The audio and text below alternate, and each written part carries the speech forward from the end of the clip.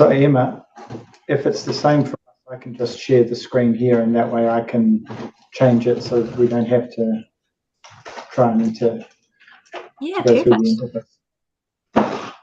Thank you. Oh, and we are live on YouTube. Brilliant, thank you, Emma. We'll call our hearing to order, and just commence, if I can, by opening up with our karakia, and then we'll go into some introductions. So our karakia, whakatakata hou ki te uru, whakatakata hou ki te tonga, kia mākina kia ki uta, kia mātaratara ki tai. Ngā ana te atakura, hi tio, hi huka, hi heihu, ti hei Māori ora. So welcome everybody to this hearing this morning. The easiest and simplest process is for us to do some introductions. So I think we'll kick off with the Commission going through our introductions. Then I'll give you just a very short rundown on some of the protocols that we'll need to be aware of, and then we'll look for your introductions and then into your summary of your presentation. So we'll start with myself. I'm Brendan Duffy, the Chair of the Commission. Have had a long role in local government as Mayor of the Horowhenua many years ago, and have been on the Commission for the last eight years, and looking forward to today's hearing. So I'll just move through fellow commissioners. Commissioner Bigham. Oi, tēnā rā tātou, nei rā te mihi atu ki a koutou, ki te whanganui ātara. Mr. Mayor, good to see you and your team there. Grateful to be a part of this hearing today and looking forward to the robust discussions. I am Bonita Bigham. I'm a current Taranaki Regional Councillor, also former District Councillor in South Taranaki and a Community Board member, and have been on the Commission for about 3 or 4 years now. I lose track, but kia ora tātou. Thanks, Bonita. And Commissioner Bidrose.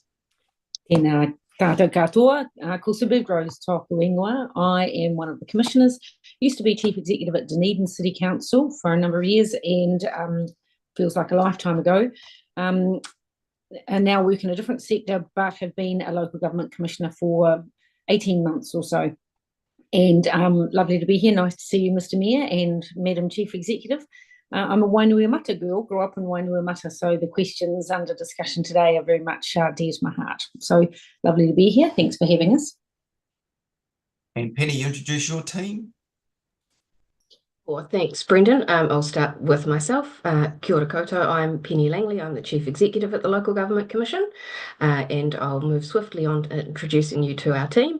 I'll kick off with Linda. Would you like to go first?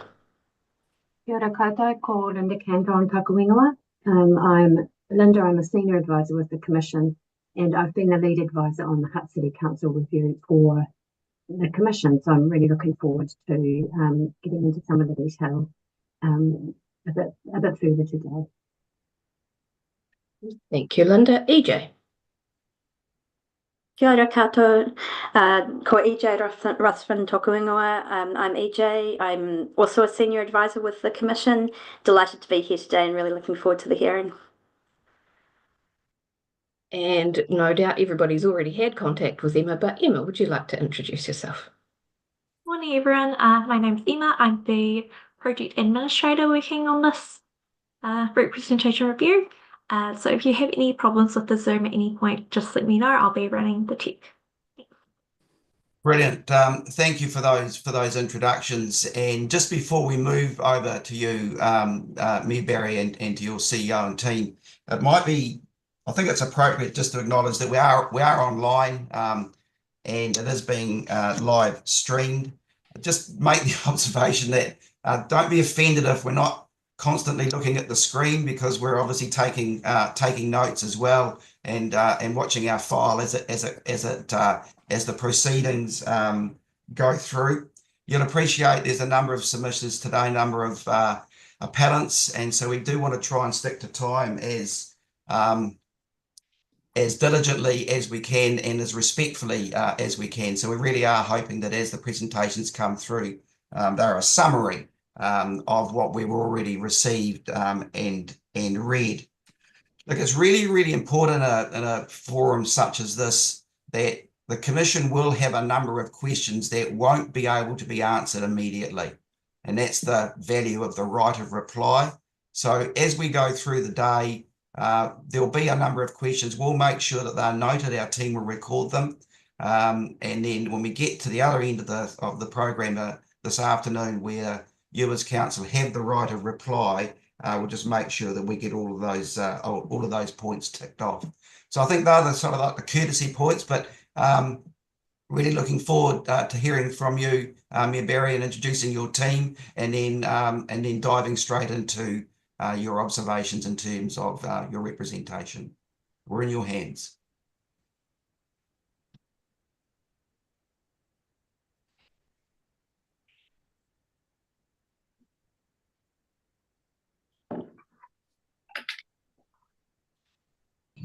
Kia ora mai tātou, can you hear me? Yep. Yes, great. Just to introduce myself, ko Campbell Barry Tukurunga. I'm the Koromata of Te Awakarangi ki Tai, Mayor of Lower Hutt, and I'll just get the team to introduce themselves before I make some opening comments. So we'll start with you, Joe. Morena tātou, kai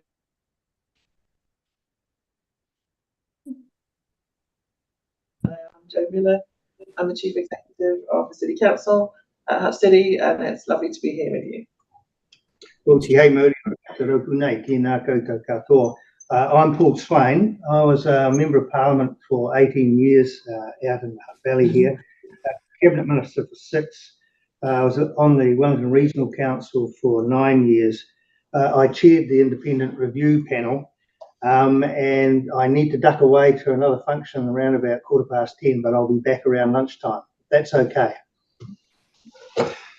Kia ora koutou, ko Richard Hardy toka ingoa.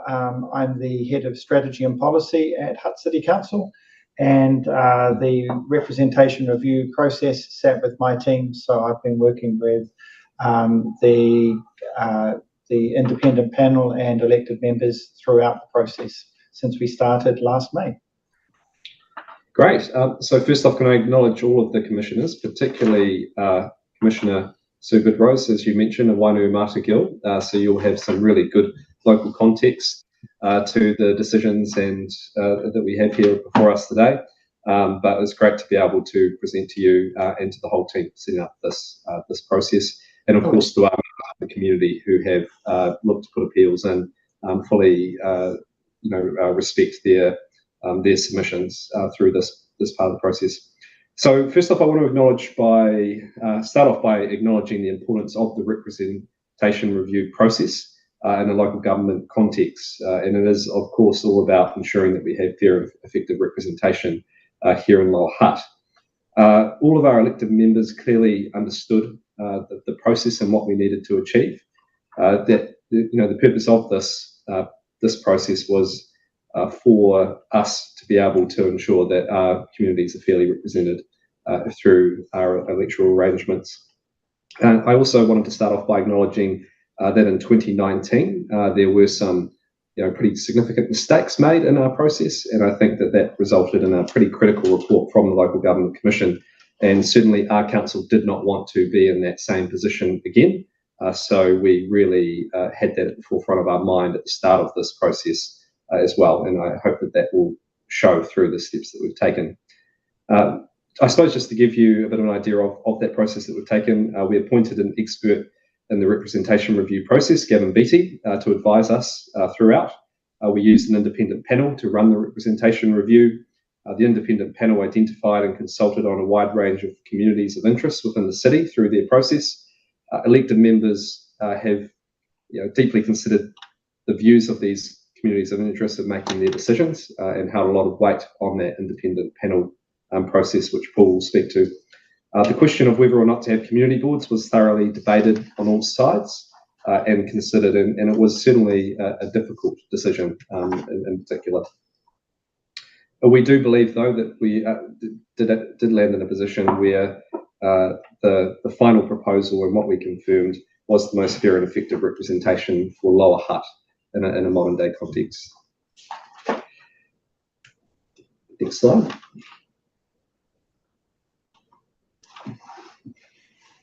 Cool. So Council followed the Commission's recommended approach to representation reviews. We used an independent panel, as I mentioned, identified communities of interest, determined effective representation for those communities, councillor numbers, how elected, the question of community boards, and also determined fair representation for individuals, the plus minus 10% rule. We also appointed, as I mentioned before, Gavin Beattie as the principal advisor to support council and the panel to run a comprehensive and compliant process. Gavin provided initial advice to officers for setting up the process and understanding the legal provisions.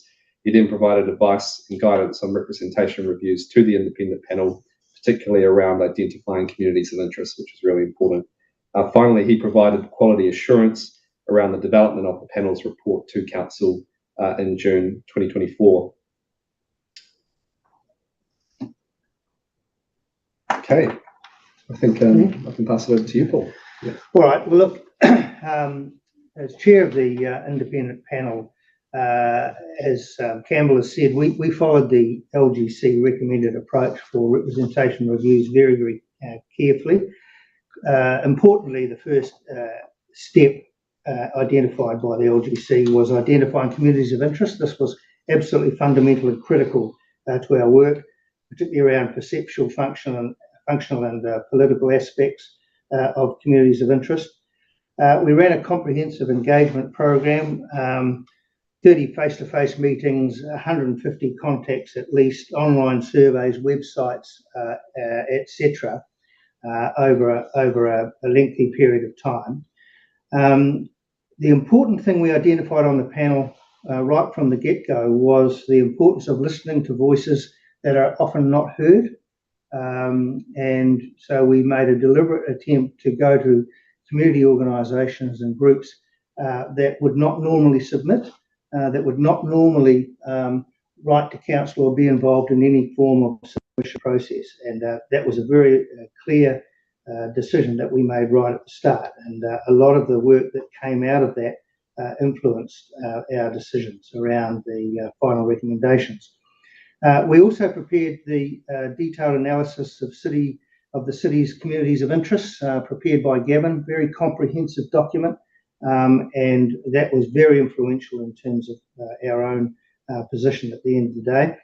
Of course, our key focus was on local versus citywide communities of interest, looking around how we might get into decisions around effective representation. As a result, we were looking at age, income, social deprivation, disability, etc., places of work, shopping and schooling, versus local communities of interest. We looked at the current ward structure, the harbour communities, Petone and Eastbourne, Wainuiamata community boards, and various residents associations and other community groups. And I suppose the example we had was that there may be someone who lives in a particular area like Stokes Valley who may have children at the local school and play for a local sports club, not work there, but certainly the focus would be on the local area of Stokes Valley. There may be another group who don't have children at the school but belong to a church that's based in Nainai. And so we came to the conclusion very quickly, reinforcing, I think, the decision that was made in 1999, that there were two aspects to communities' interest. There were local ones and citywide ones. And as a result of that, we came back with the recommendation that the mixed system of local wards and citywide councils was a good one. And that was based very much on the community of interest information that we'd gathered. And that also led us into the whole issue of the number of councillors that would be required to reflect those communities of interest. The third step was the fair representation, and this was the plus or minus 10% rule. And we used that after adjusting the boundaries of the current wards to better align with the communities of interest information that we had gathered. So obviously, probably the most difficult decision, as Campbell was already outlined, was the issue of community boards. We looked at the community board. Hold on, we're missing you. Sorry. Hold on, we just missed that. Oh, okay, go back. So the options, the three sort of key options we had were retaining the existing 3 community boards that are in this area, putting boards in some wards or all wards, and the final option was no community boards at all. So coming to our decision, and this was really a critical part of our discussion that went on for a very long time, and we held off the decision on this right to the end until we were clear in our minds. There were some key factors in this. The first one was that really the political imperative that led to the establishment of these in 1989, and I remember the We just hold on for guys. There's obviously a bit of a technical glitch. Still with us? Back now, yeah. Back now? Okay. 1989. Yep. Yes, good. So the political, we consider the political imperative back then no longer exists today. I remember that environment of local government reform and the reason for establishment. Emma, we might just. Yeah, I've lost him again. Stop, I think. We're just missing stuff. Should we, bit of guidance? What we could do potentially is ask to turn on Richard's microphone and turn off the Mayor's office microphone so we can still see if we can hear everyone. Great. Yeah, good idea. Alrighty. I'll just see if that works. Okay, can you hear me, Emma? Yes, yeah, we can hear you.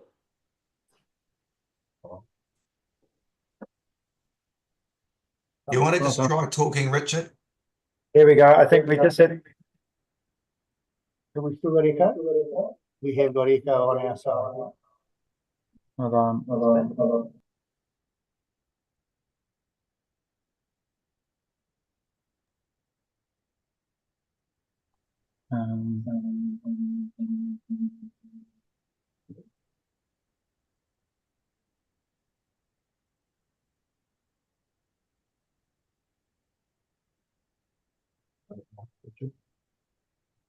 Hear us now?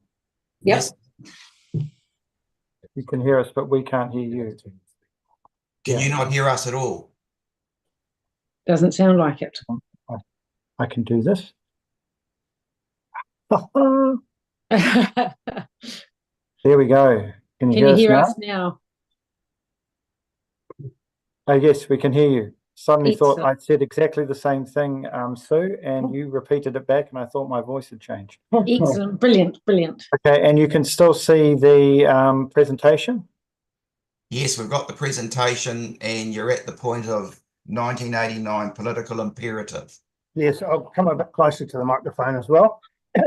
Yes, all right. So we came to the view that political imperative of 1989 no longer exists, and I'm not sure whether the bit that I added to it was I remember that period of local government reform in 1989, and I think it's that situation is not equivalent today. We considered the Hutt city more cosmopolitan now, much more mobile, much more diverse population, certainly since when I first started representing this area back in 1990. There's been massive technology change, obviously, in that time. Phones, as you remember, in 1989 were bricks, and they were only available for relatively wealthy people. There was one landline usually per household, no PCs, and internet really hadn't taken off by then. So, and people's expectations, in our view, on consultation and the way they want to engage has changed enormously since that time of 1989. And we came to the view that a one-size-fits-all approach doesn't reflect the 2024-2025 environment. So looking at effectiveness, we found that in our engagement, we found the roles and functions of community boards not well understood, particularly for those that we went out and talked to who, as I said, don't have a voice often at the council table. The functions of community boards were not well used by the council, we felt. The delegations by council were at extremely low level, which is very typical across New Zealand, down to street names and where trees can be planted, etc. There was a lot of role confusion between councillors about what they did and what boards, community boards do. Other structures similar to community boards had been trialled by the Hutt City Council over the years, not elected but appointed, and over a decade, and these have not withstood the test of time for a whole pile of reasons. And we felt that the environment like this, the relationship between council and boards, was not likely to be changed and not likely to change over the period of time. We considered the fairness option, which was around the 2 community boards in one ward, one in one ward and none in the other 4. And so the conclusion we came to in the end was that structures like community boards sitting between the council and citizens was not the ideal arrangement for 2024. Might have been appropriate back in 1989, but in 2004-05 we felt that it wasn't ideal. The consultation that people are requiring now is much more targeted, much more agile. People want it to be much more flexible. They want it to be ongoing. And often people are driven by a need to have their say around specific issues. For example, the Petone Wharf or Jackson Street program, rather than consultation across a whole wide range of things, some of which people don't have any interest in at all. So we came forward with a view that the community boards should be abolished, and that we came forward with a new section, what we called Section 10, which wasn't part of the formal review, but it was giving some guidance on how we thought a consultation and engagement process would happen within the modern context. And that section was available for the report, and council have made comment on that since then. So those are my comments on both the issue of communities of interest and community boards. Well done, Richard. Thank you. Can we clear that screen now? Emma? Clear the screen. Yeah. Yep. We've still got more to come. Oh, sorry, Commissioner Duffy. Sorry. You should be looking at a screen that's titled "Hearing on the initial proposals." My apologies. Yep. Okay, I'm going to hand over to the Mayor. Okay. Thank you. Thanks, Paul. So we had the hearings on the initial proposal. It started on the 26th of August. We received 370 submissions during the consultation period. 32 people presented their submissions to council in person at the hearing itself. The themes that came from those submissions, many individuals from those areas which particularly had community boards spoke in favour of retaining them.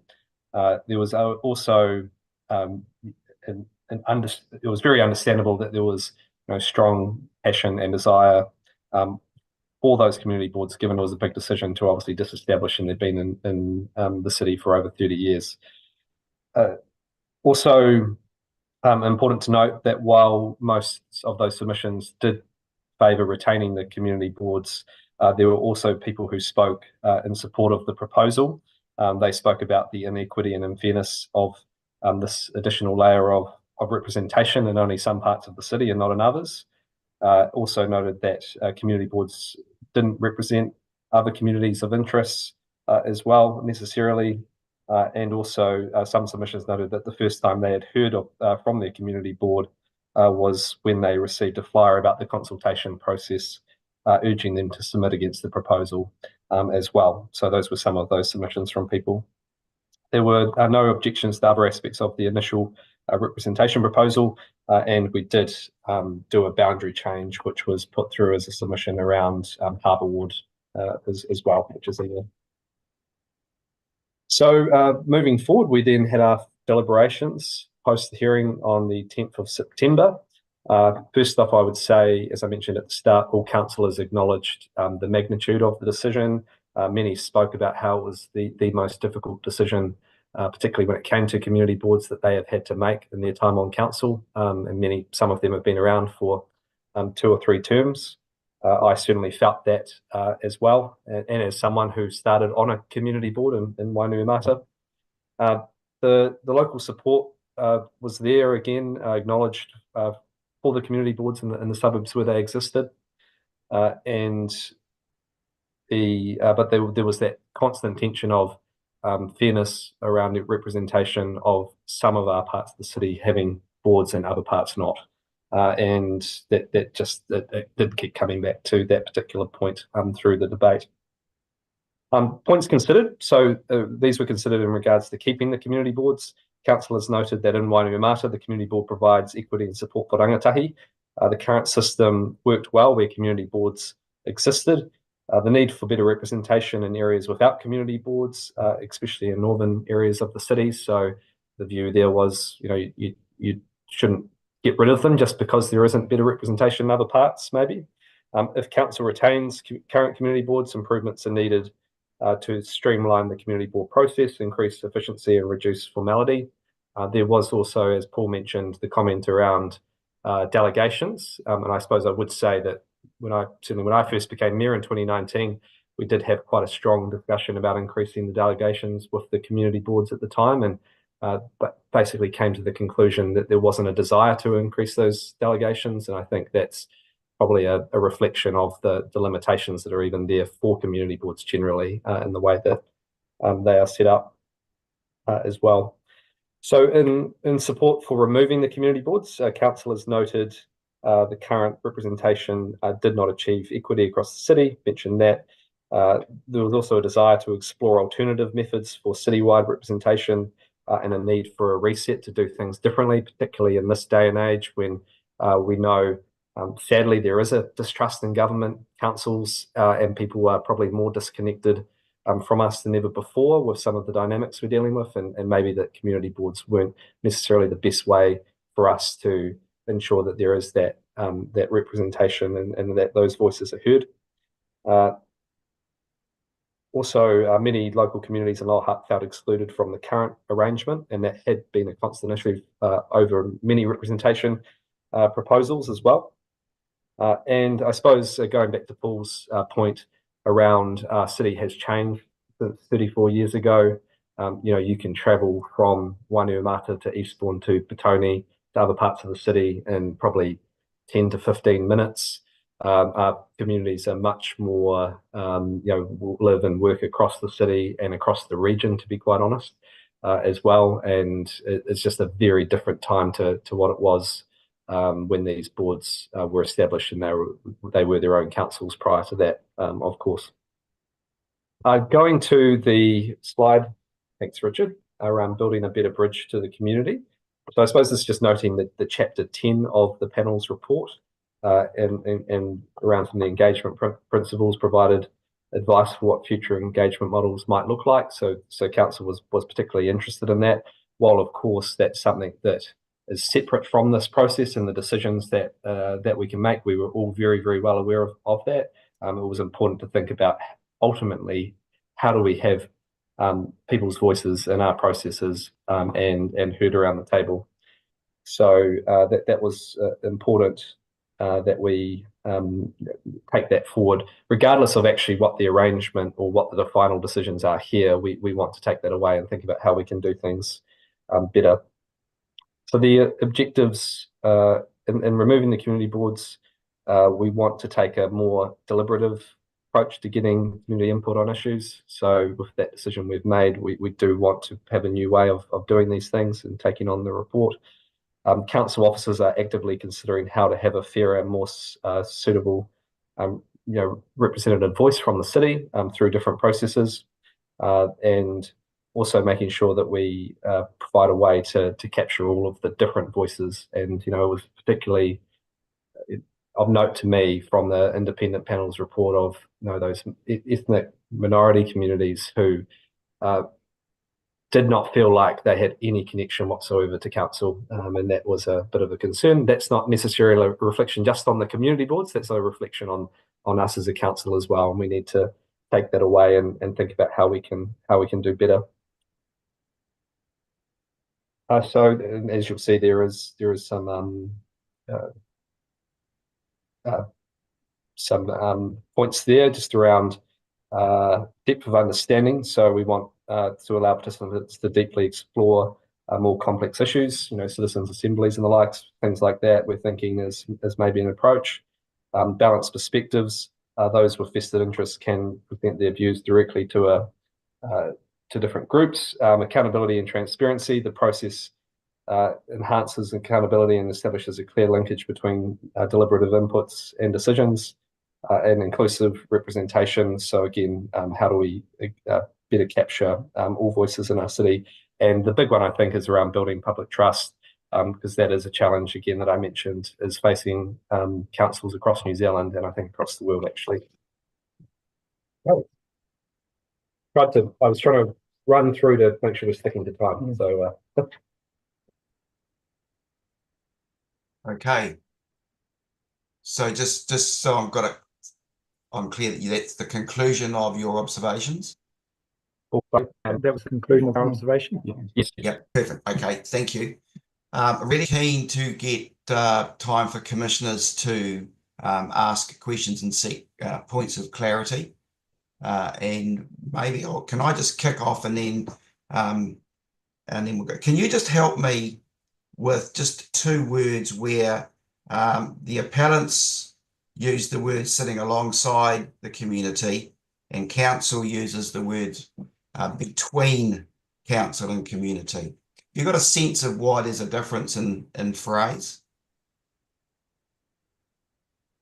And maybe just conscious of, you don't need to answer that immediately. I think what we should do is position you with a number of questions, and then they can be picked up in our right of reply. But there does seem to be 2 different words being used. I'm quite keen to get some clarity around that in due course. Fellow commissioners? Maybe a comment now, and then we could also come back to it on that, Paul. Okay. Like a comment, just quick comment on it. Yeah. Yes, obviously 2 perspectives there. From the panel's point of view and on the engagement process that we use, we didn't feel that there was an alongside approach here. We did feel that it was a much more layered approach, that it was the community to community board to council. And that's what people had a lot of confusion about. They didn't know, most people didn't know what community boards were, what they stood for, what their objectives were. There were some comments that, were they notice boards at the bottom of the Kelson Hill? So there was a sort of a lack of understanding of what community boards actually did. And even when it was explained to them, there was confusion about what the role of the community board would be relative to their own community ward councillor.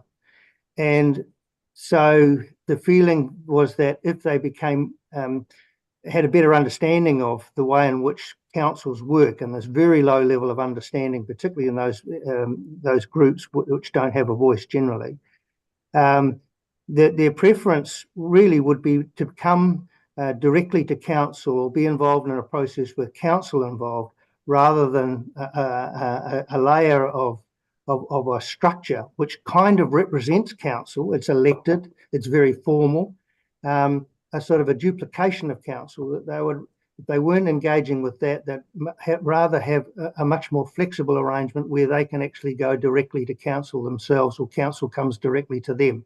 So we saw it, we used it deliberatively as a structured layer rather than a work alongside. That was the feedback we got from our engagement approach. Okay, thanks, Paul. Fellow commissioners? Commissioner Bidrose and then Commissioner Bigham. Yeah. Thank you very much for your question. Paul, I'd just like to ask you, with your kind of discussion about the differences since 1989, I remember those days well, and I completely understand how things are completely different. And you know, life in the Hutt, as everywhere else, is very, very different now than it was all those years ago, and the tech implications and so on. The interesting thing for me about that, though, is it felt to me like you were mounting a bit of an argument not to have community boards ever anywhere because there's just no need anymore. The reason they were set up, and yet they still, of course, are in the Act. They're a legislative possibility. So I would kind of be interested to know whether you have any circumstances under which you think it would be acceptable or useful to have a community board, because I can't quite separate what the issues are in the Hutt versus your sort of general thing, which is just frankly communities don't really need them, particularly peri-urban communities. Well, okay, well, thanks for that. Well, two comments. The first one is that our review focused solely on the Hutt. You know, we made no comment about the rest of the country. This was primarily an urban setting, where, as the Mayor has said, there's a lot of mobility between across suburbs and between suburbs. And so our focus was really whether that was an effective level of representation in an urban setting such as the Hutt Valley. So if it was read that we were making this comment generally across New Zealand, we certainly made no comment about that because we had no information on it. The only thing we did look at was on the delegations, and we found those delegations similar to most community boards. I think Christchurch was the only exception. Across the country, the delegations were very low level across the country. The second point, though. Well, hang on, let me just clear that first one up. No, in no way was I suggesting that you were suggesting other community boards disappear. I was more suggesting that your level of argument wasn't Hutt specific, particularly it was just because the world has changed so much, there are no longer need for community boards. And so I was interested in more Hutt specific information. Sure. Because otherwise, I mean, I can't change the Act and abolish the community boards nationwide. And I think coming to your second question, which was a good one, is that can you see areas where potentially they could exist? I think in a rural setting, maybe. That's a possibility where you've got really isolated communities geographically. You could argue that, you know, a community board might be available for those communities, and we weren't arguing that the Act should change or that it should be abolished. We just felt in this specific case, because of the nature of the changes in the Hutt Valley and urbanisation, modernisation, and the cosmopolitan nature changes in the Hutt Valley, that they weren't as effective, or they were going to be less effective now than what they were when they set up. So I think, does that answer the question? That's a good answer.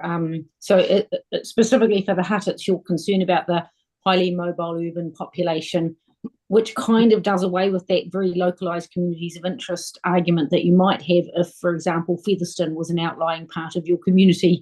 It was difficult to, and remembering too that we came to the view when we started with a blank piece of paper that the mixed system, we were very strongly in favour of the mixed system. So you have your local ward councillor who can look after local areas, and in some areas, like we did change the boundaries to increase the number of councillors in a couple of wards as the local representative, but ensuring that there was the citywide, because of the example that I used in my presentation, that there was the opportunity for citywide council as well. So a much more mix and match kind of arrangement where hopefully you'd get the local ward councillors trying to reflect the views as best they can of local areas, but citywide councils reflecting the communities of interest across the city. And so we were very strongly in favour of that to try and get round that issue of local representation. Okay. Thank you. Very good. Thank you. Move to Commissioner Bigham, and then we're going to need to move on, I'm afraid. Sure. Kia ora tātou. Thank you. Just a few comments have cropped up that I'd like to explore, if I may, a little bit further. One was early in the presentation when you talked about council going out to voices not often heard. Can we know how were those voices identified? Who were they? And what sort of interaction took place? I know you've scoped it out a little bit, but is there a bit more specificity around those people? Yes, we covered it off in the report, and of course, unfortunately, in this time frame, we haven't got the ability to go into the full report in any detail. So it was very much a high-level summary. But the areas that we wanted to focus in on were, as the Mayor has mentioned, the ethnic and migrant communities. That's a massive change in the Hutt Valley, as I said, since when I represented this in 1990. Massive change. I mean, I was absolutely surprised to see that during this work, and I know the area pretty well. So ethnic migrant communities, there was young people, which was defined 18 to 34, but we dropped that down to 16. So we tried to engage with school children as well, the senior school kids.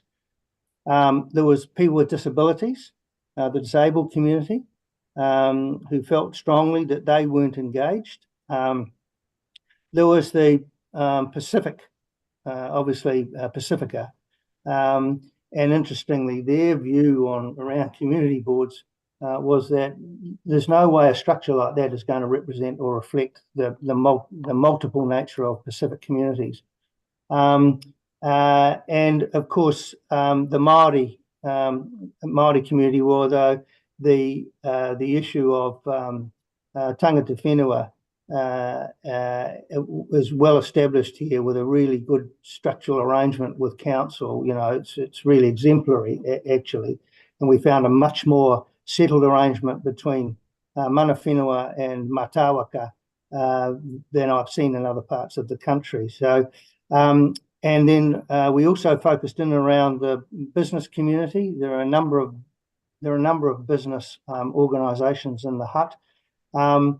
Obviously, they know how to make submissions, but often feel also outside of the process. So in summary, I suppose we would say it was ethnic and migrant communities, which was a huge one, and youth, people with disabilities, Pacific, Māori, and business community. And what we did deliberately is that instead of sitting here waiting for submissions on a proposal that we might have, we went to them. And therein lies, I think, one of the key aspects of our Section 10 report, is that these communities we found, and this is going on Sunday and all those things, not 9 to 5, Monday to Friday. This is going to their services and festivities and ceremonies on the weekend.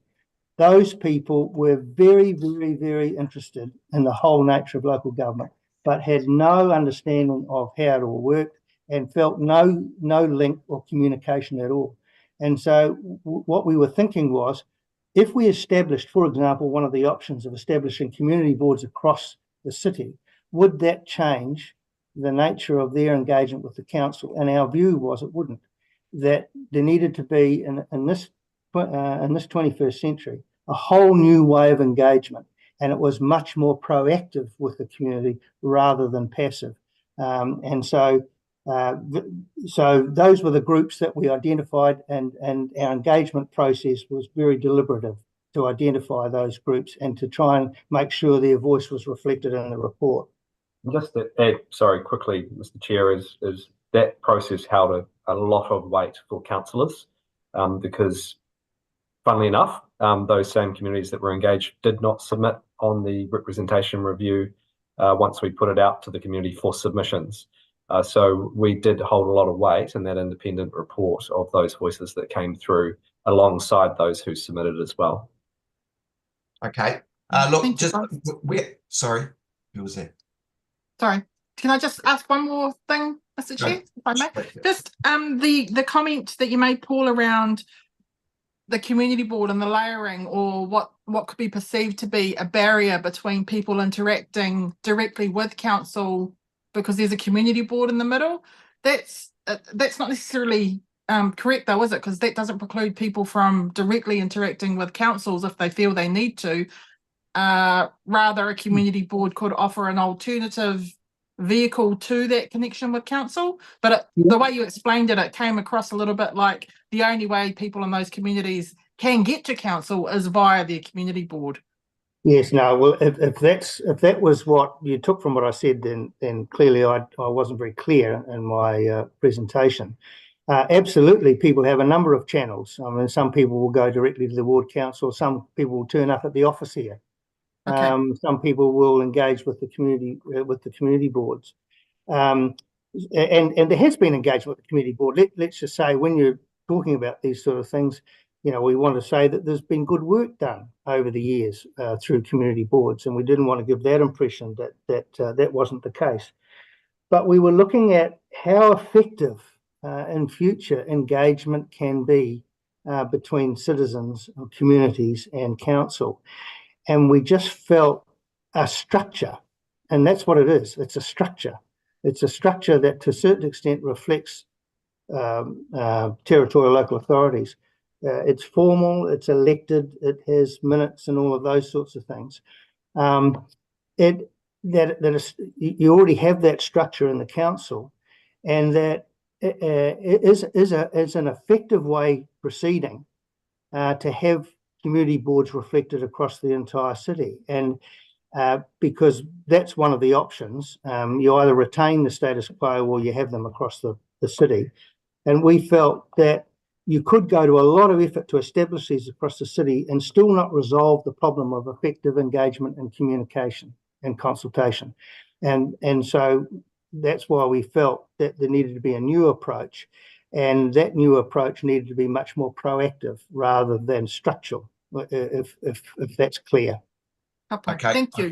What I think we're going to need to pull the pin here and move on out of respect, but in the right of reply, it will be very, very useful to understand what the new model, should the decision be to remove community boards, what does a new model look like? How could somebody on the street explain what the council is going to do? That will be very, very useful in the right of reply.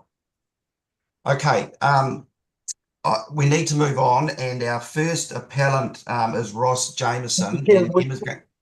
Chairman, would you mind just before and I don't mean to be disrespectful, but I do have to duck away. And so if you don't mind, I'll leave now, but I'll be back around about lunchtime. If that's all right? That's fine, Paul. Yep, perfect. Okay, perfect.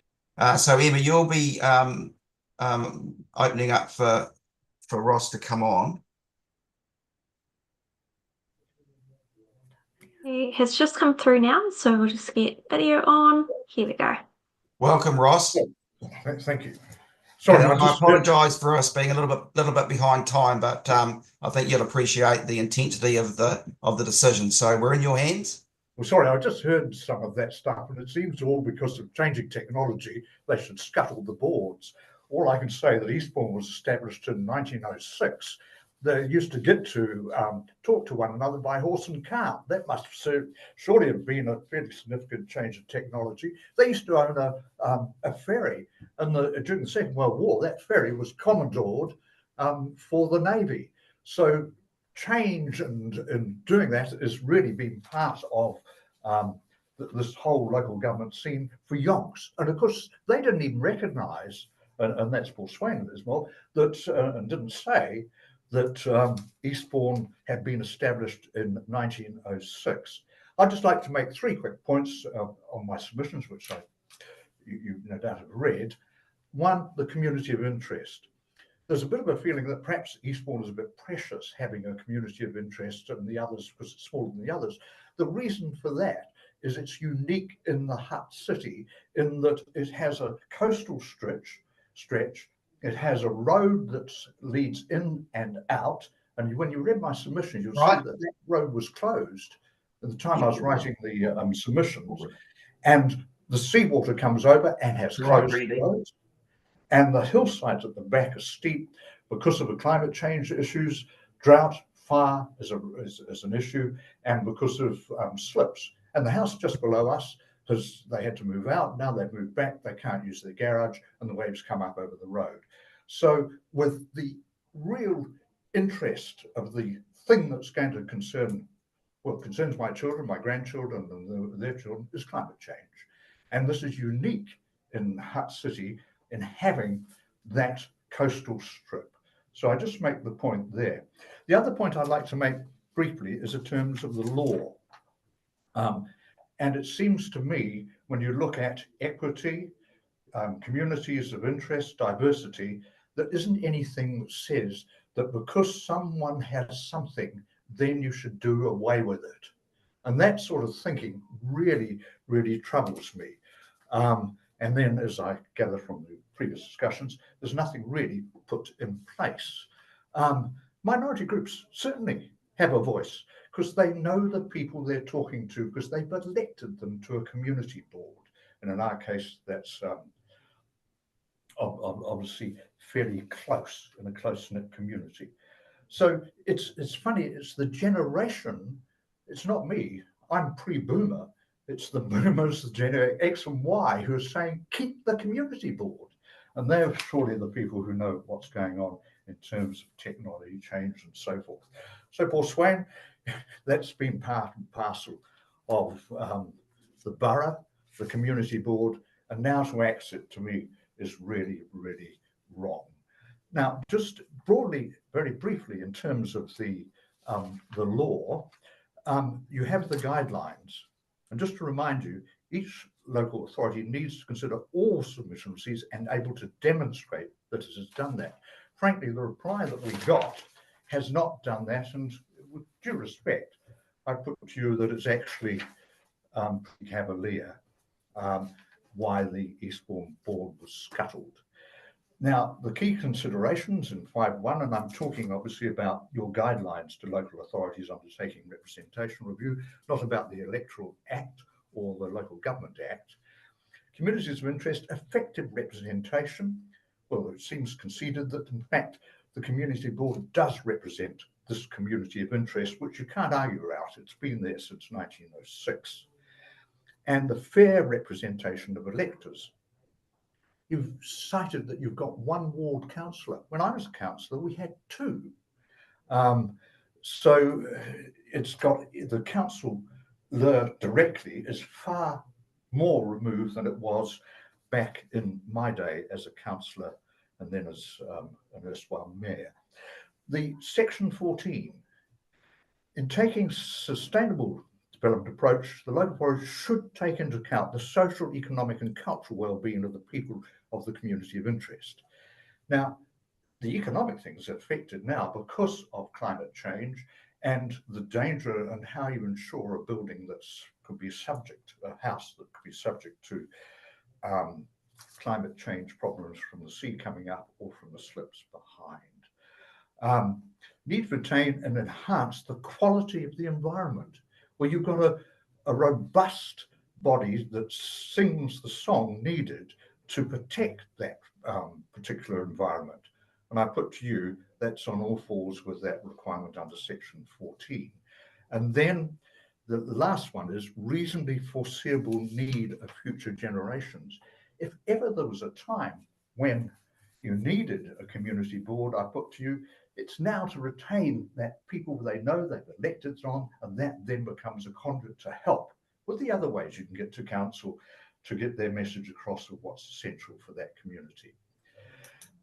The whole tenor of my thing has been the reasonableness of the decisions they've come, and that really worries me. And can I just point out the tikanga obligations, and I mentioned, I think, in my submissions, and I mentioned to the council broadly, drawing attention to the Ellis case. And of course, that was a Supreme Court decision that allowed Ellis, you remember was the child care worker, who died, to clear his name after death, because the colonial law or ordinary common law at the time said, once you're dead, that's the end of it. And that, of course, is not our original law. The Maori law and tikanga comes into place there, in that once you're dead, your reputation continues, and you see that in my review, my submissions to you, that continues. Now, I must say that's a bit of a broad thing, just bringing an individual thing back into this sort of argument. I simply push to you that kanoki kate kanoki, face-to-face discussions with people is essential.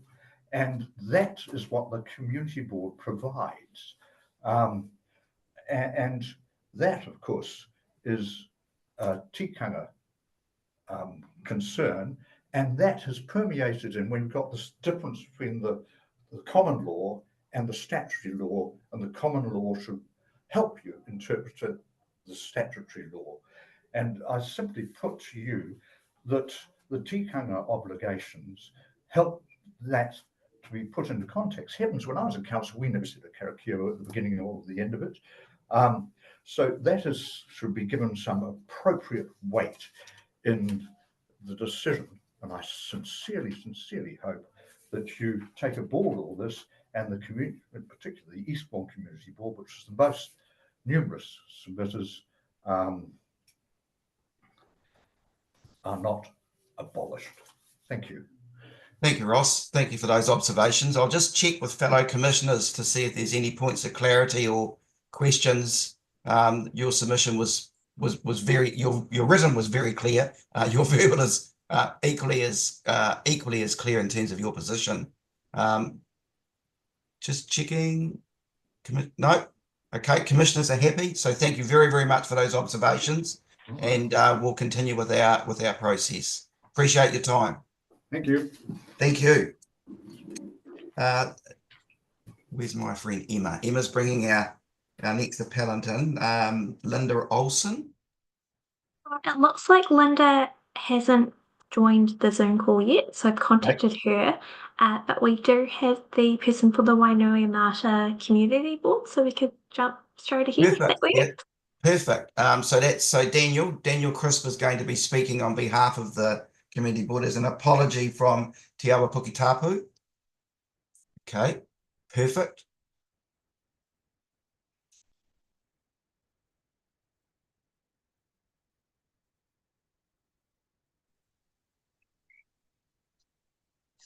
Kia ora, can everyone hear me?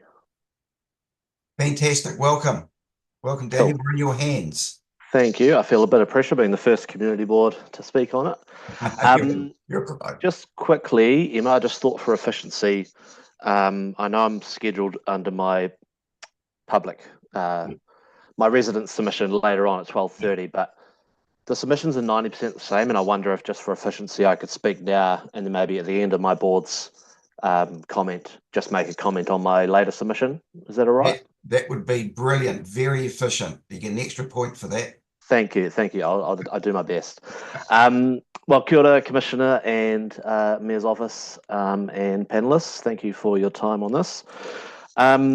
So we feel the submission that was submitted was written by our chair and was very thorough. It was almost like a university referenced essay, which was fantastic. So hopefully it sounds like you've all read that. So thank you very much. I guess I will just highlight a few of the points, and I know commissioners were keen to hear about solutions as well. So at the end, I'll try and post some solutions as well that came up in our submission. So the first comment from our review that I was going to just highlight is really that we really believe as Wainui-a-Mata Community Board that the big issue here, and it was highlighted quite well in the panel's review, is the support and resourcing from the parent council to the community boards. The review made it quite clear that that is currently an issue, and as board members we would agree. That support is often, we feel, as a secondary thought. That the phrase often comes up, we do kind of feel like the poor cousin. We put elected members' requests through, but the responses typically only go to the chairs only, even though by definition we are all elected members. So there is already a reliance on having a good and open and transparent chair to then share that information back to the community board members, which if you're relying on a good chair, hopefully you do have a good chair, but if you don't, that is technically a withholding of information that we need as elected members. So, even though we are all elected, it just doesn't feel like we are getting the information we need as board members. We also do find that some information is not maybe proactively shared with us as elected members. We often have to ask for it, and it's usually pretty basic information around items on the agenda or decisions that we need to make or recommendations we need to make. We need to ask for more detail sometimes because we don't have enough detail to make those decisions. We have, I guess, also noted that sometimes, whilst we acknowledge the hard work that council officers put in to responding to requests, and we really appreciate it, we do sometimes feel that the responses that we get are maybe not quite as forthcoming as they could be, and do sometimes we feel dodge the question a little bit, which again just comes back to the foundational issue of the support and the resourcing for us as a community board. So, I mean, how do you solve that? Without rewriting the Act, there's no firm way to solve it, I suppose, but if there was some way in terms of writing up a best practice report for community boards, that would go a long way, because you're often at the mercy of, like I said earlier, A, currently how good your chair is, but B, also then depending on the current mayor that's sitting in the chair, what their respect or what their approach to community boards is, because obviously they have those abilities to, rewrite standing orders and things like that. So it's often dependent on the mayor that is sitting as well, which doesn't help. So having some kind of best practice report would be fantastic, which can be recommended for all councils to adhere to, which would just open those lines of communication. We have unfortunately also seen, not heaps, but a few times where we as a board haven't supported something in a report that's come through to us, and we've asked for that to be noted, or we've asked for amendments, but then that particular issue, because we are a layer in the democracy chain, then goes to the next subcommittee, the relevant subcommittee above us, and just gets approved anyway. So that does make us feel quite undervalued, and again just highlights that point that the support and the resourcing and possibly the respect for community boards has been lost quite a bit, and we could be far more effective if we had that support. So then moving on, I've already covered that. That foundational issue is really compounded when you add on the issue that a lot of board members are usually two types of people. Someone like me, who's a father and a full-time worker, and has, already little time to commit to these kinds of roles, and so I do the best I can. Or someone who is maybe slightly older in the years, but more well off, and therefore those two factors mean that they do have time. And I wanted to highlight that because I think it is an important point that again just compounds the issue of lack of resourcing. That I don't want to infer that we are as important as the mayor, but the mayor has their own office. They have 2 or 3 workers working for them doing admin tasks, etc. And if we were to have just a bit more resourcing, that we could have similar support, we would be far more effective. And as I'm sure you'll all appreciate, someone who's older and wealthier and has time to be on a board doesn't always represent the community. And so that leaves the other group like myself, who is probably more in touch with the community, with full-time workers, with business people, but has little time, unfortunately, to commit to the role compared to other people. And then just going through my document. We found it ironic then that the recommendation to remove the boards came through, especially given that the report highlighted that, and it's been touched on twice already, that other avenues to replace boards or act as a board have been explored in the past decades, and none of them have lasted, none of them have stood the test of time.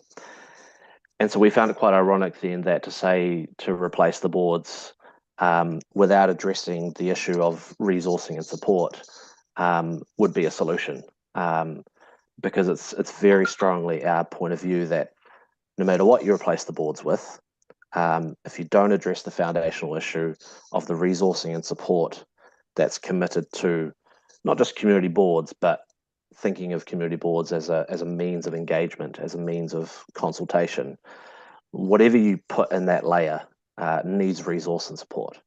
And so to propose to get rid of the boards is, we feel, not the crux of the issue here. And lastly, I think this is the final point that we wanted to highlight. So the review, we also felt that for Wainuiomata specifically as a community, the final report and the review didn't really do Wainuiomata justice as a growing community that we are. It showed that we had a population of 16,500, which of course we queried.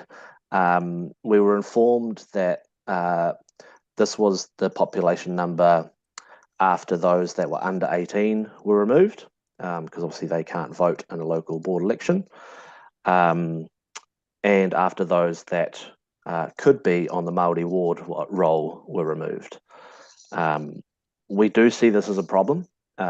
Councils provide services for young and old, whether they vote or not, and as we all know, that the voter turnout is low. So regardless of who votes, the council serves that community.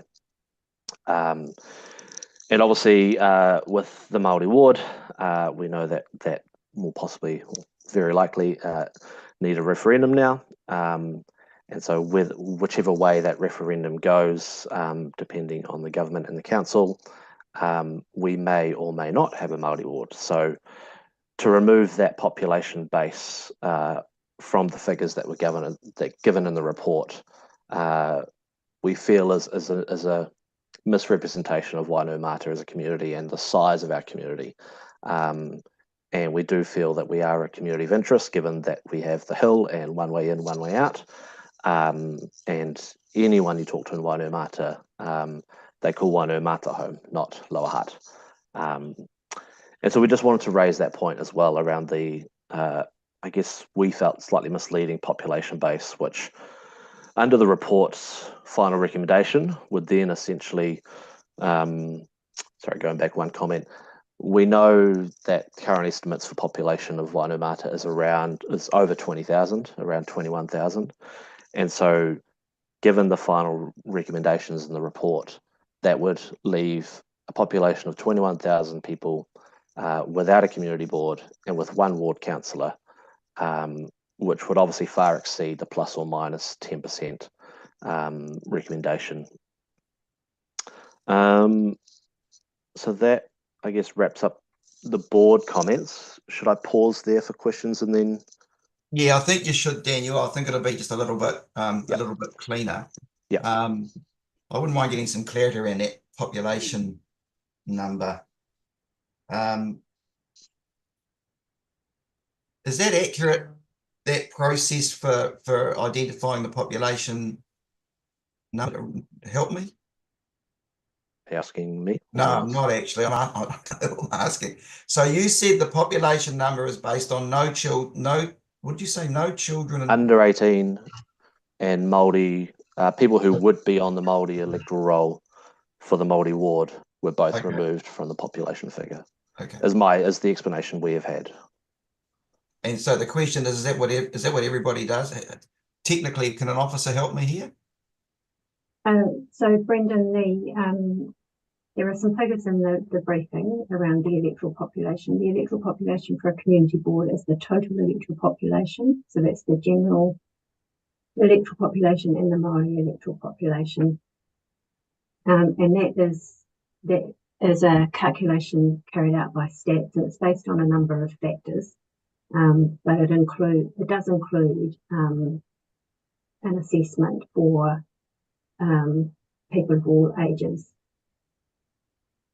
Okay, so there's clearly a mismatch of understanding, I think. So that'll need to be tidied up at some point.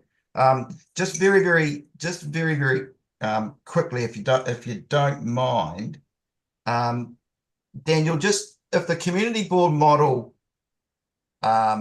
is disestablished, what do you understand the new model of communicating to be? Well, as a board, the communications we have had, because we have very strictly asked that question too, is if the decision is to get rid of us, what do you replace us with? And all the communications we have had is that that's up in the air, essentially, that there is no proposed replacement model at all. Okay. Obviously, so you can't articulate to your community what the replacement model might be. No, and I think that's why the chair of the panel put in section 10 is around suggestions around what that may look like. Yeah. But at this point, we have nothing to offer our community in terms of what's replacing us. Yeah. Okay. Fellow commissioners? Commissioner Bigham? Kia ora. Thank you, Daniel. One thing that came through really strongly to me was the sense of community and the sense of place and the feeling of home. And I think that's you've articulated that really well today.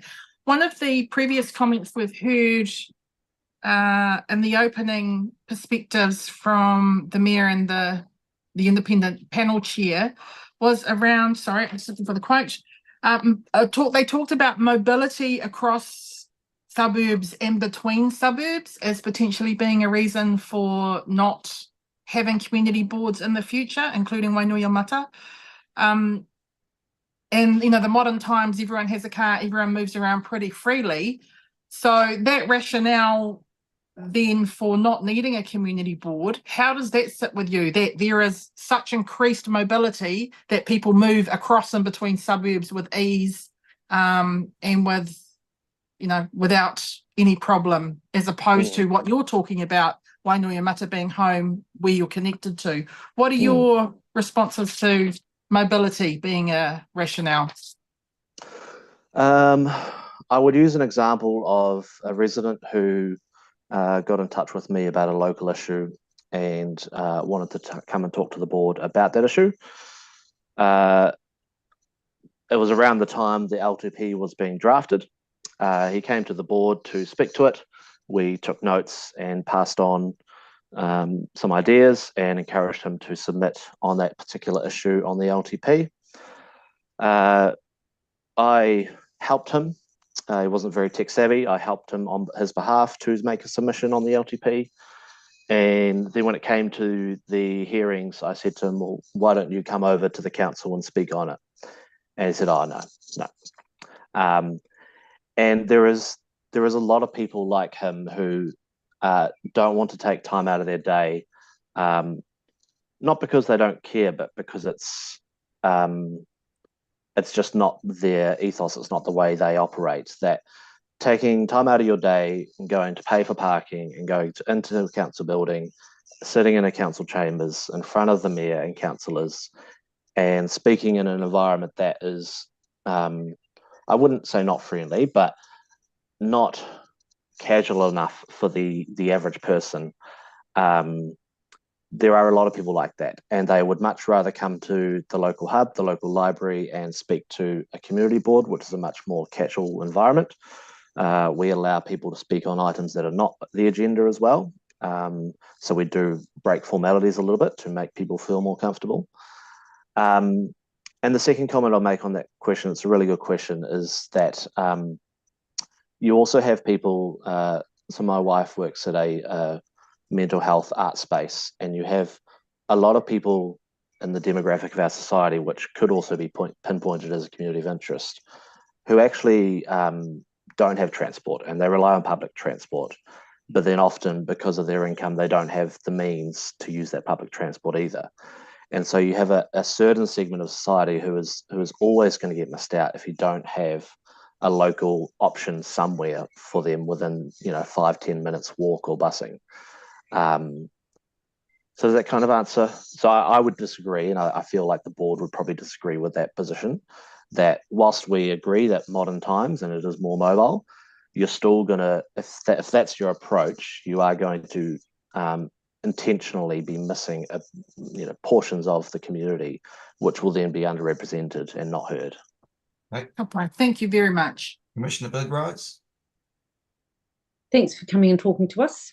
A couple of questions. Does the Hutt City Council do a resident opinion survey that asks about local residents' perception of or approval of community boards as a specific standalone question? Do you know? And specifically, do they talk about your community board? Do you have any knowledge of community feedback like that? Not that I'm aware of. Obviously, the report would have done those similar surveys as part of the process. Maybe Hutt City Council officers come back to you on that. But yeah, I'll talk to them. That's great, thanks. But not that I'm aware of. Yeah. In the submission, you say, the talk about disestablishing because of efficiencies and bureaucratic savings, back office savings, and so and so. And you say this fails to recognise the significant value that community boards bring to councils and their communities with minimal financial input. You have a high level of community involvement, local problem solving and advocacy, etc., etc. So my question is, how do you know? How do you measure that? Do you have a specific set of KPIs? Do you set out targets for the number of people coming to your meeting? Do you set out, or is it just kind of gut feel because you talk to a lot of people? That's my question, really. No, very good question. I guess playing devil's advocate, I would agree with the question because a lot of it would potentially be gut feeling, and that is where I guess the community board members feel there is a lack of recognition. So one thing that was pointed out through the hearings of the submissions is councillors kept saying, "Oh, where are all the Wainumata people?" Because a lot of Eastbourne people turned up. However, we made it clear to them that Wainumata people don't come to formal hearings. They chat on the rugby field. They chat at the supermarket. And when you as a board member are doing that kind of engagement regularly just within your community, you do get a good sense and a good gauge of where your community sits on particular issues. So I would highlight that as, I guess, part of the answer to your question. I had another thought too. But yeah, the other thought was that we don't have a set of KPIs. We don't have documentation. This is my first term on the community board. In fact, 5 out of 6 of our members are brand new to community boards. So it's been a really interesting term and really good too, because there's been no past, anyway. The reason I mention that is as a working professional, when we got elected, and obviously we had some induction stuff through the council and through the governance team, we were kind of sitting there being like, so is there a handover? Where's the documents? Where's previous minutes? Where's previous decisions that have been made? There was literally nothing. And so that is part of the problem we see with the support and resourcing, is there needs to be more time dedicated to actually doing proper handover processes, particularly if a current chair is no longer the chair. There was literally nothing, and so we were flying blind. Obviously we had a great elected members team to refer to where we needed to, but to have some kind of handover process would be great.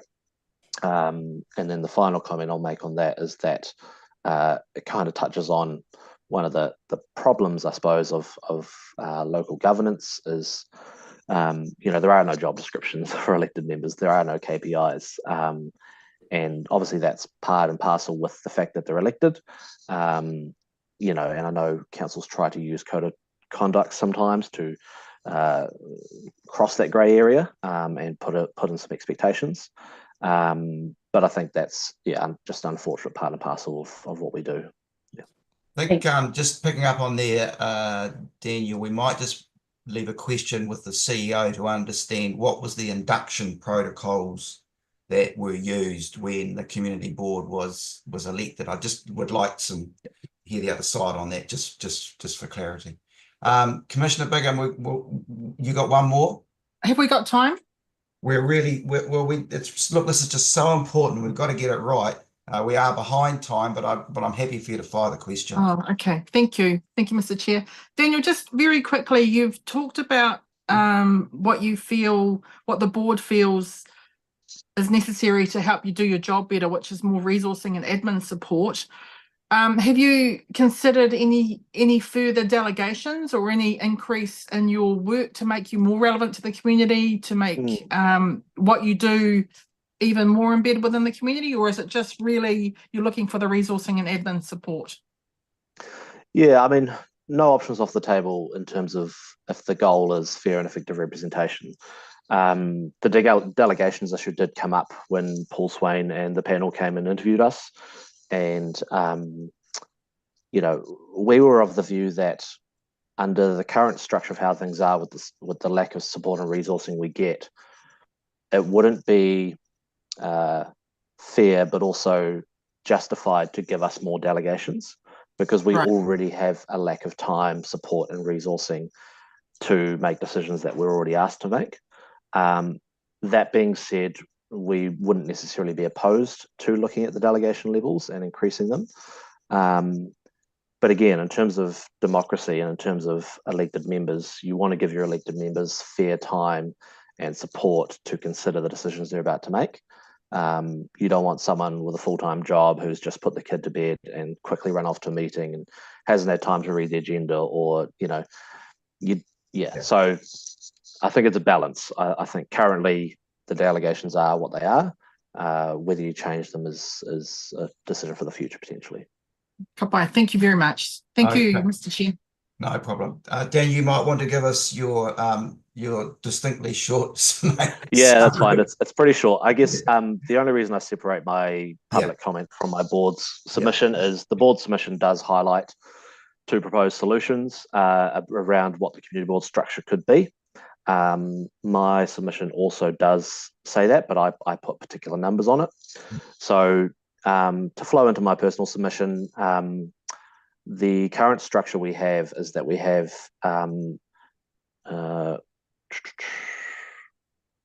3 boards and 2 wards with 17 elected members.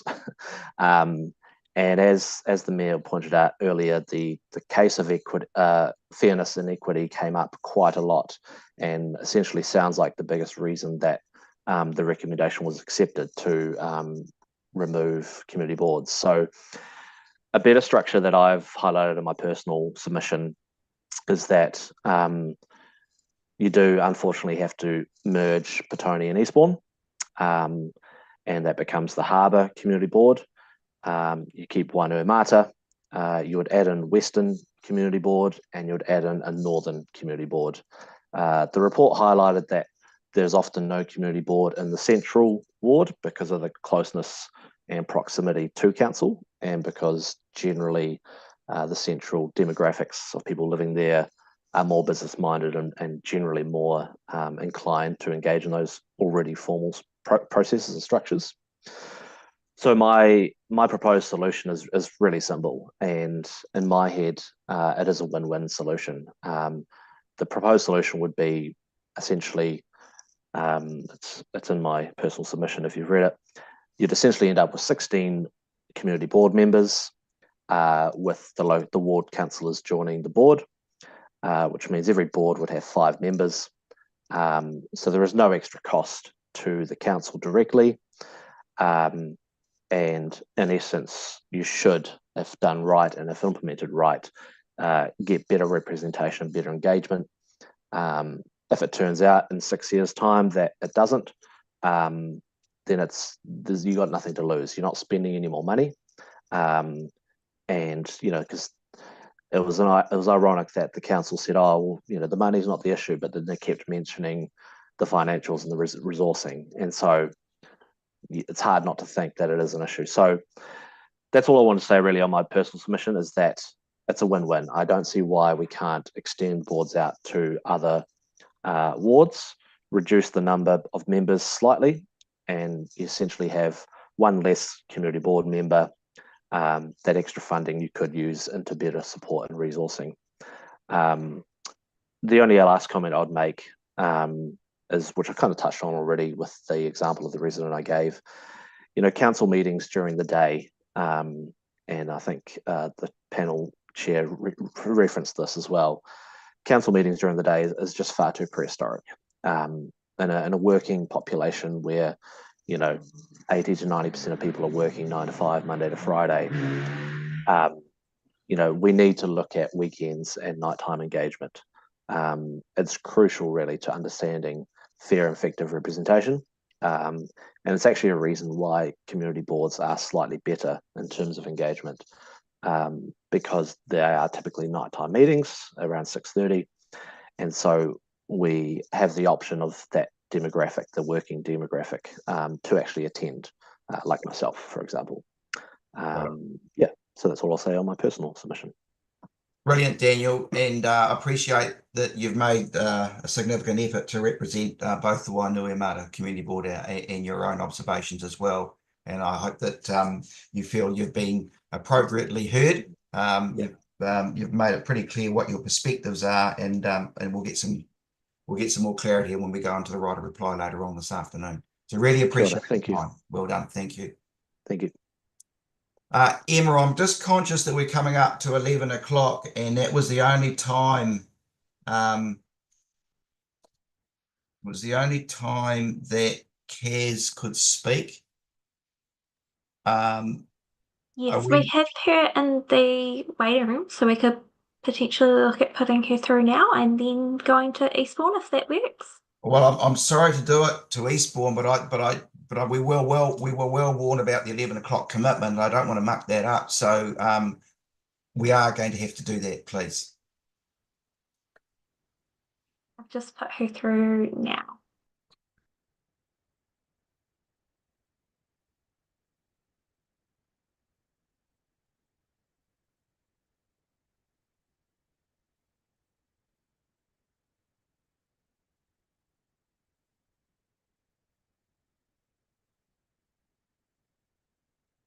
Kia ora, Kaz. Karen.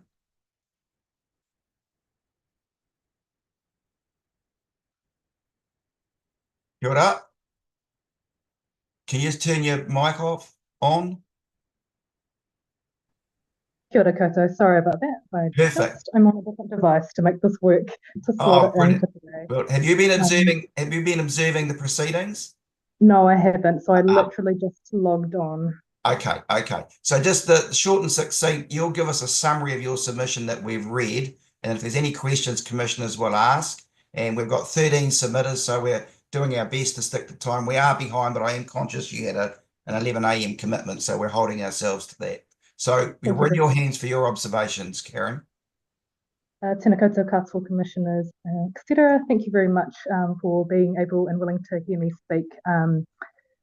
I haven't actually had the chance to really do a huge amount of preparation in terms of this, but I guess, a huge amount of my energy and focus comes down to being someone who is a community development worker, and I also wear a hat as a community board member as of current.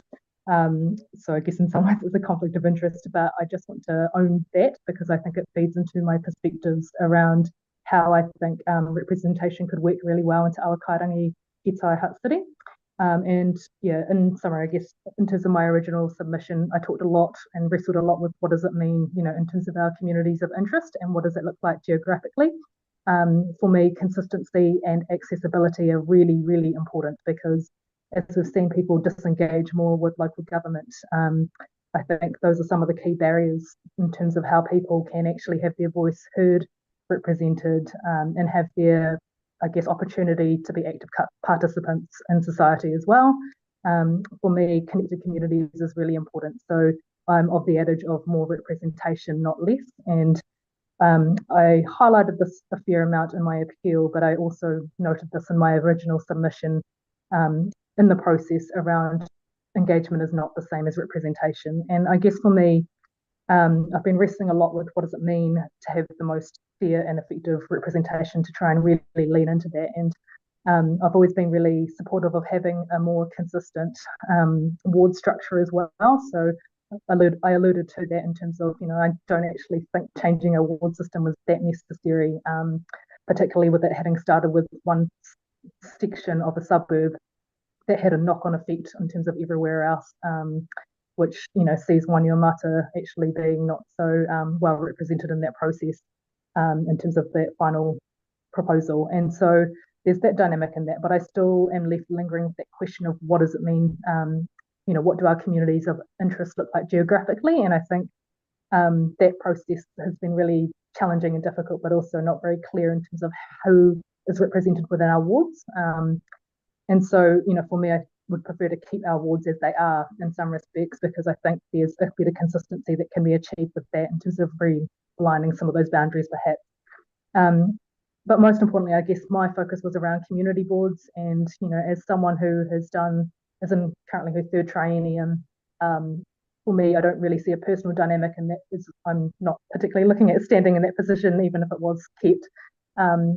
But I actually have learnt about the benefits of community boards over the last 9 years, as someone who was very sceptical actually coming into local government.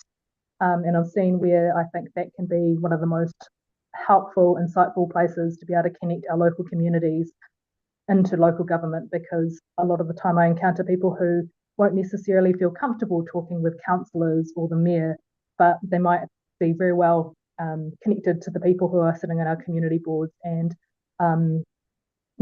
some of those suggestions or opinions or thoughts may just be in passing, and actually all it takes is a community board member to help encourage them to take it the next step, whether that be through a submission or through the processes of our long-term plan and annual plan processes. And so, I guess for me, I've been really reflecting on what does it mean to have really good representation, and I think more opportunities for people to be able to stand and run allows for greater diversity, allows for more people to be able to be connected. And I don't actually think that if we had community boards across the whole city, you would necessarily need more people to be in that space. I think that process can be rejigged so the numbers don't actually create too much of a challenge or a problem. I think that can be looked at better, and I don't think the opportunity has been had. And I did stress within my appeal that I felt like that we weren't able to test that thoroughly in terms of our community, what they might have actually wanted in terms of if we had had citywide community boards, for instance. And, I wonder how much people really understood about community boards, because it's really hard to gauge what it is if you've never had it. And I think that's the case with a lot of our communities. And I also, as someone who as sees myself as tangata tiriti as well, I often look at it in the sense of what does it mean when I hold those values in terms of representation. And for me, things like equality and equity are really important. So, for me, that's why I would like to see that consistency and that accessibility, but also things around having good partnerships as well. I think they could be serviced better when we have more community people involved. And that is something that I think community boards offer in spades, and also things like active participation, and as well as just creating more options for people to engage as well. And I'd love to see it that we had a chance to have something and test something a little bit different for 2 trienniums and actually leave that in the hands of our community, because it's the choice of our community whether or not they step up, or actually if they go, no, we definitely don't want this. And that I think needs to be a decision by a community, not our elected members at ever given time and point, because I think there are no guarantees that there will be good structures in place for representation, let alone engagement. And so, I think it could be done better in terms of if we had greater opportunities for people to really step up for their communities and really advocate and represent them better. I think we would see a much better connected city. Brilliant, Karen. Thank you for those observations. I'll just check in with fellow commissioners. Points of clarity or questions? Commissioner Bigham? Yes, kia ora Kaz, ngā mihi. You talked a lot about communities. That was a word that came up frequently with your kōrero today. One of the rationale that has been presented to us for disestablishing the community boards, and I asked this of the last submitter as well, was the comment that mobility has increased in the modern age across suburbs and between suburbs. This, not meaning that there might not be such a necessary need for community boards. How does that statement, across suburbs and between suburbs, compare with your continued reference to communities? Do you see a difference, or do you see the same thing? What do you see in that comment? Yeah, I guess I would flip that on its head a bit, because I actually think because we're more mobile, we're less connected. And actually, like, my hope around community boards is you're actually getting people from your locality who step up into those roles and want to, represent them, and they know the issues more inside out than anyone else, in terms of what's happening down a street versus, what's happening across the city. And so there's, I think, something really beautiful about, some people who run for community boards are just simply passionate about their local community. You ask them about somewhere else in the city, they will have no idea, but actually they'll know exactly what's going on in their suburb or their street or their neighborhood. And for me, that's a huge strength, because actually when you have that kind of connection, that kind of cuts through a lot of stuff positively, like in the sense that, it's not just a crisis, that information or that connection or that relationship is really important, but actually it can be a really great way to make sure that, all members of our community don't get lost, because actually, sure, some people are more mobile, but actually some still aren't, and we don't really think about that or talk about that. And I think about that particularly in terms of like high deprivation areas and suburbs, that people aren't as mobile, but we think they are, because that's generally what we hear across the board. But actually there's a whole bunch of communities that are not served well enough, in my opinion. And, I think that's where community boards can be really helpful, because you have what I call the hyper-local. Yeah. Kia ora. Thank you, Kaz. Kia ora. Commissioner Bidrose? Oh, no, I just, thanks. It was a really good submission and I enjoyed listening to it. Thanks. Well presented. Brilliant. Okay. Thanks very much, Karen. Thanks for your effort and your energy, and very well presented. Appreciate it. Thank you very much. And I appreciate you sticking to time so I can get back to my other commitment.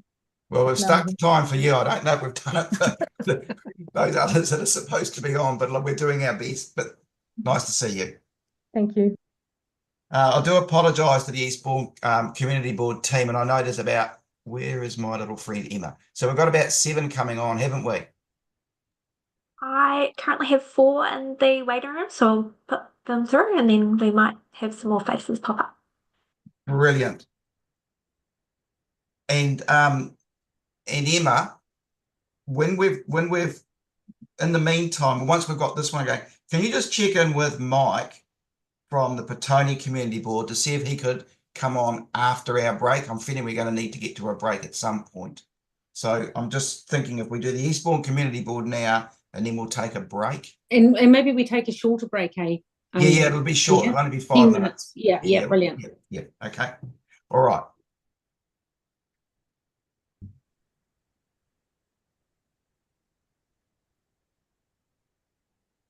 Okay, so somebody will tell me when we've got a full muster of the Eastbourne Community Board. And where's Belinda? I'm here. Oh, there she has got you. I can spot you, Belinda. Fantastic. So you're leading the charge on this. So when you feel that you've got everybody that you know that's coming on, I'll get you to get underway. And just while we're waiting, have you been observing the proceedings so far? I have, and I think most of us have, and we seem to all be online now. Fantastic. Okay. So look, we're in your hands. Tēnā koutou katoa, ko Belinda Moss tōku ingoa.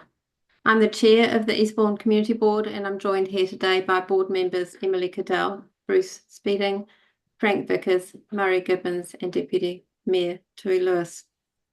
Our community board represents around 5,000 residents of all ages of Eastbourne and the Eastern Bays. I'll refer to Eastbourne, but that includes the Bays too. Late last Friday, we were advised by Local Government Commission that a key purpose of today is to help you understand what we, the Eastbourne Community Board, as an appellant, believe will provide the most fair and effective representation for Hutt City's communities. We limit our submission today to our community board. We believe the existing community board model provides the most fair and effective representation for the people of Eastbourne and its distinct community of interest and locality in the 21st century. We feel on the back foot in a process that has seen council's well-resourced independent review panel build a case to disestablish community boards, while we have scrambled as time-poor community board members to defend a position we would not have found ourselves in if the independent panel had used the correct test in its review and had better understood what community boards actually do.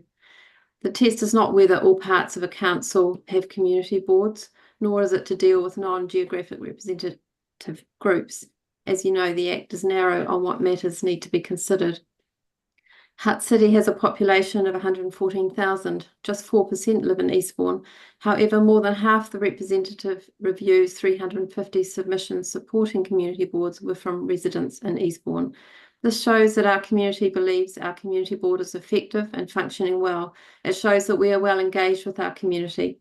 It shows that the community board model works well in Eastbourne, and we believe it will work well in other localised communities too, should they choose to be represented that way. We believe councils should celebrate and protect a model that demonstrates such a high level of engagement.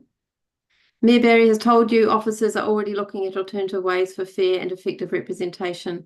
We suggest the best model is already here and available in the form of community boards, and that efforts should be focused on improving how the community board model is used. I agree with Daniel that there is room for improvement there.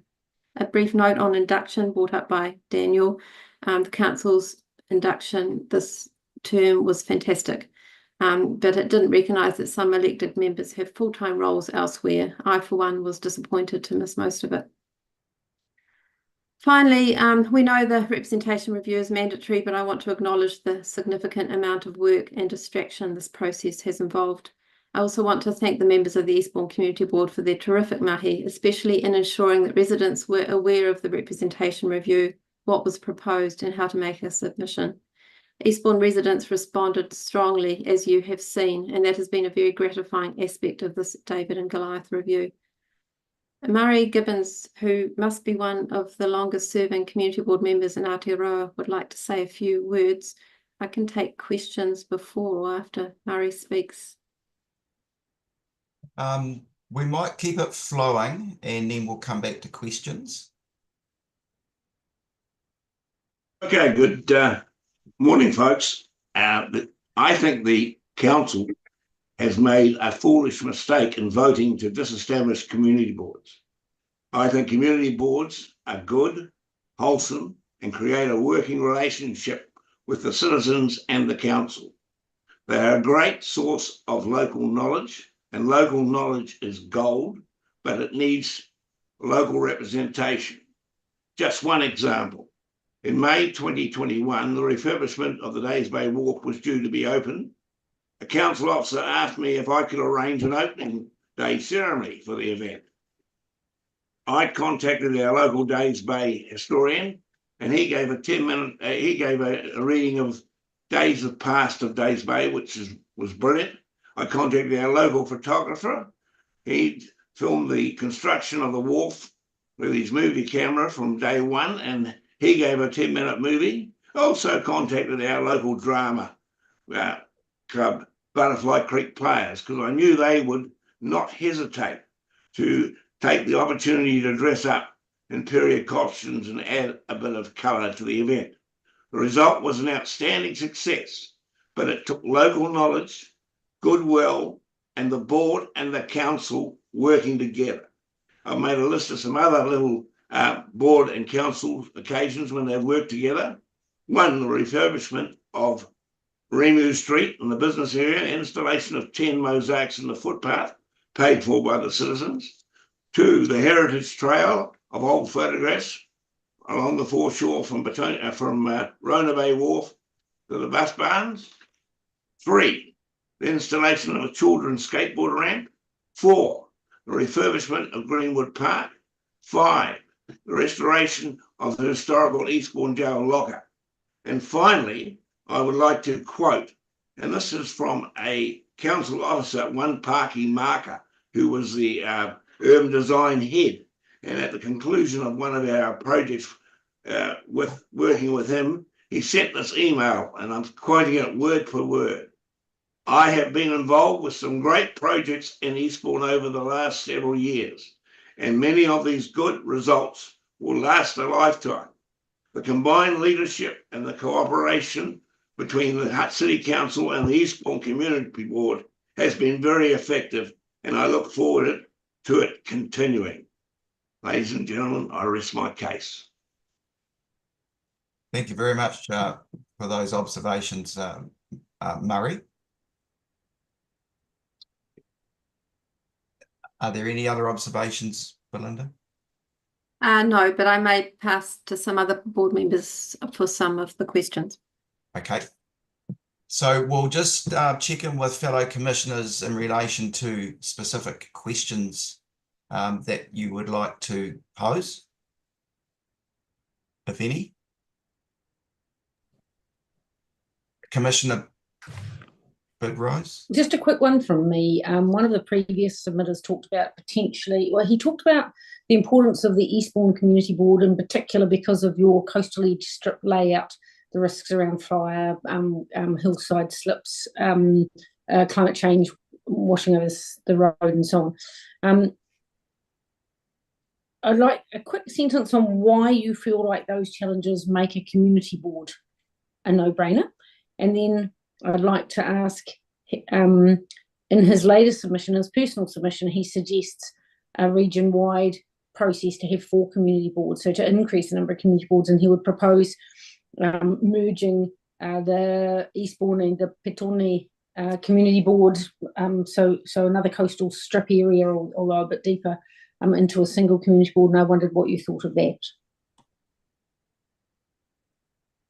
So to take your first question first, Commissioner Bidrose,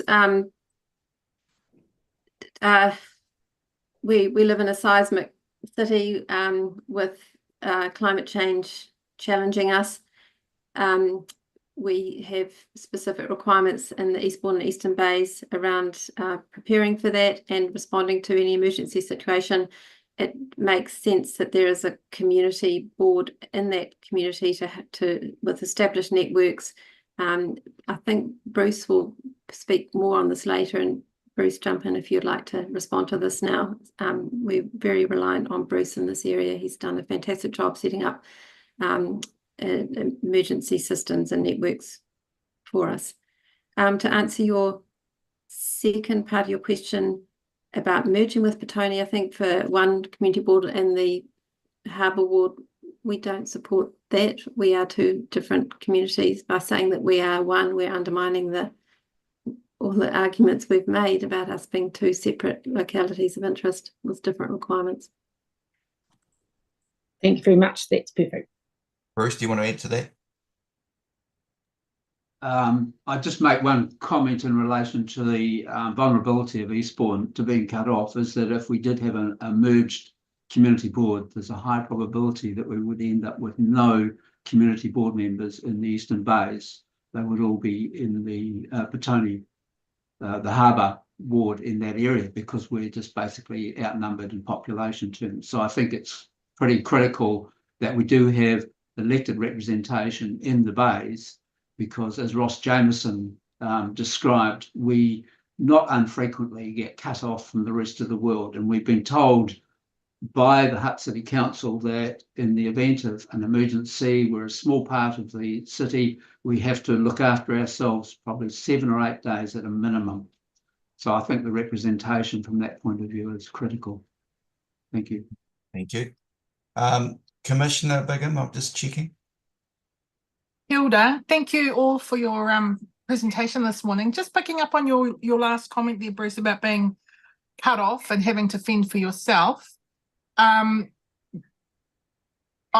taking it then that you feel the community board would be the lead agency or the lead organisation grouping who would step in that role, assuming you'd work with civil defence, etc., or what? You know, that's a pretty extreme example. What function would the community board perform if that was the case? So, yeah, the community board at the moment does take a leadership role in that, mainly through me. It's one of the nice things about the community board is what we have diverse interests. So we all take different responsibilities in different areas, and that's works really, really well. Last week, I attended an elected member's civil defence exercise, in Batoni. And one of the questions that one of the city councillors asked is there a nominated person or in each area to take responsibility for that? And the answer is no, there is no one nominated. We sort of basically take that on ourselves. Eastbourne has a radio network that we run, which is unique basically to the Hutt Valley. None of the other areas do that. And we, in fact, are the only ones that test the radios once a month. Nobody else does. We also ran at the start of this year a Community Resilience Expo, whose focus was to get the community to be more aware and more prepared for the consequences of some emergency and to be aware of the resilience or the response that they have to take responsibility for, to look after themselves and their community at the time. So yeah, the answer is yes. We do feel that we are expected to take a lead in those circumstances. I thank you very much. Can I just pose another question for right of reply, because this has been raised a couple of times in terms of the legislation and the observation around additional community boards and their whether they were equitable or not. The legislation sets out pretty clearly what the standard is, but you've raised it pretty strongly, saying that that the review panel hasn't married up to the legislation in their deliberation. So I wouldn't mind in a right of reply some comment in that space.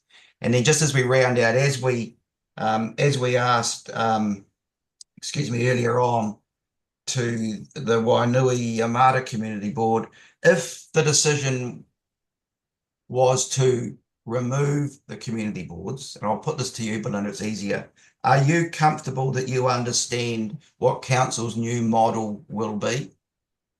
No, because we or might be? No, because we haven't been offered one.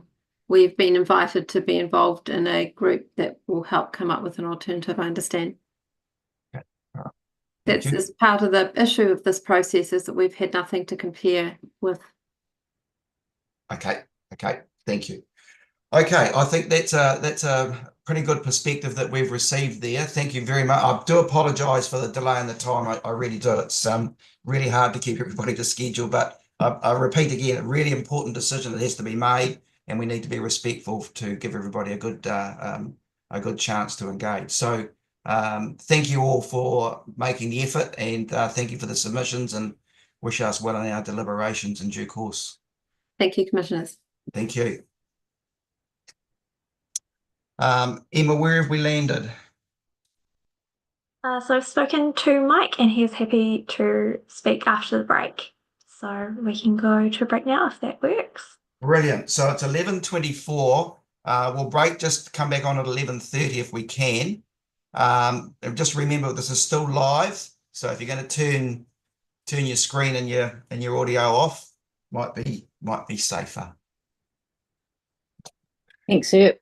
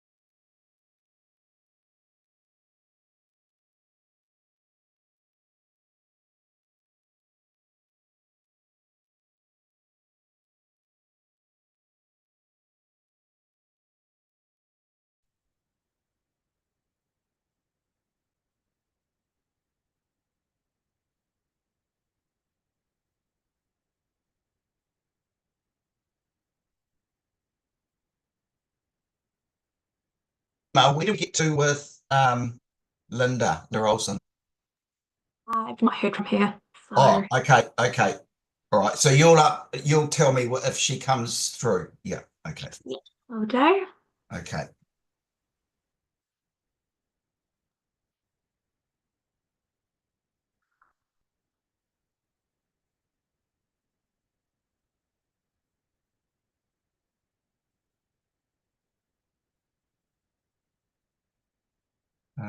What are we up to now?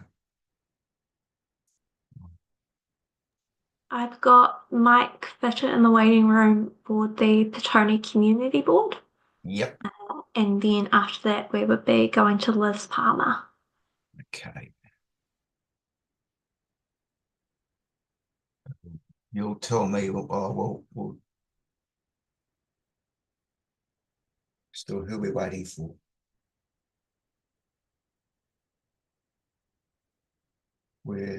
I'll just wait for them.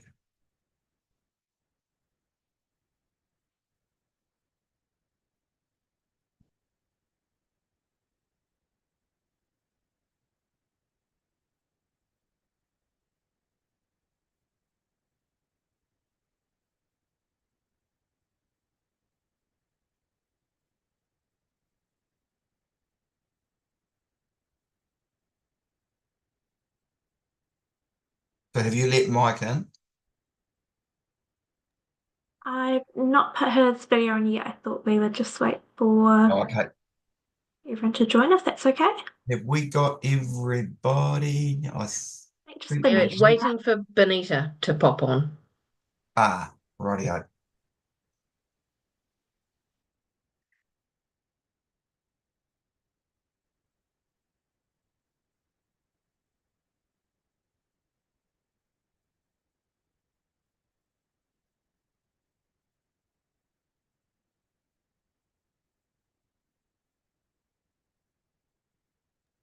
Here we go. Sorry, team. You're right. Time here, I was trying to eat a sandwich. It's all right. Yeah, it's a bit of a challenge. Right. Okay, we're all back. We're all on board. So we'll get Mike on, please.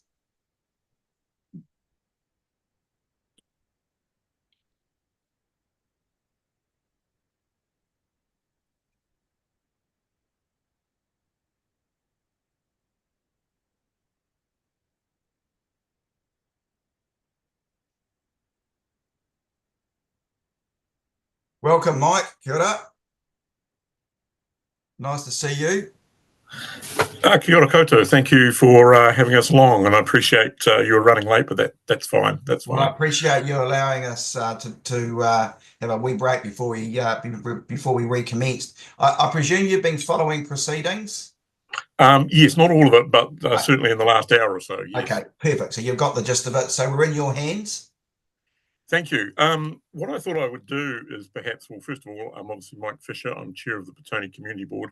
My apologies. I did have a fellow board member who was intending to be with me, but just due to the time frame had to sneak away. So what I thought I'd do is perhaps just reiterate one or two comments I made verbally at the time the council was making its decision, because they are still relevant, and I've added to those.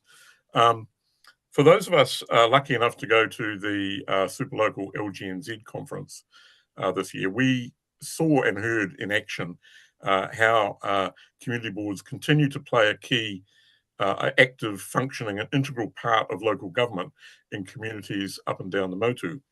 They're reflective of their communities, and Petone is a prime example of this. The current Petone Community Board is diverse age-wise, ethnicity-wise, working families, older, a geographic spread across our board area. It is, and has been for a number of terms, very representative of our area. We continue to provide a conduit to council and backup, in particular in our Harbour ward, for our one ward councillor, who is also deputy mayor currently, with the myriad of issues Petone faces. At numerous council meetings, I've talked about Petone being a microcosm of Hutt City. Every issue that goes on in Hutt City is reflected in the Petone Community Board area. The regional transport issues, the fact that it is a employment manufacturing hub, heritage issues, climate change threats, and what we're going to do about that, renewal of facilities, you name the issue, Petone is geographically and administratively, politically at the centre of all of these issues. We recently, if boards were abolished, we feel that the majority of these issues would fall to the local councillor. Indeed, there are citywide councillors, but they're not always fully in tune with Petone issues. Recently, we've had a huge debate over paid parking. The community board was front and centre and fought long and hard, and we're a very strong advocate for not having paid parking. Ultimately, we were unsuccessful in that, but we did achieve some compromises around the local library for users. And I would wager that that wouldn't necessarily be the case if community boards had been abolished prior to that decision. Numerous examples of interaction with members, council staff, advocacy, answering queries, meeting attendance and organising events would channel or fall to one councillor or council staff. Abolishing community boards based on their arguments about their effectiveness and cost is totally against the ethos of localism. I heard the comment earlier Paul Swain made about community boards perhaps being only relevant in isolated or rural areas. I would agree that they're excellent in those areas, but a perfect example to follow, which I believe community boards in urban areas can and should do, is the Christchurch example. A wide range of community boards across diverse urban areas, very effective and achieving great results. That is a benchmark for community boards to follow, and I would like to think we could do that in Hutt City, or continue to do that in the areas where we believe we're acting very effectively. Localism is putting the unity into community. If ever there was a good example of that, it's the community board model. The view of the representation panel and offering alternatives to boards in the form of agents or perhaps ratepayer groups, etc., is not truly effective or representative. We are independent elected members and far more reflective of our community, in my opinion. The lack of understanding of how a local government works and education, if you like, of the electorate is an indicative of a lack of civics education in general. It's not fully the responsibility of local government. Obviously, we can play our part in this, but as many previous speakers have said during hearings leading up to this point, a redesign of Hutt City's representation is not necessarily going to achieve this, and throwing the baby out with the bathwater isn't going to work. A democratically elected board is a perfect example of localism in action, that a potential committee of single issue driven, pressure group dominated individuals who may bother to turn up for a meeting on a rainy night in Normandale or Waterloo, you can't compare the two. And likewise, the idea of citizens initiated panels, you could equally end up with a more flawed form of democracy in some respects. In conclusion, it's the view of the Petone Community Board that the decision to disestablish the 3 boards in Hutt City is wrong and should be overturned by the Commission. We made the point also in our submission with potential changes to a super city being discussed and on the table for the future. Perhaps it's best to leave things as they are, make some form of decision about that as an overall picture, and then see, do community boards or some form of local boards then fit into some new structure. So our belief is that the status quo should be retained for the upcoming triennium. Thank you. Well done, Mike. You're the first person in this whole proceedings to use the word localism. And so I kind of like to accumulate lots of questions for the right of reply. And so in the right of reply from council, I'm really keen to understand where localism, how was that focused on during that decision-making process, either by the working party or by council. The second part of the question in the right of reply given the observations that Mike has just made, is under the new model, under the potential new model, how do those agents or representative groups get identified? If as I understand it from Mike, he's got a perspective about how connectivity might occur. It will be useful to understand from council's perspective, how do you identify and establish, whether that's been considered or not, I don't know, but I do want to reflect on that from experience in other communities where that model, which is kind of like a community committee, informal, unstructured, non-elected, is that something that's floating in your minds? So I continue to ask the question about what the new options, what does it look like? Okay, now I think there was a question in there, and it's not for you, Mike. It's more for the right of reply later on. But you were the first person, and I was wondering how long it was going to take to mention the word localism. I'll just check with fellow commissioners if there's any. Yes, Commissioner Bigham. Yeah, kia ora Mike, ngā mihi nui. We've heard earlier from council that one of the rationale for the decision to disestablish community boards was based on the engagement with the voices not normally heard out there in the communities, the ethnic and migrant groups, the youth, disabled community, Pacifica, tangata whenua, the business community, etc. How do community boards reach those people who are not normally heard, who according to the report and according to the feedback we've had, don't actually know that community boards exist, let alone what you do? So what's your response to those, I guess, maybe not criticisms, but rationale for disestablishing community boards is that you're not reaching vast sectors of the community and people don't really know what you do already? How would you respond to that? It's a good question, and I know that it will vary from area to area, perhaps in the city or indeed around the country. I know that, as I mentioned, touched on in my talk, that our board is very representative of a number of those groups and has connections in the community to them through meetings we may attend. And the fact that, for example, across the road from where we hold our meetings in Petone is the Petone Community House.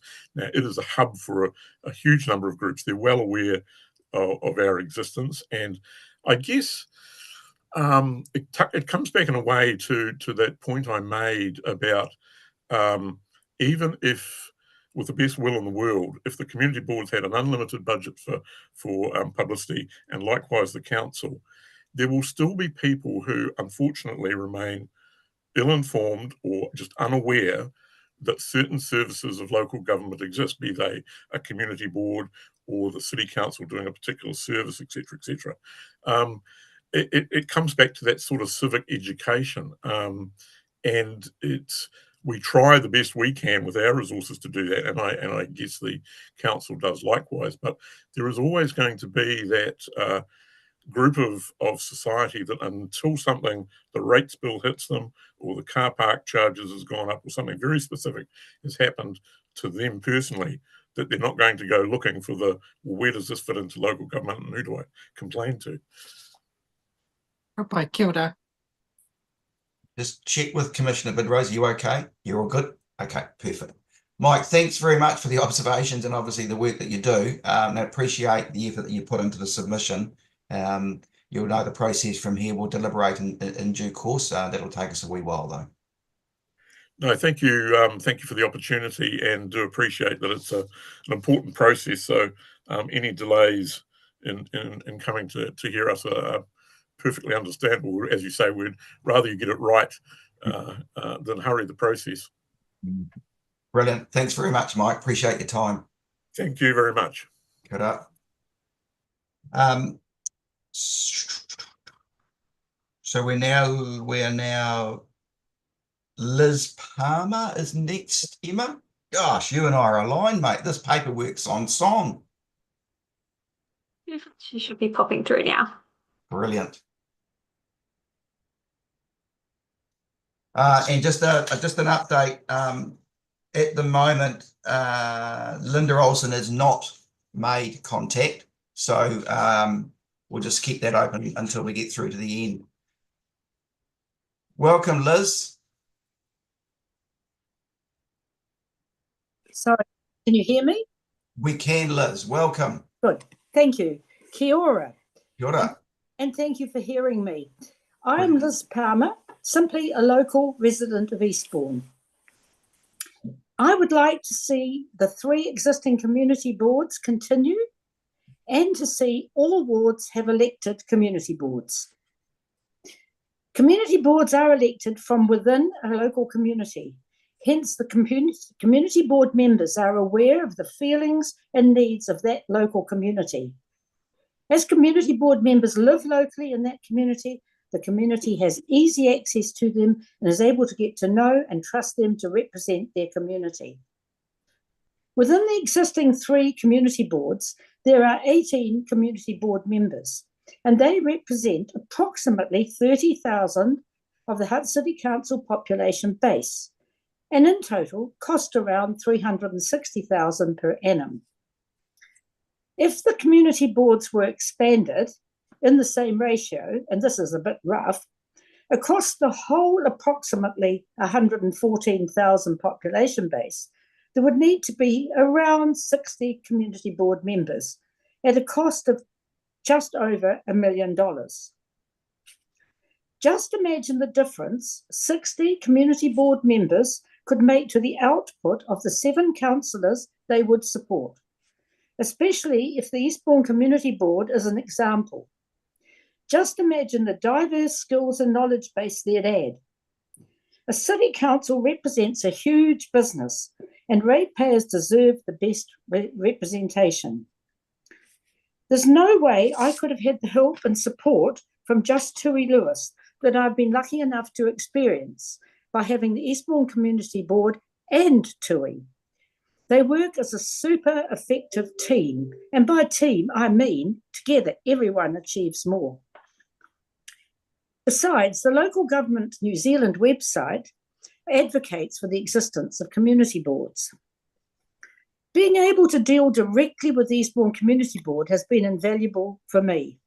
With so many businesses and organisations becoming faceless behind their websites, I believe individuals in a community have a greater need than ever to be able to actually identify with the people they need to engage with.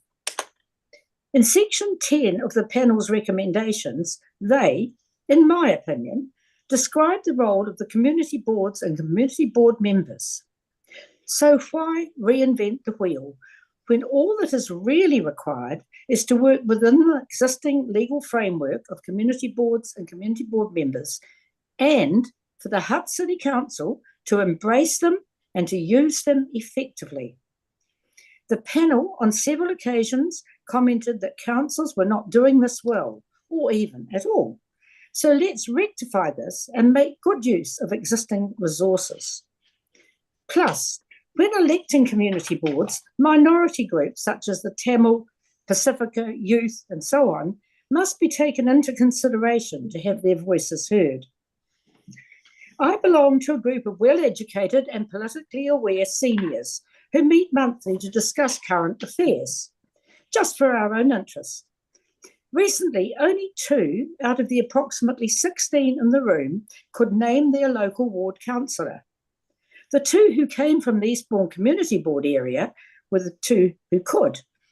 Incidentally, there was no one present from either Petone or Wainuiomata. Surely it's in the councillors' interest to be known to their electors, and I'm certain that working effectively with a community board would help achieve this.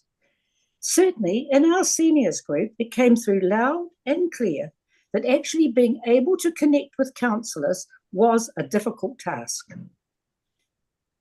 Community boards have been a great training ground for future local and national politicians. I understand that there are 8 of the present Hutt City Council who have been community board members, and their training has been funded from within the community board budgets. Who would provide this training if there were no community boards, which several councillors said they'd substantially gain from? And would it be an additional cost? I appreciate that Eastbourne and Wainuiomata are geographically more isolated, but Petone isn't. It blends seamlessly into other areas, but it still retains its own identity. All 3 have community boards. Obviously, with over 80,000 of the Hutt City Council population base not being familiar with community boards, there would need to be an excellent educational program run well before the local body elections. In my opinion, the return on approximately $1 million from, say, 60 community board members is potentially fantastic value for money, and this must be got across to all voters.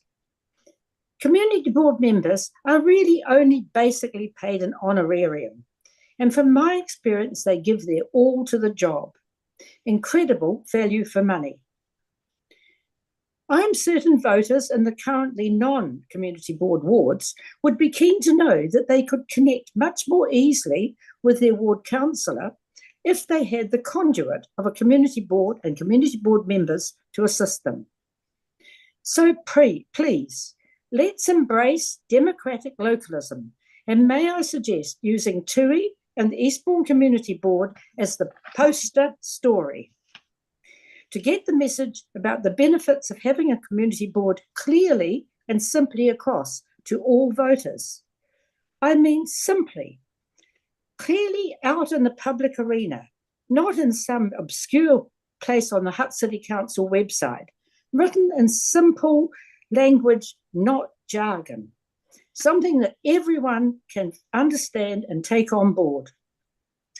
I've always taken an active interest in local body affairs, and I can state with complete confidence that having a community board has vast benefits. The other day, an Auckland friend mentioned that she'd hate to see her community board go, and she lives in the Parnell area. So please, reverse the Hutt City Council's current decision to disestablish the 3 current community boards, and in addition, expand community boards into all wards. Thank you for this opportunity to speak. Well done, Liz. You made that very, very clear about your views and perspective. Very well presented. I appreciate it. Very clear. and there's nothing wrong with that. I just need to check with fellow commissioners. I don't think you're going to get any questions. Sorry. Thank you, Liz. Yeah, no, we've got it. We understand it. We've read it. I think you can be comforted by some of the questions we've asked earlier on, and the right to reply will cover off some of the observations that you've made. So thank you. Thank you for your effort and energy. Thank you very much. And I am really passionate about community boards, as you've gathered. Right, Liz. Well done. Thank you again. Kia ora. We're just going to flick back now to where's Linda? Linda Olsen, is that right, Emma? Yeah, so Linda's come on board. So we'll just welcome Linda in. And before Linda actually speaks, we'll just do a wee intro. Or a wee acknowledgement more than an intro. Me? Yep. Oh, kia ora tātou. Just a mihi to my whanaunga Linda. We are actually from the same marae and the same hapu and the same iwi in Manaia. And my apologies, I forgot her married name was Olsen. So we engage when we're home in family situations, but other than that, I've not spoken to Linda at all about this submission, nor has she spoken to me. So I'm coming at this with fresh eyes, just like the other commissioners. Kia ora. Well done, Commissioner Bigham. Well done. Kia ora, Linda. You might have to turn the mic on, Linda.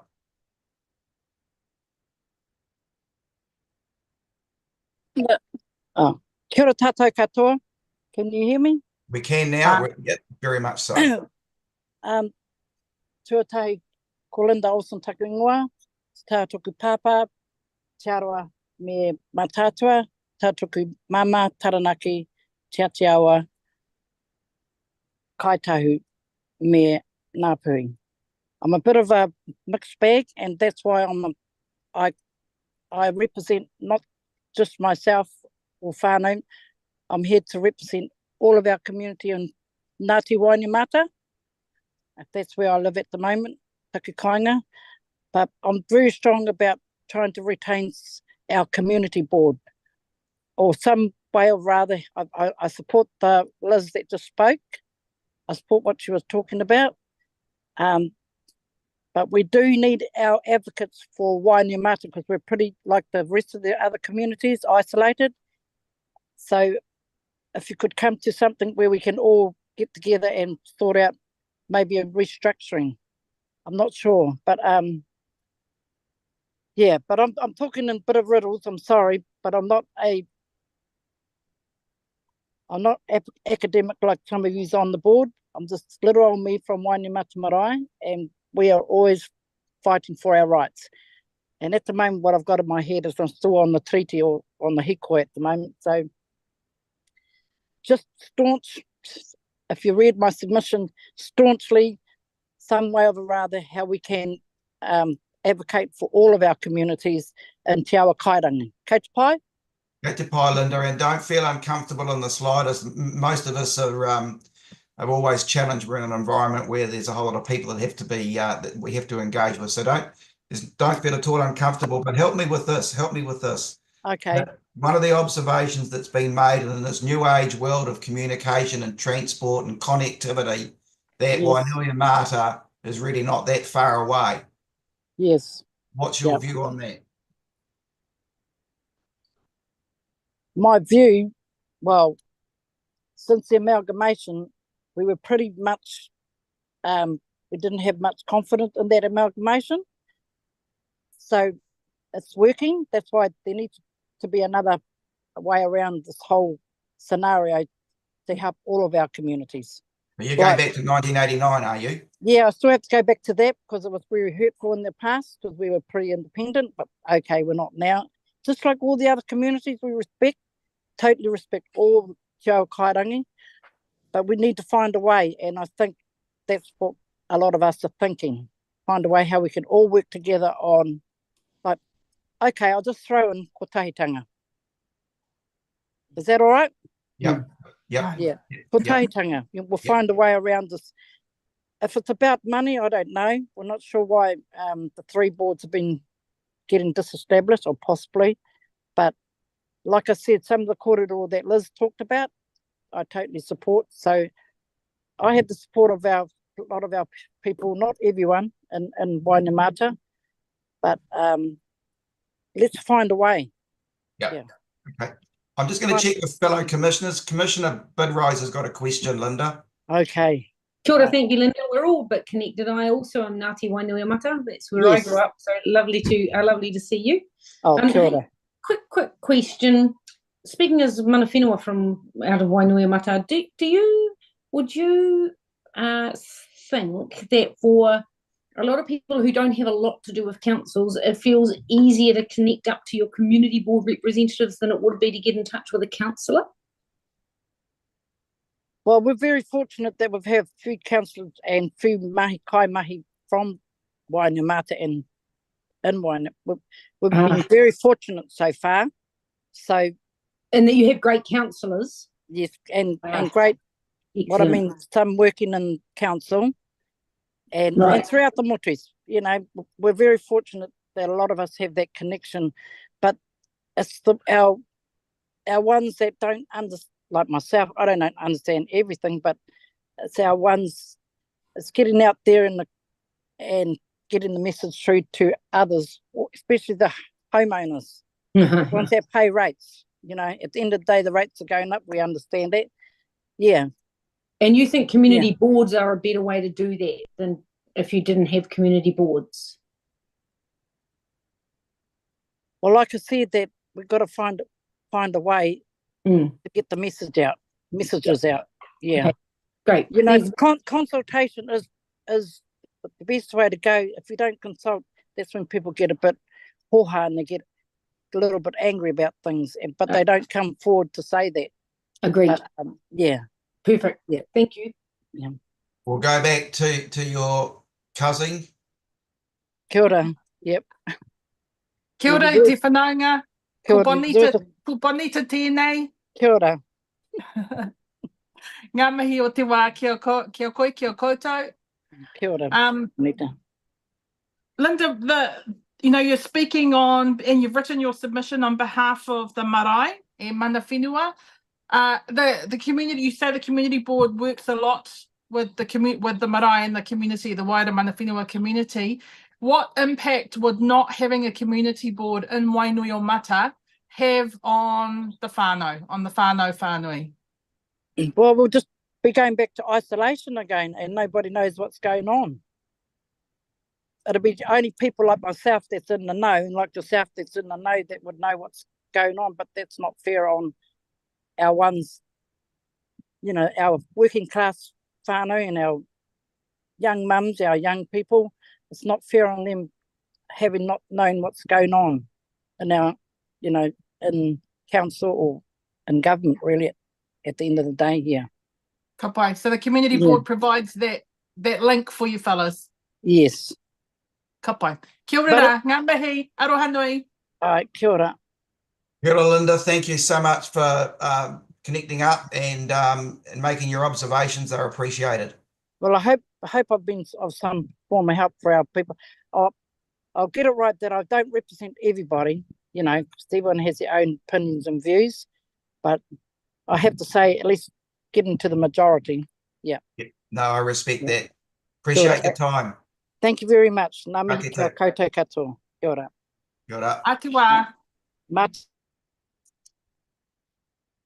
Brilliant. Well done for getting that sorted, Emma. Thank you. We're now up to Sally. Oh, she should just be popping through now.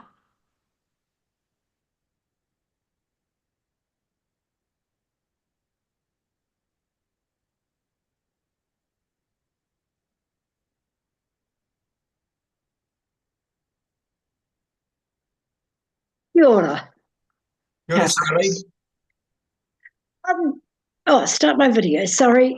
That's a good idea. There you go. That works. Oh, hang on. I've lost you. Have you? Can you won't be able to see me, but you can hear me, obviously. You don't need to see my pretty face. We can see you. Watching the proceedings so far. Cool. And I can see you. I can see you perfectly.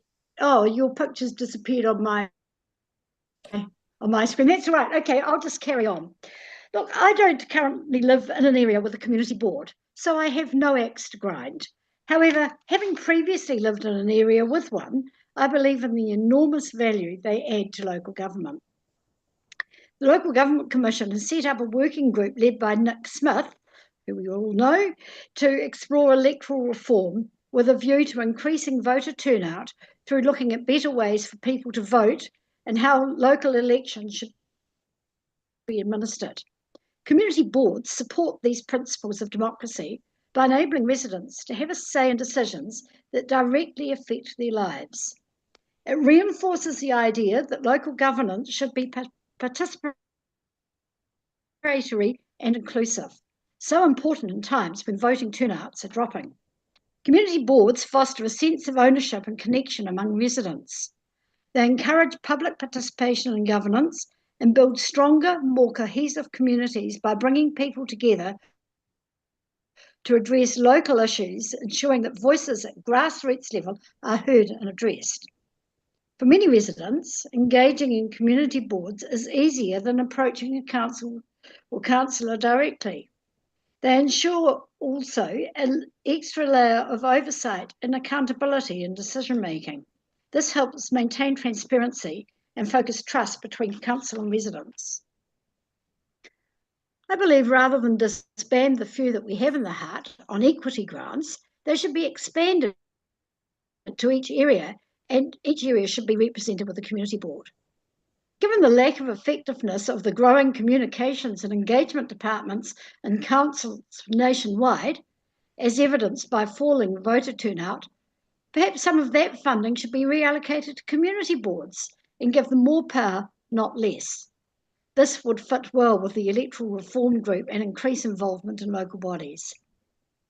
Retaining and expanding community boards will ensure the city's governance structure can adapt to future challenges and opportunities and create a more inclusive, effective and forward-thinking government system. It would enhance representation, foster civic engagement and ensure local solutions to local problems, making the city better equipped to serve its growing and diverse population. Having listened to a number of the submissions this morning, I'm concerned about some of the attitudes of council and don't have a lot of confidence. While community boards may have their limitations and problems, they are covered by legislation. Once Hutt Council abandons community boards, we cannot guarantee that a proper, sustainable new model will be introduced or that it won't be subject to the whims of any particular council. I believe they need to be retained, strengthened and expanded until such time as we can see a new model that can be honestly debated. Thank you. Thank you, Sally. Very short and succinct and very clear as well. I think another question that can go through for the right of reply is as a consequence of the observation that you've just made about assurance that something will be put in place. So in the right of reply to council, it would be very useful to understand, given there's an election next year, what's the community's certainty of, oh, you have to say something being established, because that seems to be a, what's the correct word? There seems to Common be, theme. pardon me? Common theme? Yeah. So to Sally's point, and that's the only reason that I'm bringing it up, how is she comforted that if a community board, if the community boards were disestablished and knowing that there's an election next year, how can she be sure that something new will be established? I think that's part of the, to be frank, I think that's part of the guts of some of the observations that are being made. So that can come up in the right of reply, Sally, this afternoon from I'd council. also like to make the point is that the cost of establishing something new, when we could strengthen and empower community boards that we already have a system it's covered by legislation, it does seem a little silly to be throwing the baby out with the bathwater. So I'd be keen that they were retained rather than a whole new structure that will cost 2 million instead of 1 million, as Liz Palmer pointed out. Work that way. Okay, all right. Just we'll see how we go. We'll just check with fellow commissioners. Are there any other questions? Commissioner Bigham? Thank you so much, Sally, for your passionate submission. Just rather than a question, just a clarification around your comment around the Local Government Commission has established the Electoral Reform Working Group. That's us. We haven't established that group. That was Local Government New Zealand, which is the collective. Sorry. That's okay. Just to make sure that anyone else who's listening may think it was us when it wasn't. But yes, you're right. The work is there. It has been established, and they're working through those very questions now as well. So thank you again. Thank you. Good point of clarity. Well done. Okay, Sally, thank you so much for your observations, and we'll deliberate in due course. As you'd appreciate, it's a challenging discussion that's occurring at the moment, so we need to give it the respect and due diligence as we deliberate. Indeed. Thank you very much for allowing me to present. Thank you, Sally. Kia ora. Okay, Jeremy Winters next.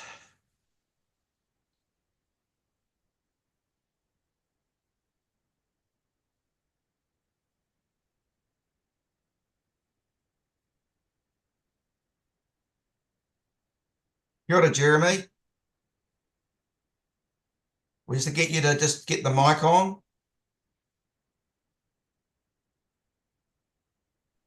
There we go. Kia ora. Fantastic. Have you been watching the proceedings so far? For about the last 30 minutes or so, I think. Oh, well done. So you've got a bit of a sense about how it rolls. So I have, yes, thank great. you. Looking forward to your observations, Jeremy. Kia ora. Well, first of all, tēnā koutou, ko Jeremy Winter. I am very honoured to follow some of the fellow speakers, and I'm also very pleased to be able to have this opportunity to present. So thanks for that, people. I had a speech written out which lasted 8 minutes, but having heard everybody else, I'm going to dip into it because you're hearing very similar things from a lot of people. And I mean, Liz and Sally, I guess, who are have said quite a lot of what I've got to say. So I'll try and dip into some different things if that's possible. That'd be great. First of all, I know that you don't want to talk about process of what's gone on so far, but one of my big concerns is that I have real questions about what seems to be a criteria that the council has used in determining its decision to do away with community boards, and that's the notion of equality.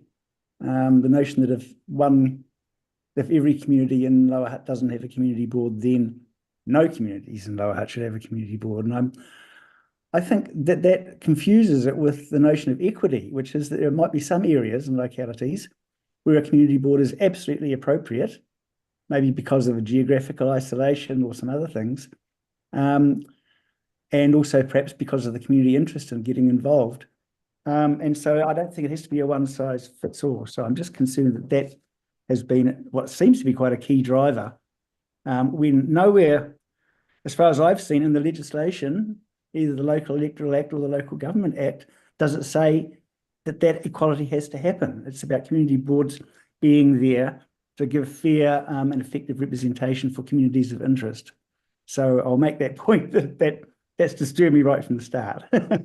Right. Okay, so moving on.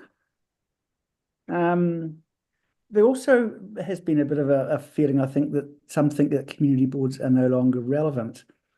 And, you know, this may go back to 1989 when they were established in a way to replace what used to be the local councils. But a lot of things haven't changed. Wainuia Mata is still over the hill. Eastbourne is still at the end of and so is Wainuia Mata, at the end of a one way in, one way out. There's real feelings of vulnerability, especially here, if, you know, we get tidal surges, or if the road's out, or there's a landslip. And what the local community board I've observed is that they've been very proactive about this. They've actually organised a resilience expo so that locals can be told about what to do in an emergency. We have a community board member who has almost immediate access to a fleet of four rubber inflatables to get people, you know, in and out of Eastbourne if needed be. So those things are important, and I don't see how the proposal in the Hutt City Council's final proposal, I'll just read it out, that one councillor for the General Harbour Ward will provide more fair and effective representation than some wards having community boards. I just don't see how one councillor, without being backed up by community boards in areas, can do that. I think it's working together. It's working as a partnership, I think, as Liz said, and Sally as well.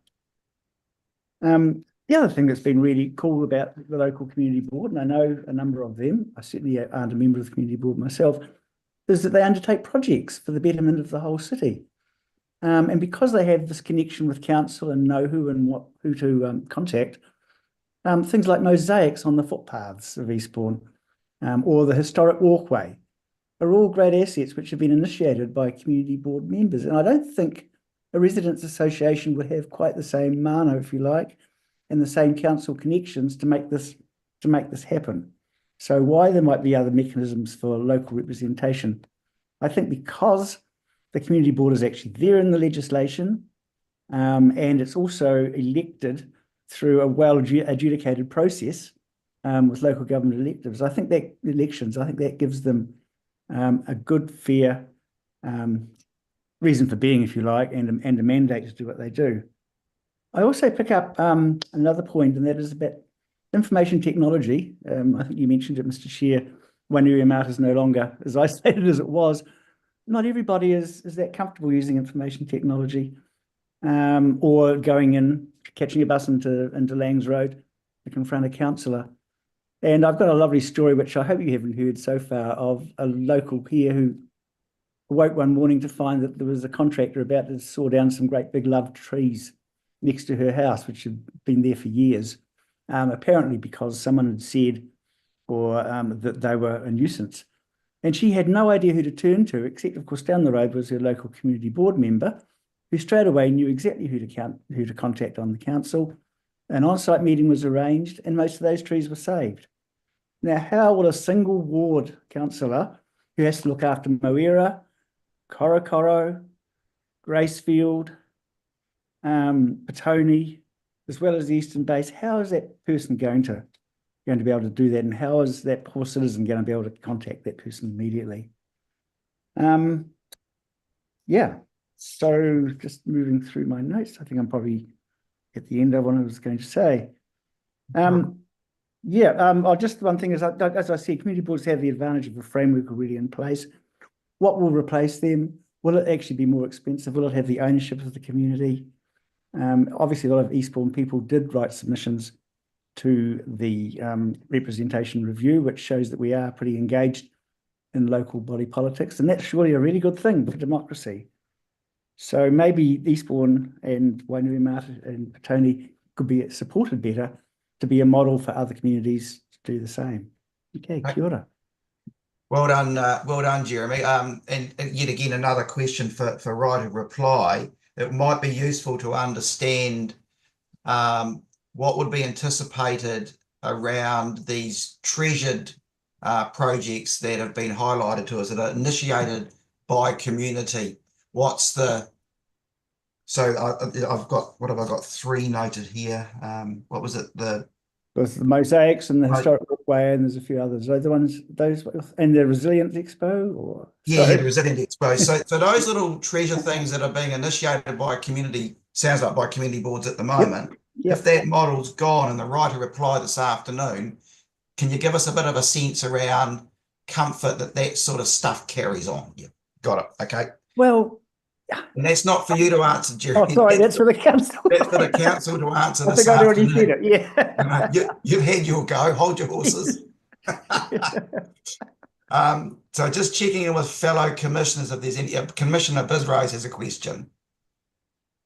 Thank you for your presentation. I particularly enjoyed your written presentation. I was quite persuaded. I found your concluding couple of or paragraph 5, A and B, to be particularly persuasive.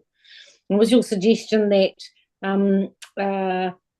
citizens who do have experience of community boards like that and are more engaged, and citizens who don't have community boards are less engaged. But can you tell me where you found the evidence for those two statements? I think it was because of the number of submissions that people wrote into the whole representation review. It just seemed very clear that a lot of them came from Eastbourne. But also, I think a number of establishing things does tend to make people stand up and write submissions, and it's pretty easy. I mean, if you're going to lose something, you're going to indeed stand up and do it. But it also, I think, it sort of speaks to the fact, as I think previous speakers said, that if you don't know what a community board does, and you haven't experienced, then it's not that likely to be able to say much about it. Yeah, I'm very struck by how hard it is to know whether or not a community board is doing a good job. You know, how you don't have KPIs. There's not good resident survey questions generally related to community boards. Good point. So people who do interface with them generally repeatedly do because they like them. 270 submissions out of how many people live in your part of town is a small minority.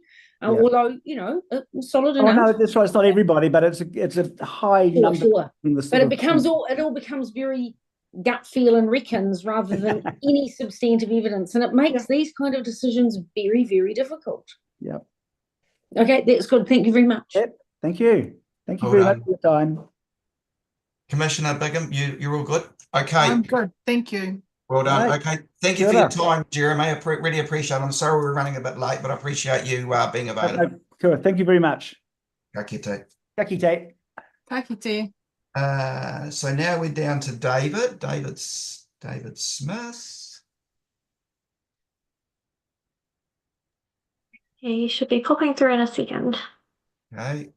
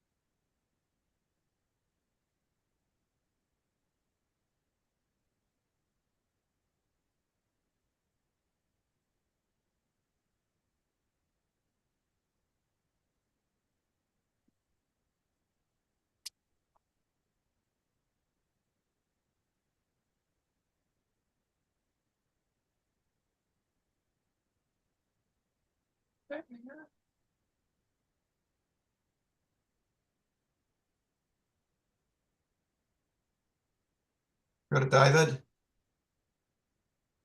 Just get you to turn your mic on, David.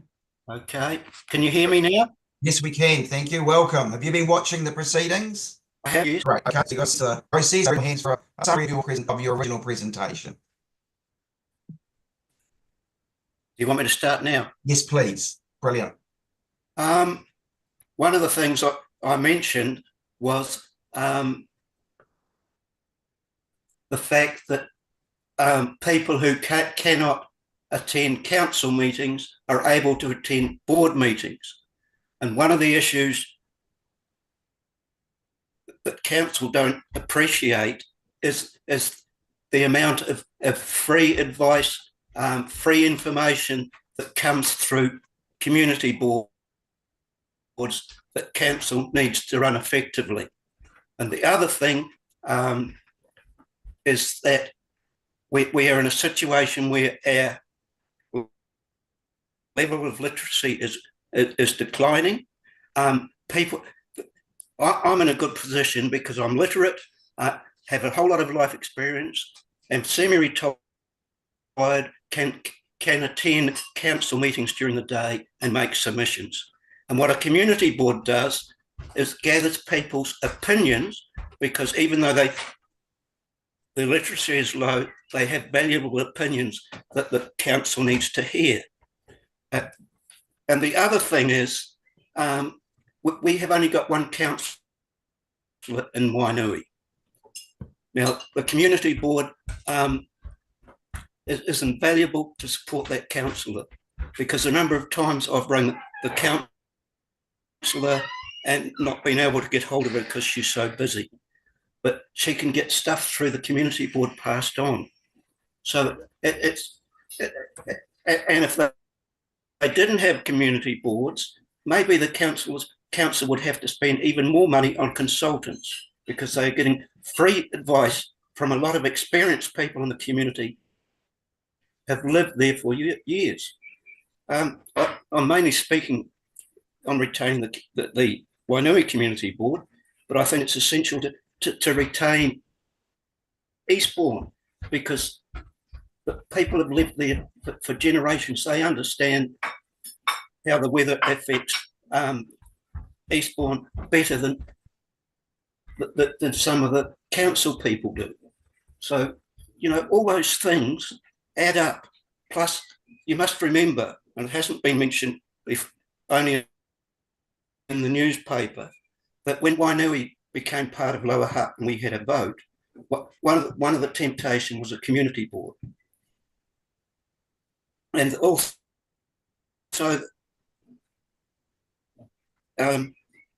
you know, people's mobility, people's access is going back to the old ways. Plus, if we have events, community, weather events or earthquakes or anything like that, the community boards are going to be very, very valuable. And I've been told I can't talk about the council process, but I think that these intangibles were not looked at enough, and that's what I felt that the council was trying to look at, was some of the intangibles, because a lot of them are intangible. But this advice thing, I mean, that's the real issue, because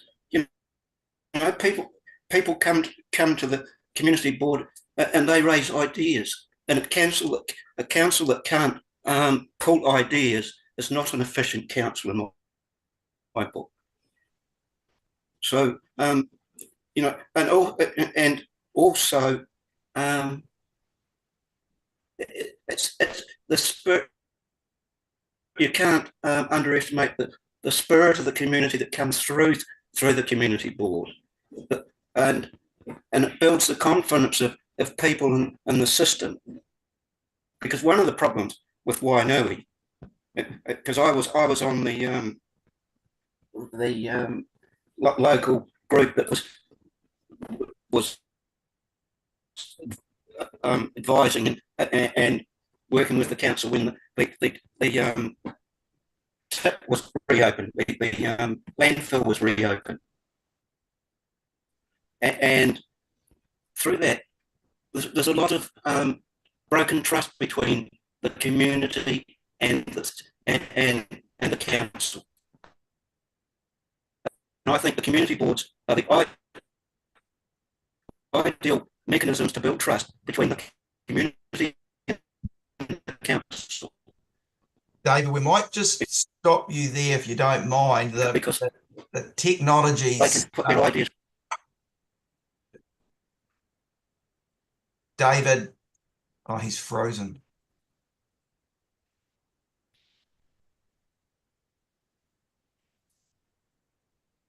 I might just turn off his camera and microphone and then turn them back on and see if that does anything. Will you do that? Okay. God, you got complete control.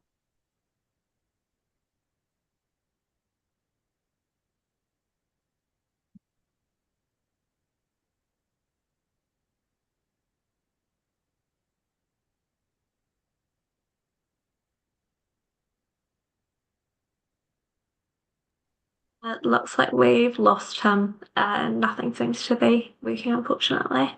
Okay, well, to be frank, we got to the end anyway, I think, and we've got a very clear understanding of David's perspectives, and also, just as importantly, his submission is incredibly clear and well understood by us. So though we haven't got to the point of specifically asking a question, I think we can respectfully say that we've received his views. I'll just get you to, Emma, just to communicate to David my observations, if that's okay.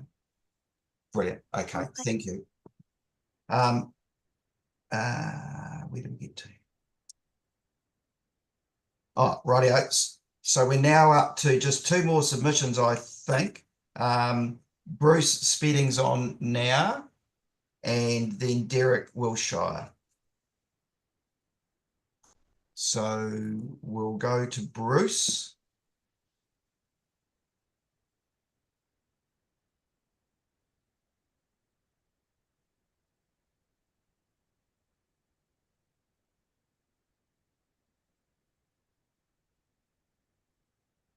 Go to Bruce. You're back for a second innings. Kia ora. Yes, I'm aware I'm back for a second innings. So I, like Jeremy and some of the others, I'll disregard the notes that I had written, and what I'll do is just go through and comment on some of the, because a lot of my points have already been mentioned by one person or another, and I'll comment on some of the things that have been said where I think there's I can add some clarification, And I really appreciate some questions if you have anything that you particularly would like to know. My background is I was 25 years as a scientist and 25 years working in technology. So I'm very, very familiar with the history of the internet and everything else.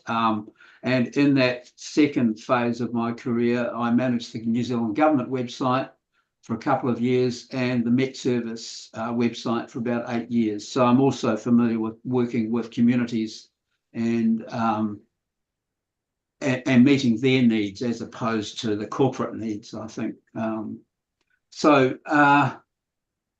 I'll just go through and highlight a few points. First of all, the comments that the overall panel review and the process, I know that's not a focus, but I just want to say that it's basically full of rhetoric, full of anecdotes. It's self-referencing.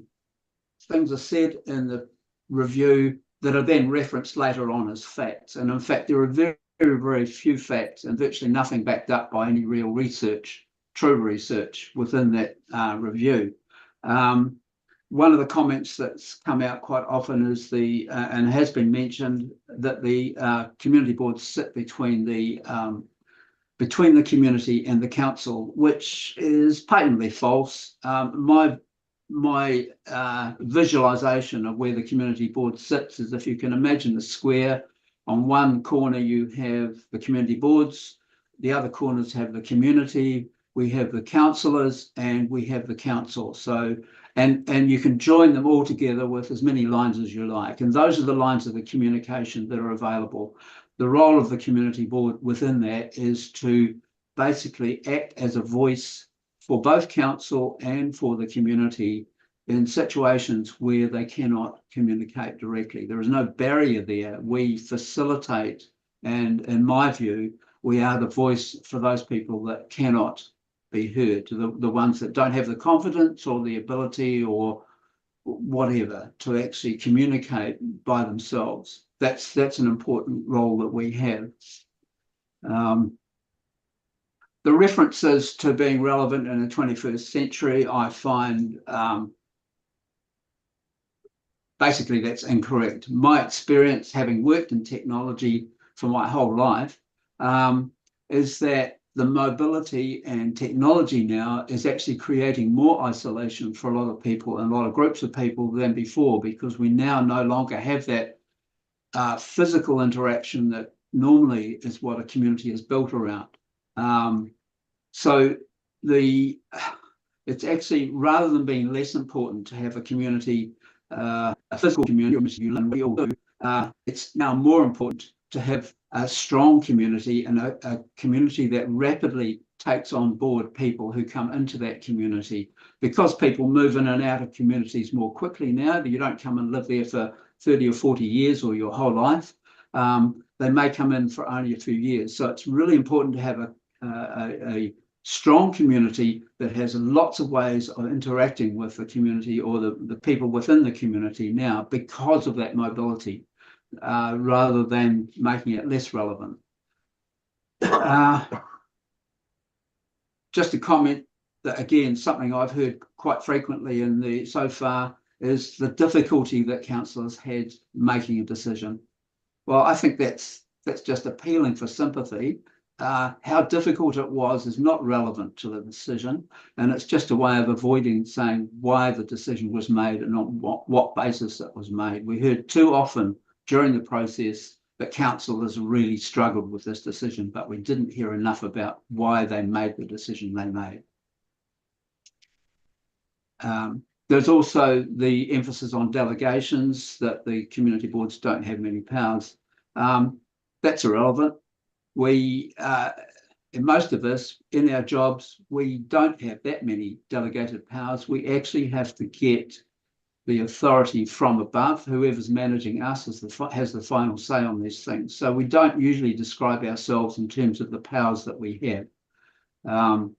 And I think the strengths of community boards, that in my context of how I work in the community board, is that we become facilitators and communicators in both directions. Our job is to communicate the council's actions, what's going on, what they're wanting to do with the community, the surveys, the referendums, the consultations, and the decisions. Our job is to communicate that with the community, and then in the reverse, our job is to take the community view, to aggregate those views, to take complaints. Some cases we actually close that circuit and we can answer the questions. The council never has to get involved at all. So we take that workload off. But in other instances, we collect that information together, come up with a community need from it, perhaps might start as an individual request, and we take that to council. So we do an awful lot of work in aggregating that and bringing it into council as a well-formed request or suggestion, as opposed to sort of everybody trying to contact the council directly. And that's, to me, that's where the delegation process comes in. Someone mentioned KPIs. Well, I think the response to the whole process has been a key KPI for community boards, and even the other community boards, even though their performance at times was questioned in relation to Eastbourne, what was not done is their performance wasn't held up to the performance or the responses received from the other wards which don't have community boards. And I think when you start to put them against the boards, the wards with no community boards, you'll find that both Petone and Wainuiomata did well. It's all becomes a matter of perspective.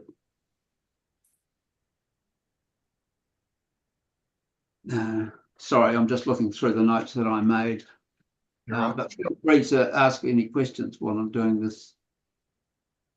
So, yeah, again, my interests within the community board are specifically to do with community resilience, which I think is it's a growing need within communities. We're getting more and more of these climate-related events around New Zealand, and the strength of the community itself in responding to that, rather than sitting around waiting for outside help, particularly when communications, power, transport, all those facilities go down, the community has to be very resilient. And that's quite a strong focus, as you've heard from others, for our community. And I think that in itself is almost a justification for a community board just on its own.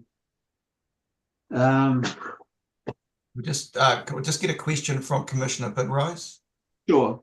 Quick question. Thank you very much for your presentation. Who's your ward councillor? Tui Lewis. And did she vote for or against the abolition of the community boards?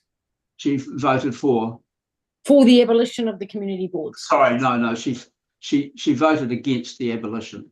She wanted to retain them. Okay, thank you. And who is the councillor for the Wainuiomata? I should know, but I can't tell you. Do you know if they voted for or against? I think they voted against abolition, but again, I can't. I'll check that with the council. Thanks. I assume that's the two councillors that you would assume have most contact with the community boards.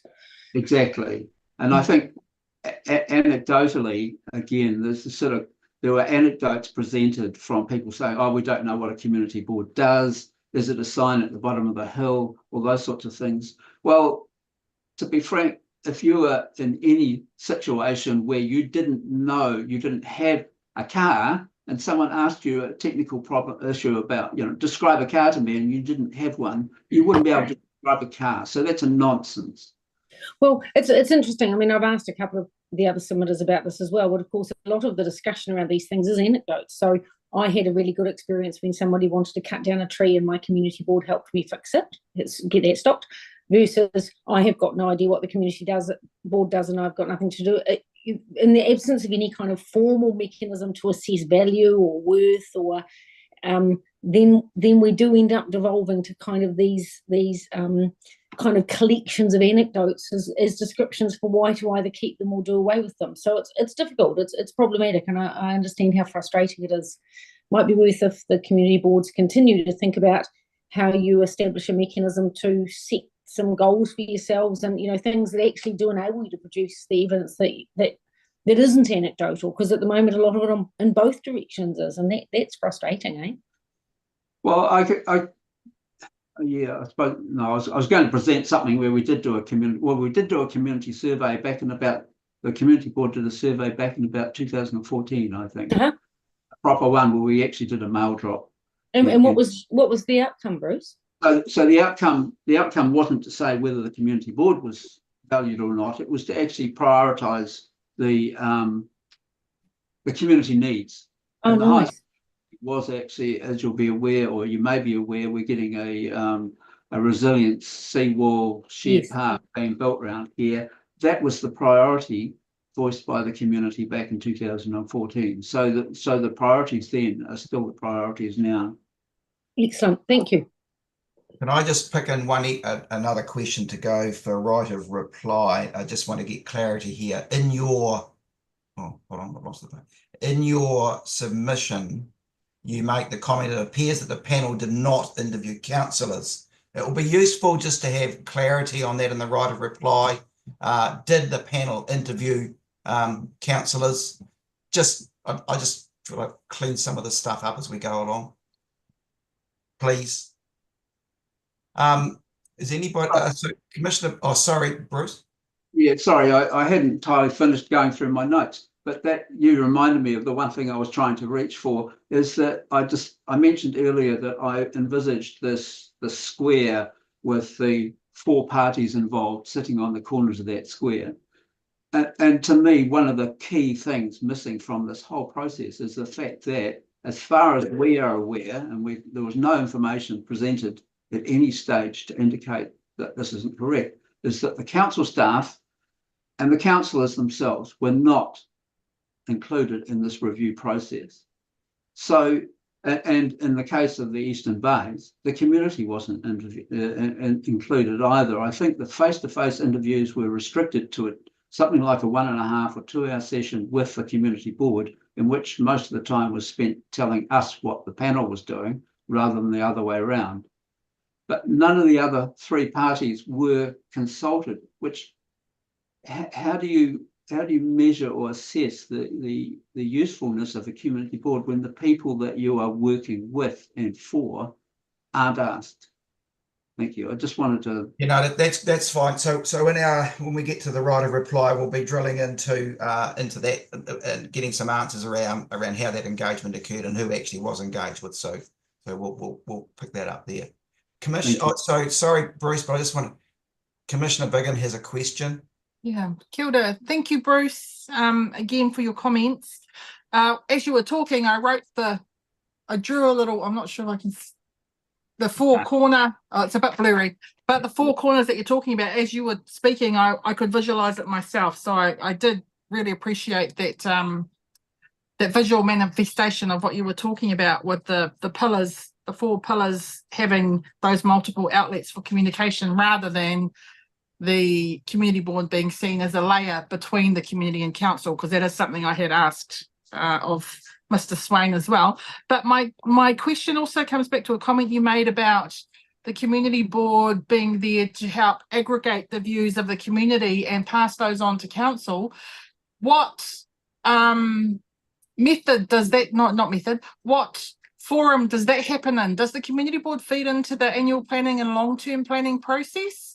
And maybe this is a question for right of reply too. What processes do the community boards feed into? But just interested to hear from you, Bruce, if your community board feeds directly into those processes as per you talking about the aggregation of those views of your community.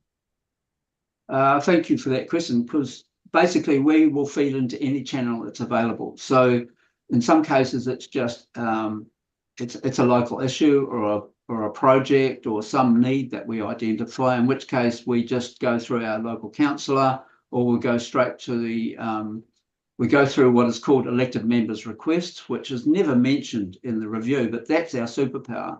The fact that we can go to council and the council is essentially obliged to answer us, which is something that normal residents, ratepayers, don't have a right to that, and a frequent complaint we get is that they don't get a response.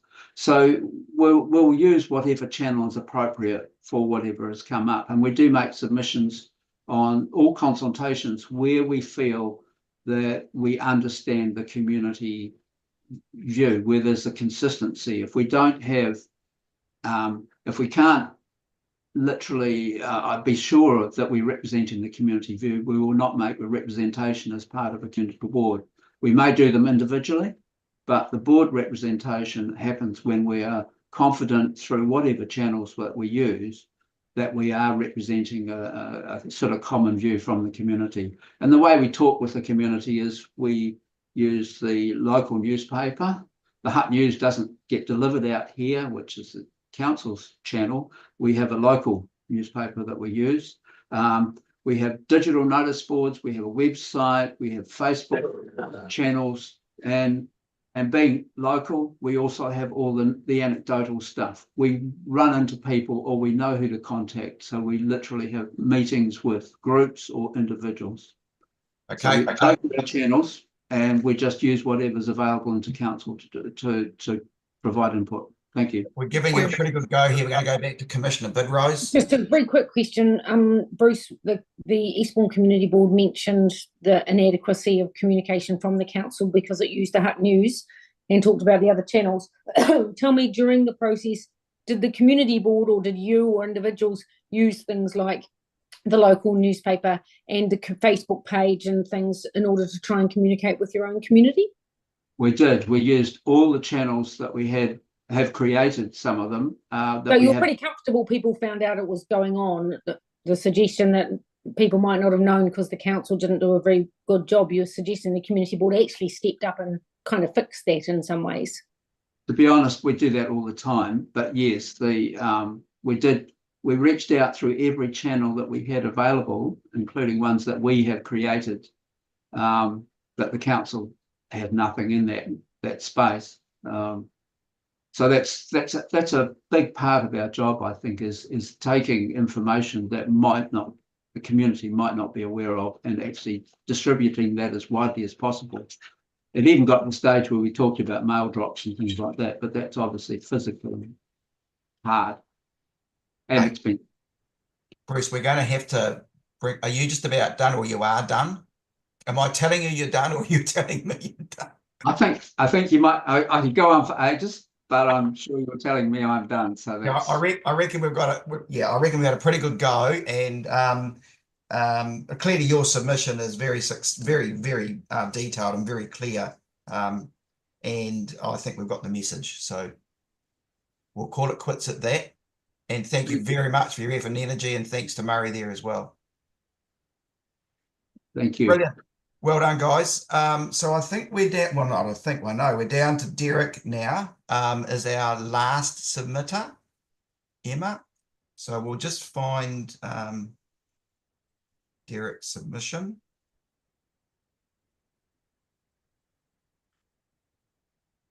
And I should have, for the commissioners, I should have noted the page numbers before today. My error.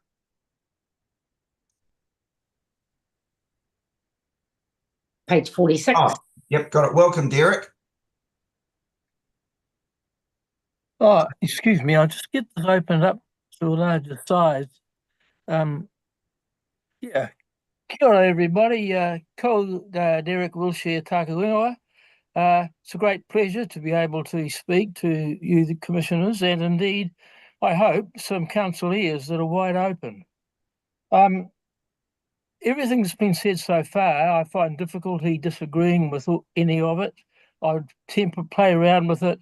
I think people have done a fantastic job and we should all be very grateful for that. So what I'll do, I'll try to just change what I was going to say. And one of the things I'd like to talk about, I want to talk about the context of community boards, and I will just take the opportunity to do that. And I talk about community boards as established in 1989 as opportunities lost, particularly in the Hutt. With the new level of local democracy which was made available in the 1989 Act, it was a soft option that Hutt City took. the law did not just provide the ability to remove the existing councils and the borough. It was much wider than that. Hutt City Council had the option to increase it to the whole of the city. It did not do that. So the catchment boards, the council, became, to former life, community boards became outliers in Hutt City, where they've remained ever since, challenged but not untrammeled. A little bit more recently, in 2002, the well-beings were introduced, which promoted social, economic, environmental, and cultural well-beings. That really turned me. I wasn't a board member at that time. I thought this is a magnificent thing that's going on here. It's a chance to make local democracy a whole lot more relevant and available to communities. And by that time, I was living in Eastbourne. And so I decided that it was a good time to try to join the board, which I did in 2004. And in my time, 3 terms, eventually becoming chair, it might not have been overtly stated, but that whole concept of the well-beings was a major driver to my input to the community board activities. Of course, these have become a victim of ideological interference by the National Party, which offends me a great deal. And they've been in and out, in and out, in and out. But in my mind, they're firmly in there, entrenched, and should remain so. Through the time I was there, I continued to advocate for universal citywide community boards, that every representation review, and indeed through a process that the board itself was involved in with me in it, we advocated the same. Now, I think there was 3 6-year things. But as far as delegations are concerned, I've got to say that the board at that time, as I recall it, we weren't seeking further delegations. Particularly, we didn't want to have anything to do with the handling of money, but we were dedicated to ensuring that the well-beings that were in the Act, and I can, as you know, I think they're still there, they're not, were being applied. It was absolutely crucial and critical. So anyway, there was always an opportunity at these reviews for Hutt City Council to introduce community boards across the city, but they scornfully, in my view, eschewed, leaving a trail of failure. And I think it had a bit to do with the feeling that the insecurity that a number of councillors had about losing their authority and strength. And I think Councillor Jamieson, a former mayor of Eastbourne, spoke earlier on, and I'm sure he didn't come through as being someone who was worried about losing any of that. He was also, of course, a member of the community board as a councillor, as was Councillor Baird at the time. So I guess that I just wanted to say that's a context that I think is extremely important. Now I want to get round to the representation review in 2024.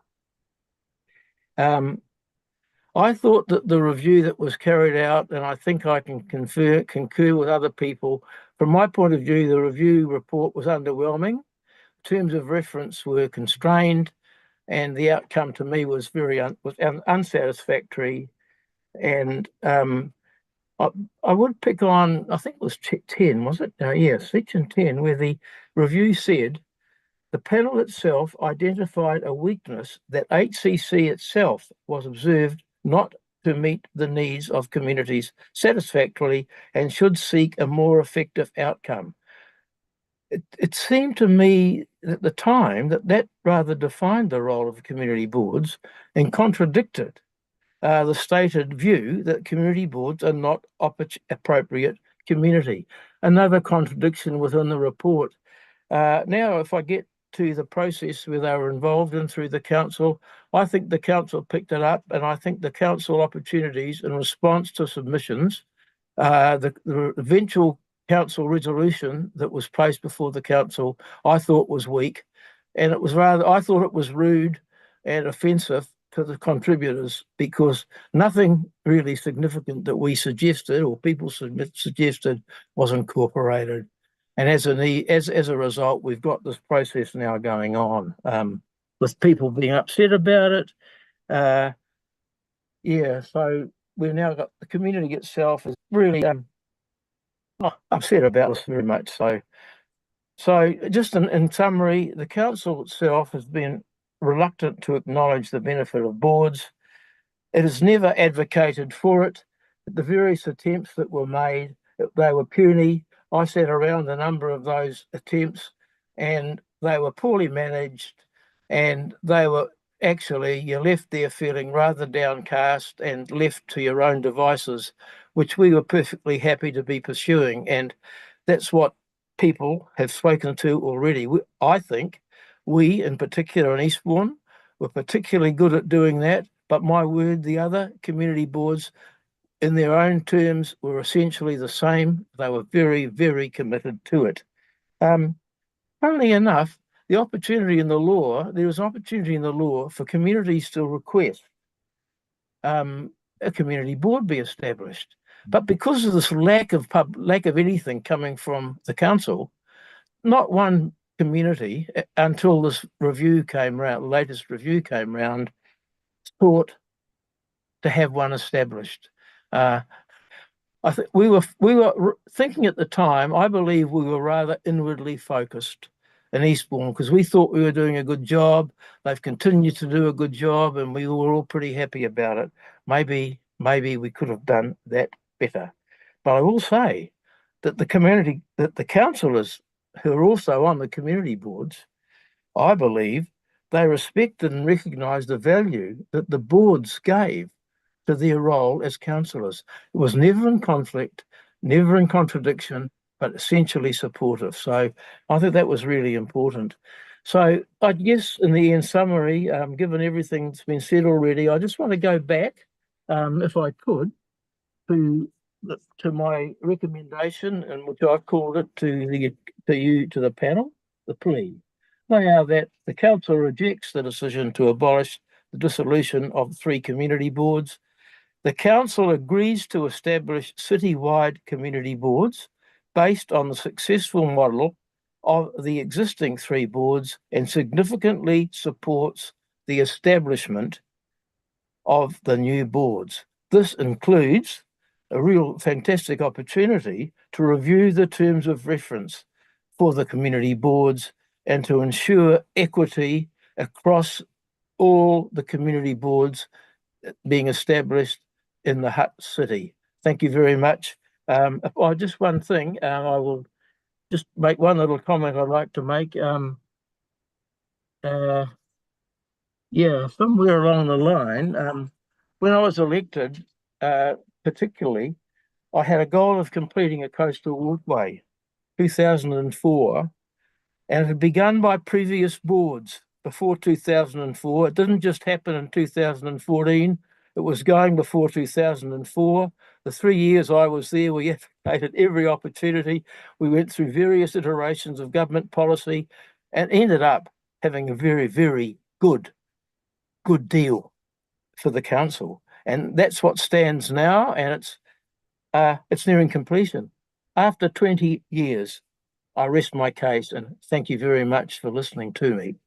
Well done, Derek. Wonderful legacy there, that's for sure. I'll just go to Commissioner Bidrose for a question. You're on mute. Oh, sorry about that. I noted in your submission you said you felt somewhat offended by the existing panel just sitting and giving you polite thanks as opposed to interrogating your views, and I'm not about to let that happen again. So this is my interrogation of you. I shouldn't. That's a bit precious. I'm sorry. In the best spirit, of course. Yeah, I'm a collective person, and I was very happy with what other people have said and did. Yeah. And a number of times in your submission, Derek, you have suggested that the community boards are functioning incredibly well. My question to you is, how do you know? Well, I'm sure you've had experience in dealing with communities, councillor, commissioner, and you get it from feedback. And that word about poor performance and so on, it spreads like wildfire in a community. You've always got dissenters, especially with the social media that exists now. God, the stuff that's going on at the moment regarding some activities in Eastbourne was almost putrefying, really. So the fact that in the time that I've been closely involved, and up till now, and that's a while ago now, I'm getting older too, but I don't hear the displeasure that existed when we dealt with a number of contentious proposals put before us by the City Council at the time. I won't go through the list. Some of these haven't been mentioned, but my word, they stirred the community up. The biggest one, of course, was that we should bugger off and go to Wellington, get away from the Hutt City. Well, the community board turned that down. From within its community, we said, no, we want to stay with the Hutt. Other things related to activities that went on our rohe, about things that were out there that community was deeply incensed by. We in council had grandiose proposals at the time, Riviera of the South Pacific and all sorts of things. Well, what is there now represents something that the community is very happy with, and which was brought about by the community board working with its constituency. So, yeah. Cool, that's good. I hope I haven't gone over the top here. No, that's good. Thank you. Thank you, Derek. Commissioner Bigham. Hilda, thank you, Derek, for your wonderful submission today. One of the rationale that we heard from council for disestablishment of the community boards was the anecdotal evidence that they had when they went out to voices not often heard, is the phrase that was used. And when we asked who they were, who those voices were, they talked about the ethnic and migrant communities, youth, disabled people, tangata Pacifica, the people from the Pacific, tangata whenua, the business community.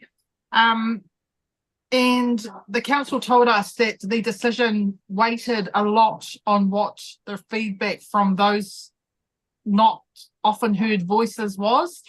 How much emphasis should we as decision makers in this process put on that feedback versus the feedback we've had through the submission process from people like yourself?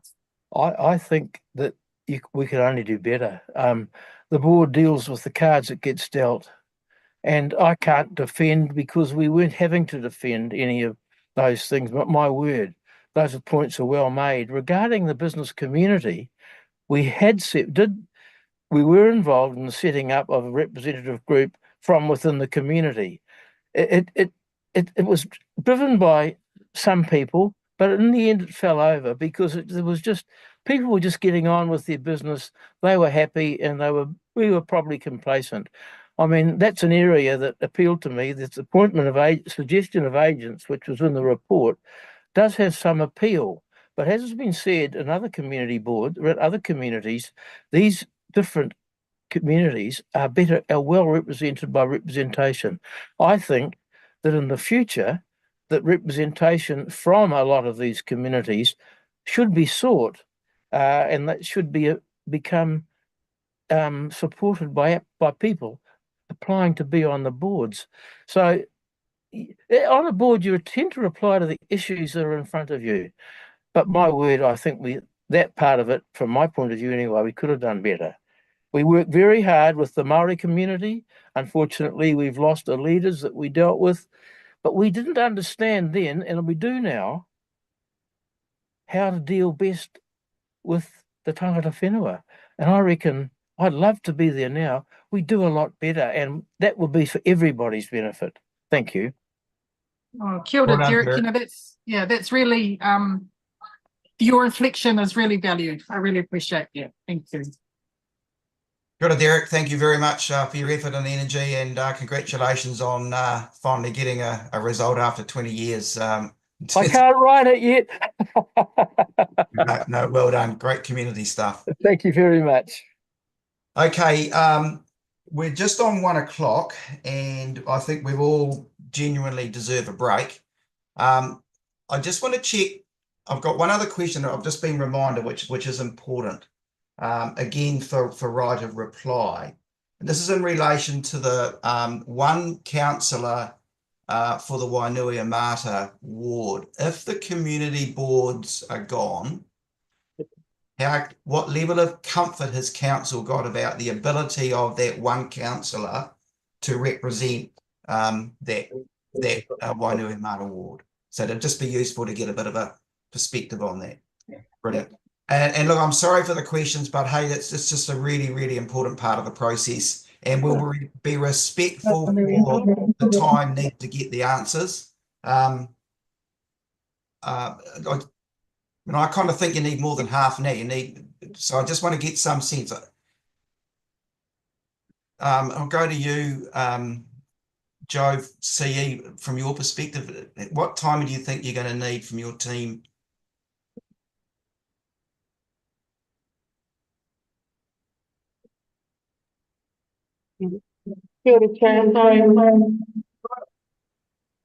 Richard, turn this. I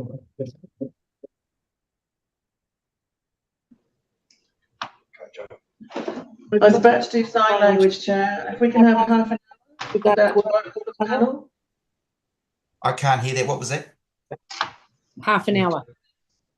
So why don't we reconvene at 1:45? Is that going to be okay? I mean, it's 6 minutes past 1 now. So let's be respectful and we'll have lunch, give it time, reconvene at 1:45. Is that all right, commissioners? Can I just add just a quick couple of questions to the list as well?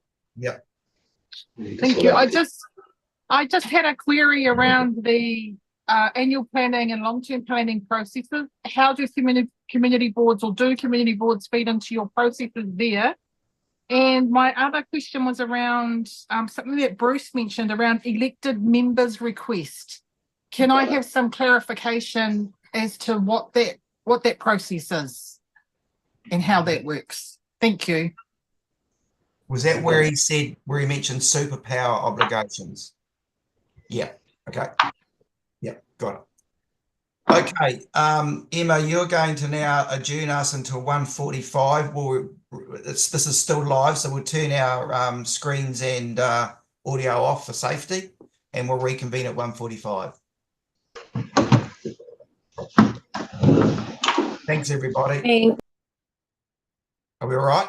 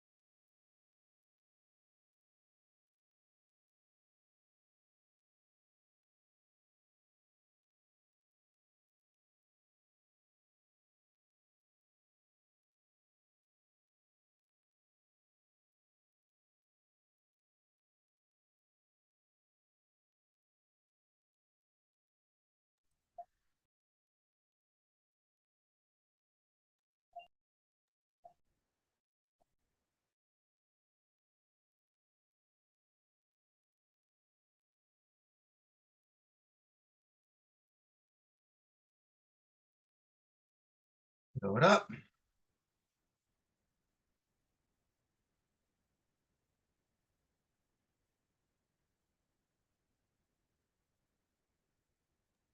Not sure I heard you, Brendan. I said kia ora. Oh, I can barely hear you. Oh, what's up with that? No, my phone's not plugged in to my headphones. Maybe I'll plug my headphones back in.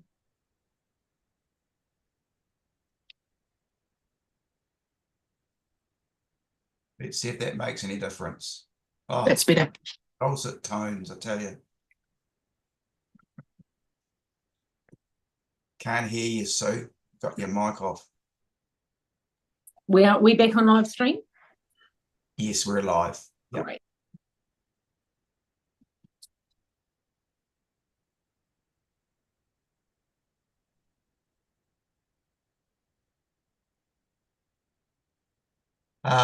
Who's got the list of questions? Who was taking them?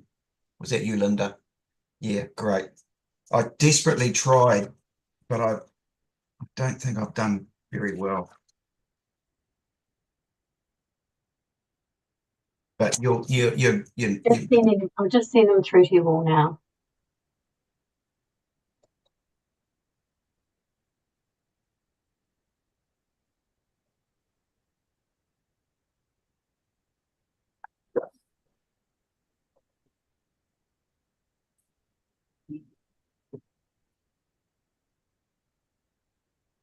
Oh, well done.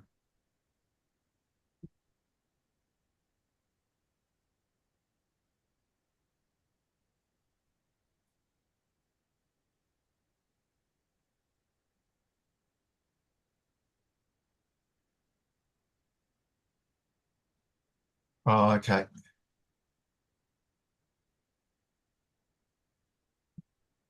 Oh, we're ready to go? Sorry, I was distracted. Sorry. Right, welcome back. And I think we're all pretty clear now that we've got the opportunity for your right of reply. I'm not quite sure who's leading that, but we'll leave that in your hands, Mayor Campbell.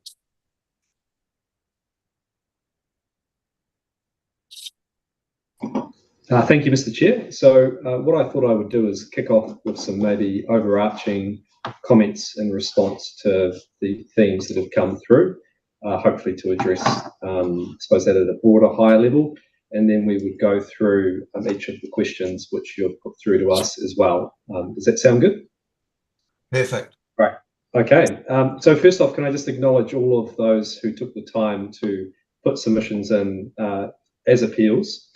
There were many familiar faces, of course, within those members, and we really do respect their really strongly held views on this process and their position. So I suppose the first question that we must be thinking of is what problem are we trying to solve? This is about how we can get more engagement as a council, how we can be more effective with that engagement in a city that has changed significantly since community boards were established in 1989. I want to read out again the principles which are top of mind for us in moving forward to ensure we have fair and effective representation with communities right across Lower Hutt through a more deliberative approach and process. So how do we ensure more of our people have a depth of understanding of the issues our communities face? It's really, really vital for us. How do we make sure there are balanced perspectives in what is one of the most diverse cities in New Zealand? And it has become significantly more multicultural in particular over the last 10 to 20 years. How do we have the structures in place which are accountable and transparent to communities as well? It's really, really vital. How do we ensure inclusivity is at the heart of our structures and engaging people where they're at in a city that is so different when you break it up? And finally, how do we build trust and how do we start to buck the trend of people becoming more disconnected from government structures and processes generally? That's a problem for New Zealand, it's a problem for the world, but we have put that lens into our thinking when it comes to how do we do better, how do we get more people engaged. Now just to speak really, if we believed that the community board structure enabled those principles to be hit out the park, it would be the easiest option, and it probably would have achieved unanimous support from this council to put community boards right across the city. That was not the view whatsoever, because one size does not fit all, and one size does not fit all in an urban environment where we have a number of different communities here in Lower Hutt. I suppose, you know, and Bruce did say, you know, he's pushing us, fair enough, that, you know, we were saying that the weight and the significance of this decision made it really difficult for us as elected members. I suppose that's important context. I certainly felt the weight of this decision, albeit that's not trying to be a bit of a cop-out on where we landed. There is a lot of thinking that's gone behind, and we do also bring our own personal experiences from this. And I think, speaking to probably Commissioner Bidrose's point, sometimes things are hard to measure around effectiveness. So I thought I would just make some comments around my own experience, if that is helpful for you as well. So I was elected at the age of 19 to the Wainuiomata Community Board in 2010, including myself. 6 of our council were first elected to a community board. 4 of us ultimately voted to disestablish the boards. And I think a big reason is that one size does not fit all with the approach of a community board structure, and it doesn't and it won't achieve fair and effective representation across our whole city.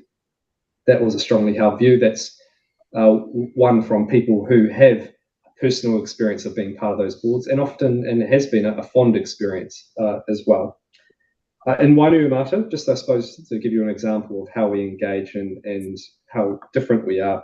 In Wainuiomata, for example, over the past 10 years, the establishment of groups like Love Wainuiomata have been far more effective in the way that they engage people and drive community projects in that particular area. Our town centre upgrade, shared path over the Wainuiomata Hill, welcome sign, working with Countdown to build a new supermarket, upgrade of parks and reserves, has all been driven by groups like Love Wainuiomata, which is made up of local people with the support of council, without the structure of a community board per se. Also, other community organisations have picked up and worked on those types of projects. The board absolutely has been a participant and involved, but they have not been a driver in getting those really good outcomes for the local community. Wainuiomata has changed as well. For example, our Filipino community is huge. Our Indian community is huge.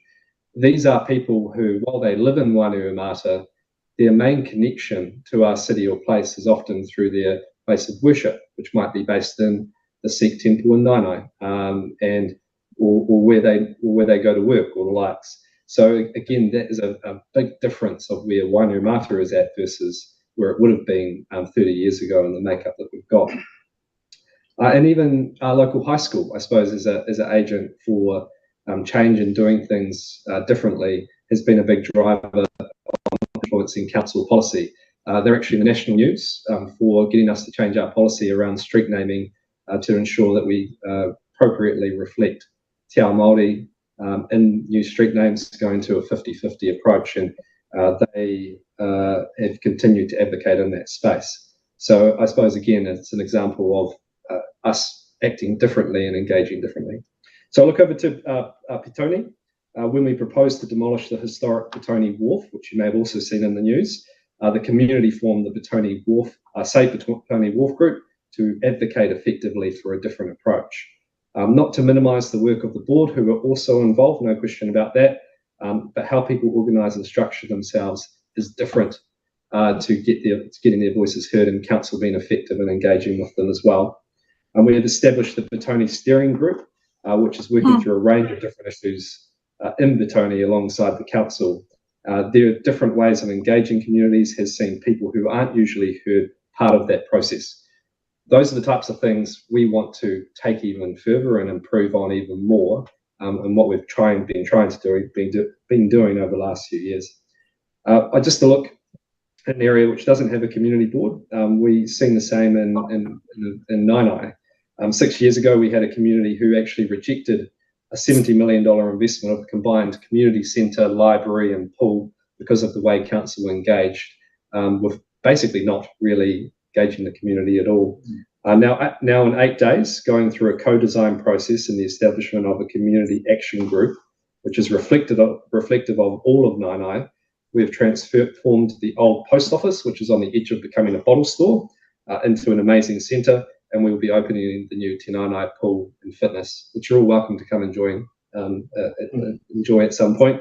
And that project quite genuinely has universal support from the community, and when you are out there, you feel it on the ground, and that has been achieved by doing things in a different way. And I would say a community board structure and trying to achieve that for Nainai, for example, simply would not have happened.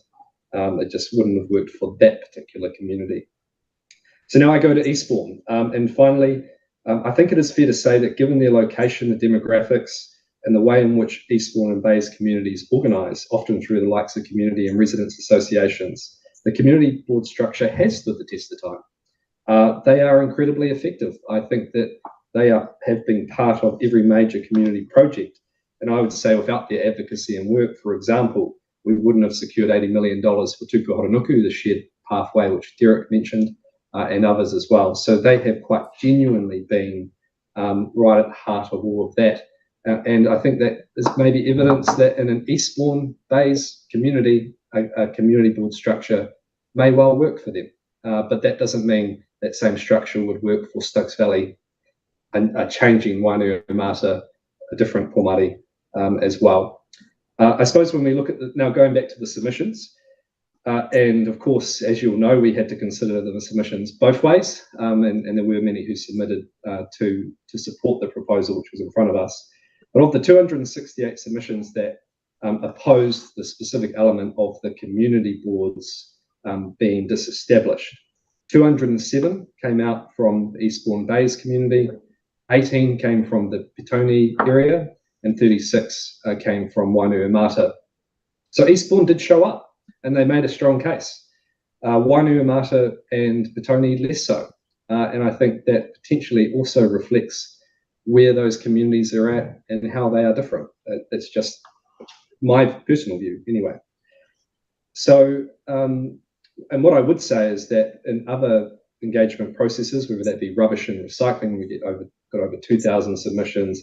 The establishment of a Māori Wood, which had 50 people from Wainuiomata show up to our chamber and speak passionately about that issue, or whether it's our LTP where we got 1,800 submissions. Like I have to reject that when people care about an issue from Wainuiomata or the likes, they show up. 100% they show up. So I have to push back on the notion that it's just, council's a scary place and we're not wanting to go there. If they care, they'll show up. So I suppose all of you have been involved in councils currently or formerly, and the biggest test you can give to a project or an issue is to propose to take it away or disestablish it, right? It's the biggest test you can do. And the reality is it did not get really much of a response or reaction, particularly in Wainuiomata or Petone. And quite genuinely, and I say this genuinely and honestly, I live in Wainuiomata. Not once since this decision has been made have I had someone in Countdown or down on Queen Street hit me up and say, what the heck, what's going on? I can't believe you've done this.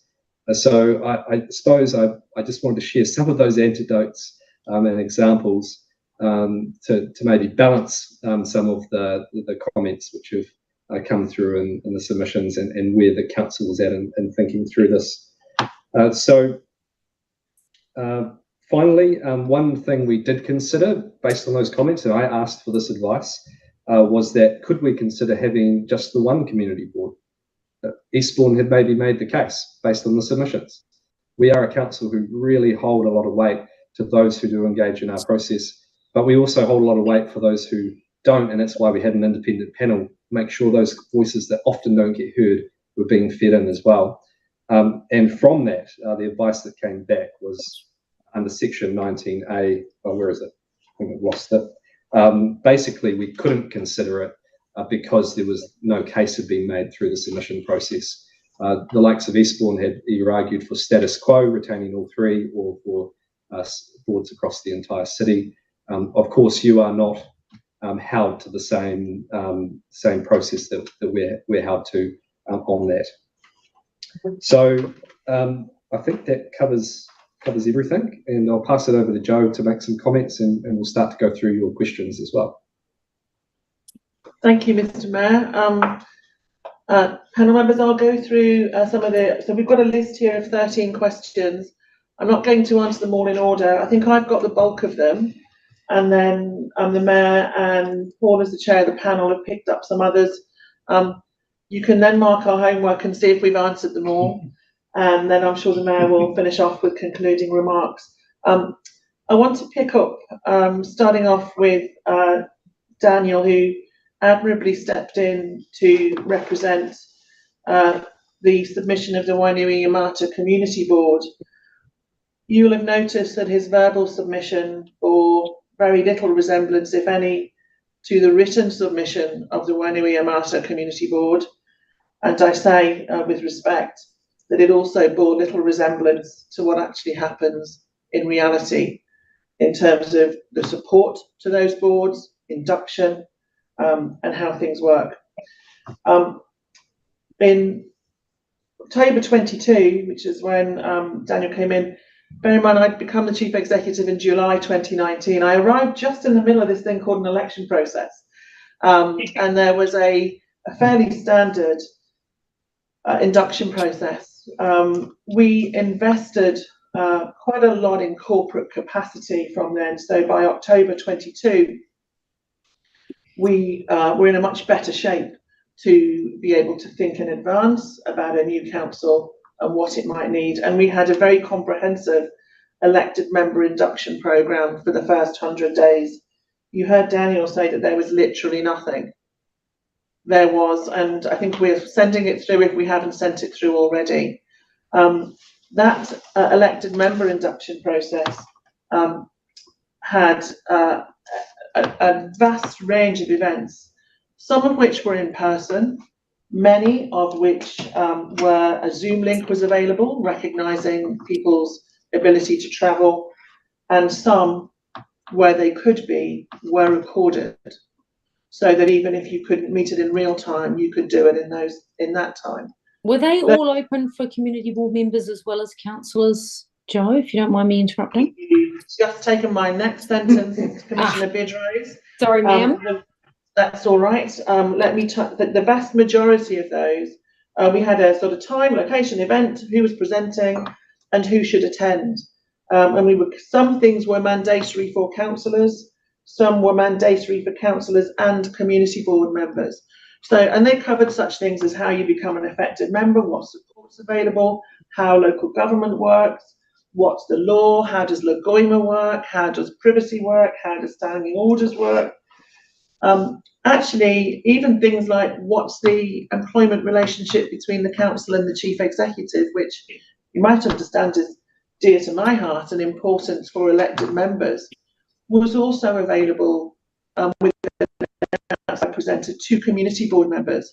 So there was nothing that was unavailable to community board members. What we tried to do at the request of members, was say which are the must go-tos and which are the nice go-tos.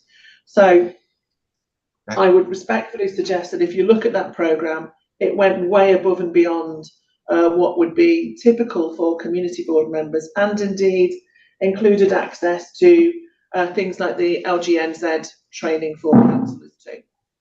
So we'll send that through. As you know, in 2019 we had a move to, following your last report, a representation system that included at large as well as individual ward councillors. And one of the challenges with that is how you make sure that those at large councillors are able to get sufficient information, and it not just be, that you are supporting the whole. So working with members, we came up with the elected members request channel, which Commissioner Bigham requested. Again, Daniel was pretty dismissive of this, but I think you heard somebody else, and it made my heart sing, refer to it as a superpower. We've sent you through, or we are sending you through. We've got it. So the purpose of very briefly, the purpose of that is it's not the first line of customer contact. We want people, we don't want councillors or community board members to be that first line. But when they have a request for information, they're able to get it. You've seen the timescales, a report on performance.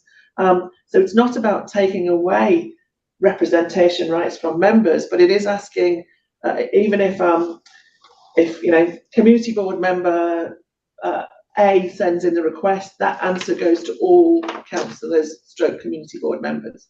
Similarly, I do an update in writing to councillors every fortnight.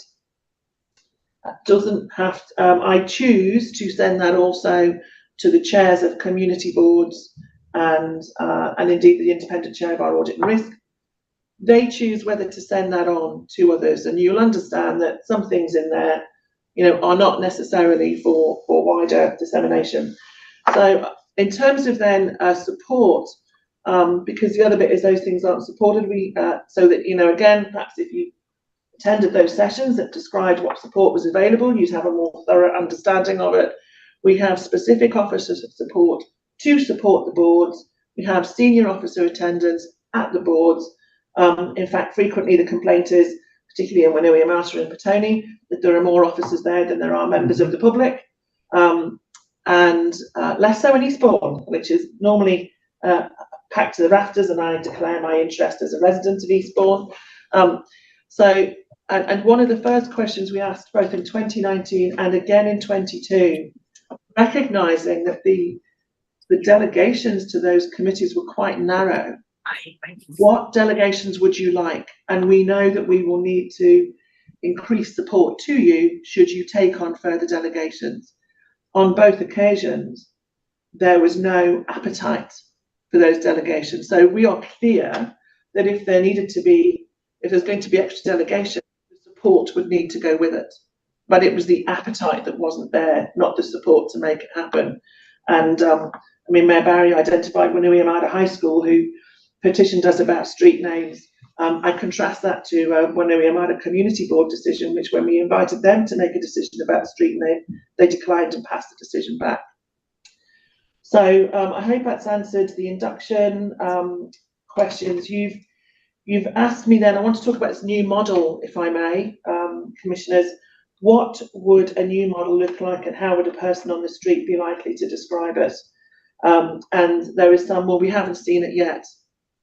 Nobody's seen it yet, because the council took this decision in September.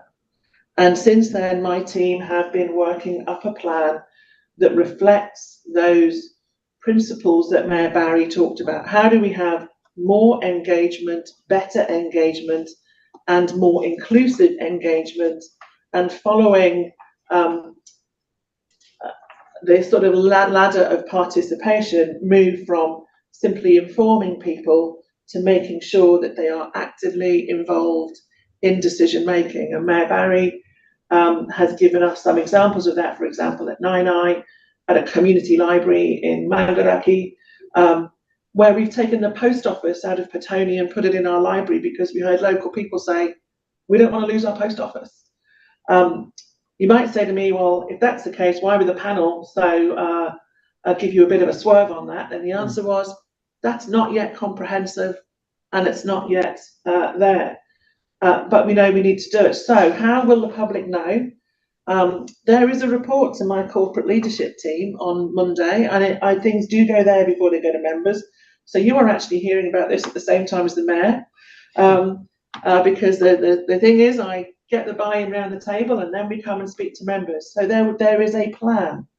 The first thing my team have been doing is taking a stock take. What groups are out there? Somebody asked, how do you know where the new groups are? We've mapped our stakeholders, we've mapped our documents, we've been looking at what the participatory and deliberative processes could be, because we're keen to move into that level of engagement. There is a community board meetings with the mayor in December, so we can take the best from community boards to inform. You don't want to throw that baby out with the bathwater. How can that inform a new process? We will be then developing a framework which we will report to members. There's about 20 steps. I'm not going to take you through all of them. You'll be delighted to know.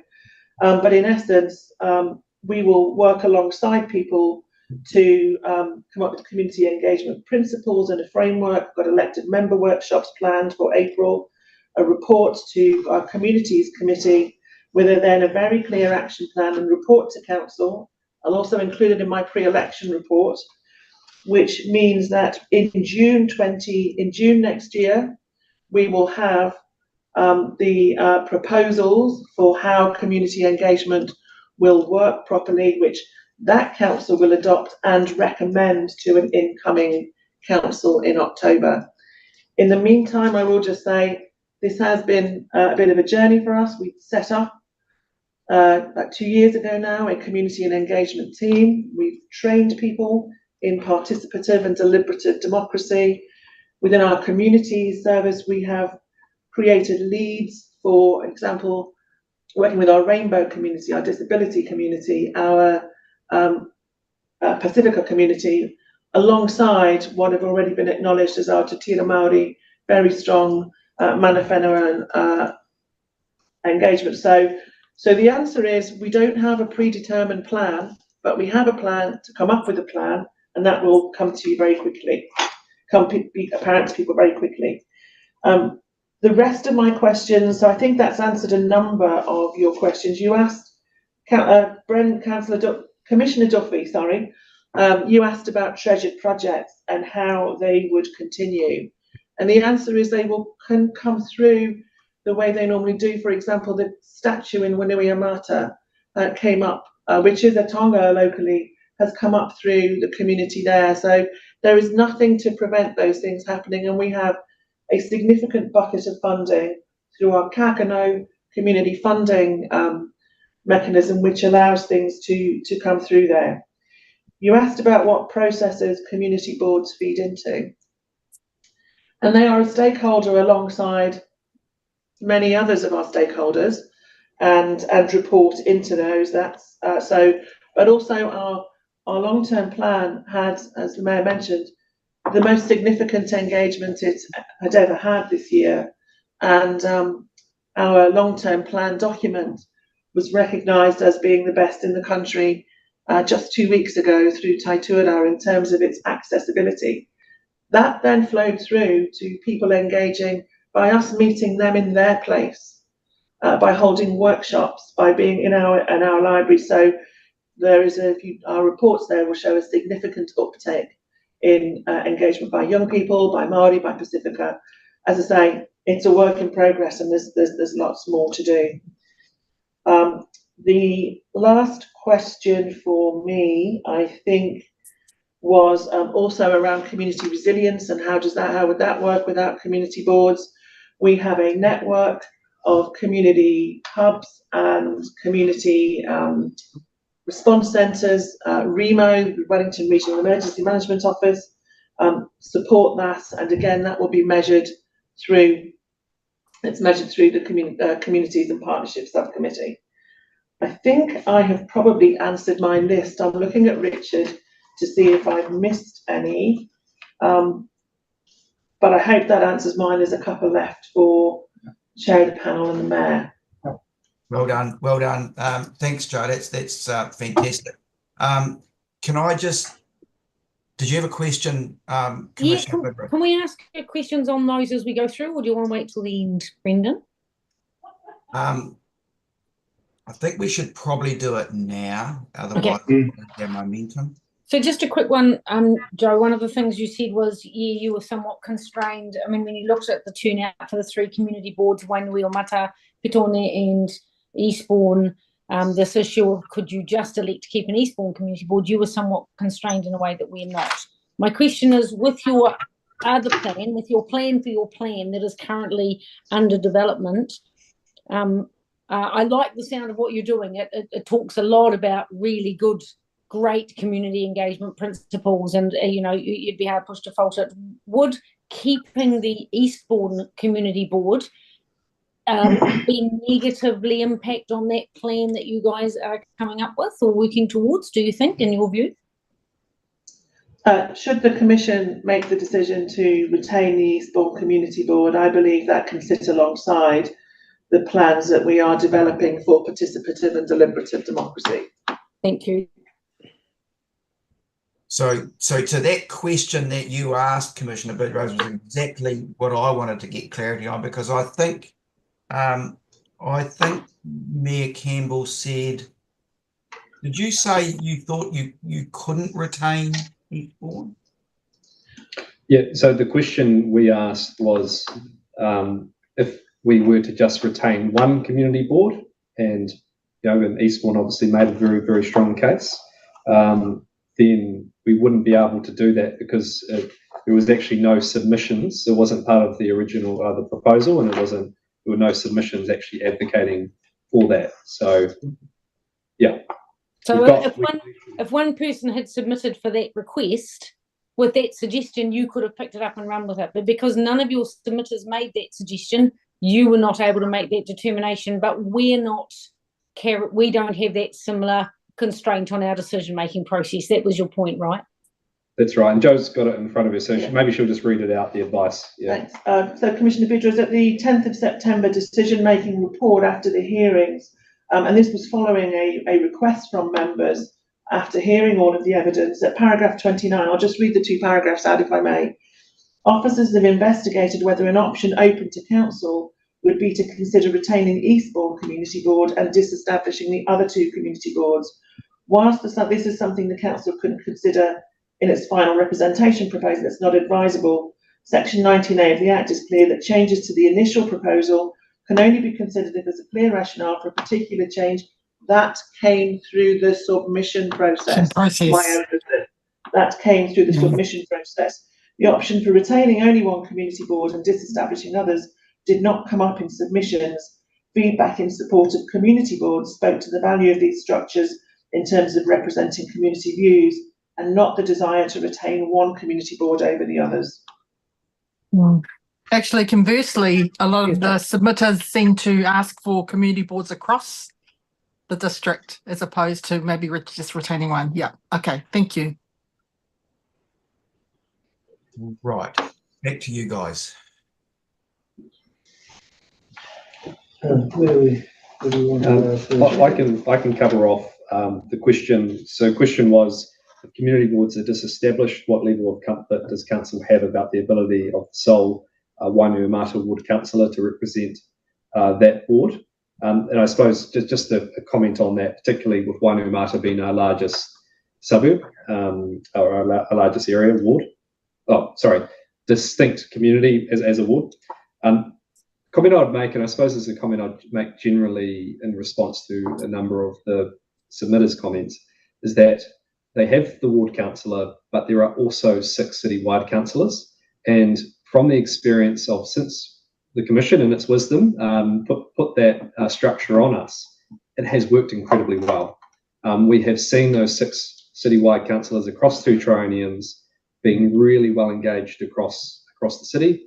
So while there might only be one ward councillor, it is very often you will see 2, 3, or even 4 others show up to Wainuiomata on a particular issue of the day, whatever that looks like. Prior to that, you would only ever have the 2 ward councillors. And then if you had a ward councillor who was maybe a little bit lazy, definitely not me when I was the ward councillor, you might only have 1. So in actual fact, and this speaks to the panel's report of that mixed model framework, works incredibly well to support those individual councillors across the wards. Thanks for that.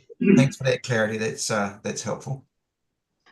So, I think I've got I think there's a couple for me. I think number 1,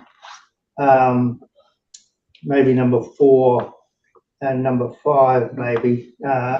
Or maybe I could address those ones.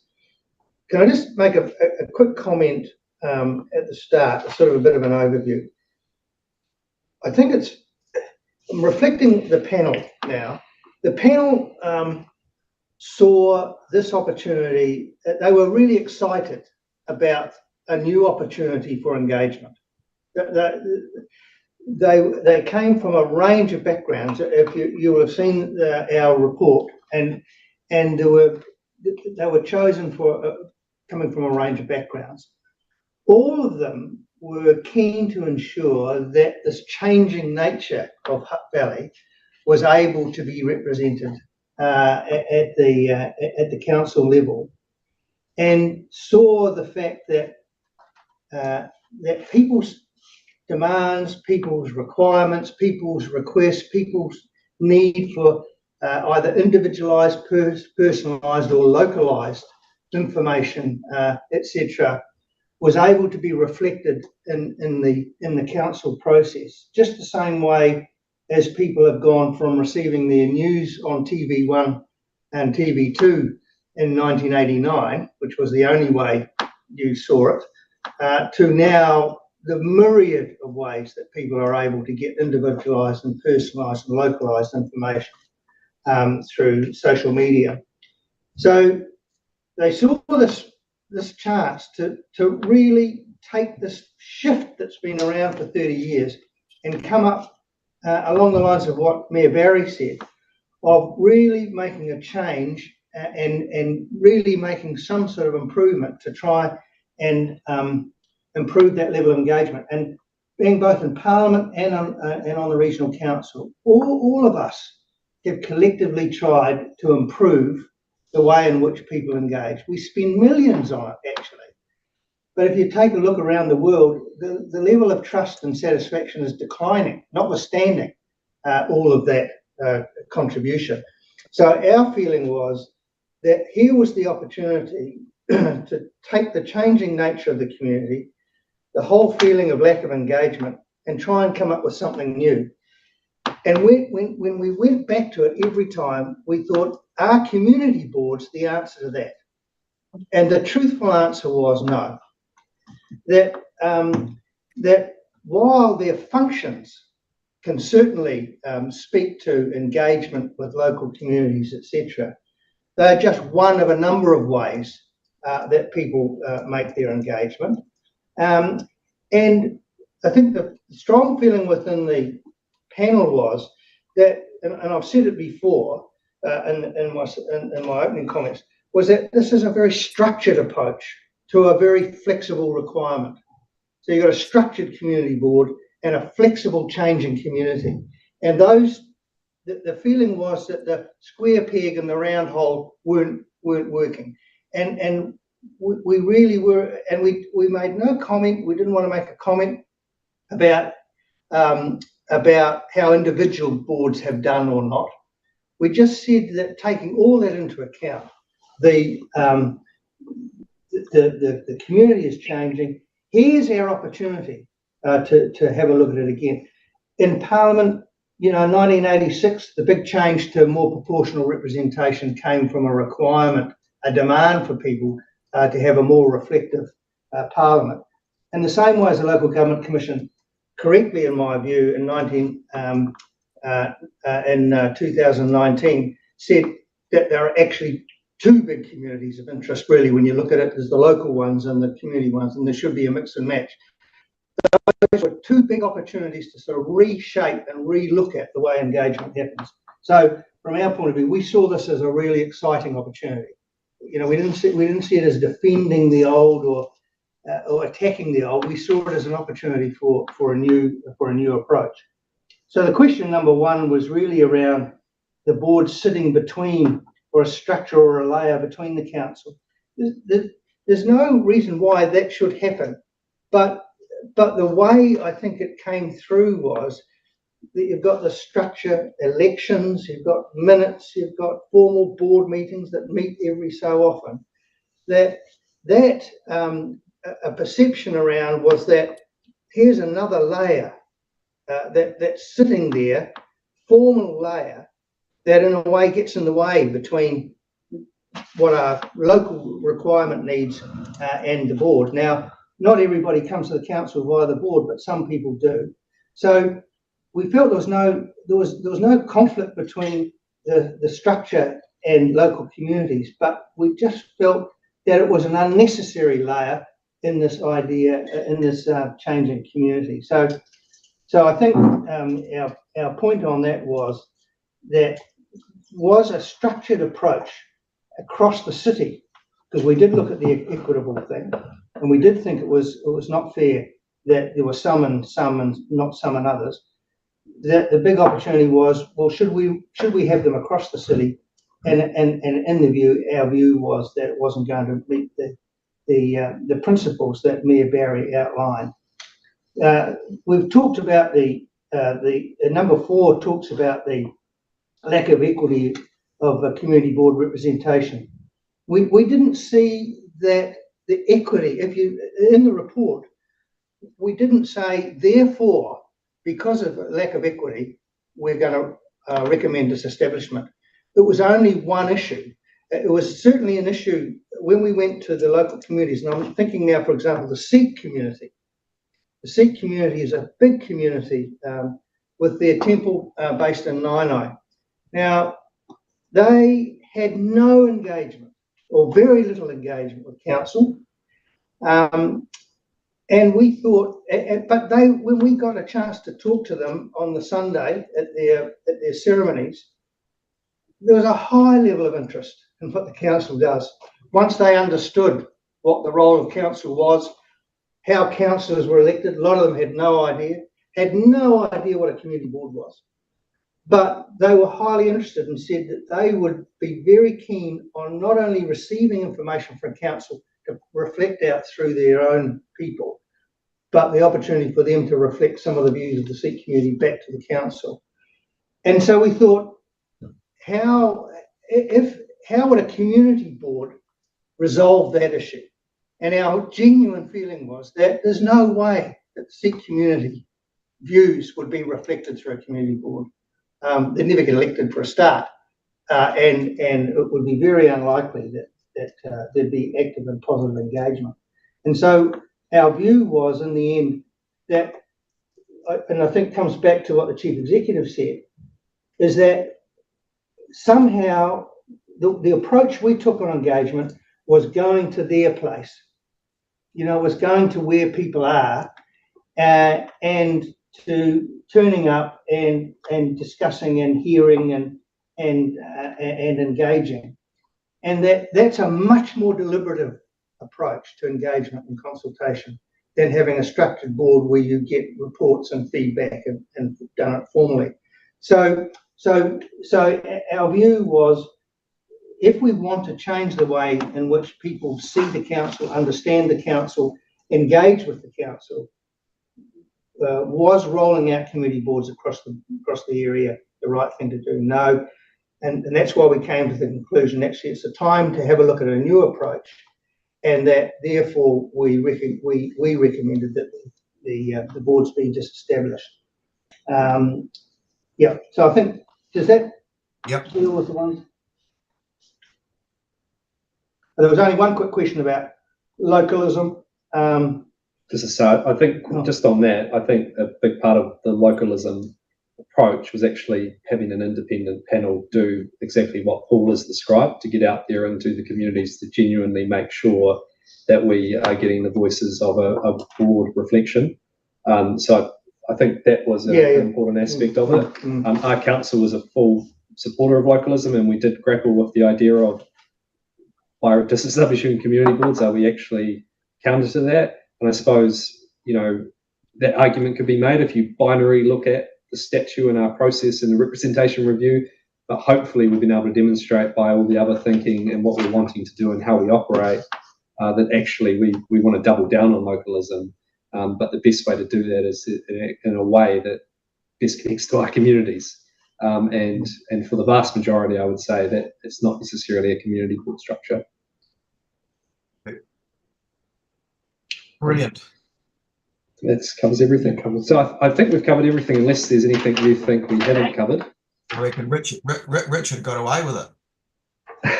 I've got all the ticks on the page saying that they've covered everything. Okay, look, that's really, really good, and thank you so much for the level of detail in those responses. I'm just going to do a double check with fellow commissioners to see if there's any other comments or points that need to be ticked off. And if I can just check in with Linda, who's the officer lead, is there any points that you need No. Any carried on, you all good? That's all good. Thank you. Okay. Okay, so thank you all very, very much for the level of participation. I know that I noticed that all of you were referring to Mayor Barry, and I was referring to Mayor Campbell, and I was doing that purposefully because I was calling everybody else by their first name. So just so you know, I wasn't making a glitch. I just wanted to be very pure on that. No, it's my parents gave me a first name as a last name and a last name as a first name. So even if it was unintentional, it's all good. Just wanted to make that acknowledgement. Thank you all very, very much. You'll appreciate that today has been long. I think we've given everybody the respect that they deserve. For us as commissioners, we've got the challenge now of deliberating over all that information that's been collected, and we'll do that in a very respectful and honourable manner. And at a point, we will come to a conclusion and make our decision. And I think you all know that it'll be into next year before that. I'm pretty sure, Penny, next year it will be before that decision comes out with the workload that we've got. So in conclusion, thank you all very, very much. We'll just close off with the karakia that we use at the commission, and then we'll all go and enjoy what's left of the day. So close with our karakia. Unahia, unahia, unahia, i te uru tapanui, kia wātea, kia mama te nāku. Te tinana te wairua i te ara takatu, koera e rongo, wakaria aki, ki runga, kia wātea,